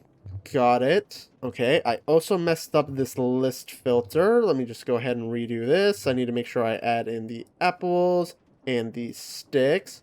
Why did you remove my shroom light? Okay, well, I guess I'm going to put glowstone up there then instead. I figured it wouldn't do that. That's actually a reason why I didn't put logs on that shelf over there, because I knew that it would try and take it. Okay. Well, fine, I'll go ahead and add some glowstone. What happened here? Did I miss... All of these are going the right direction. What happened? Let's see. Okay. I'm not really sure why it fell off in the first place. My only thinking is maybe it tried to craft this, and then it pulled... that's kind of bad. I'll have to wait. Let me just go ahead and just grab a piece of glowstone, because I don't think those trees will actually grow if there's no light. Thought I had done enough testing, but evidently not. Go in... There's glowstone right there. I really need to see what happened here. Go ahead and just... let you go around. Come on, grow. Thank you. I grow another one? Yes, there we go. That's what I wanted to see. So everything is working up until here. This is where I need to watch. Go. Those are getting turned. Okay. Yeah, you're working. Not sure why. Yeah, and it's not... Okay, I don't know. Maybe it was just some weird glitch. But there we go. Oh, wait, I have a shaft in here. Maybe that's why it broke. Okay, that's why it broke. A shaft ended up in here. Okay, give me that back. Give me my shaft. Get out of there. There we go. And also my barrels. Why not? There we go. And then I also have a threshold switch here so that it can hold up to 850 stacks of barrels. And then that just sends a signal down into a clutch, which is just right below our system right there. But there we go. Boom. System is done. Barrel factory made. I never have to make a single barrel for the rest of my existence. I'm just kind of gonna watch this for a little bit just to make sure that the trees actually do grow naturally on their own. Otherwise, this entire thing has been for nothing. There's no reason why it shouldn't grow, but let's just go ahead and let's just wait just a little while here. I just want to make sure at least one tree grows. That's it. Also, did I change this back?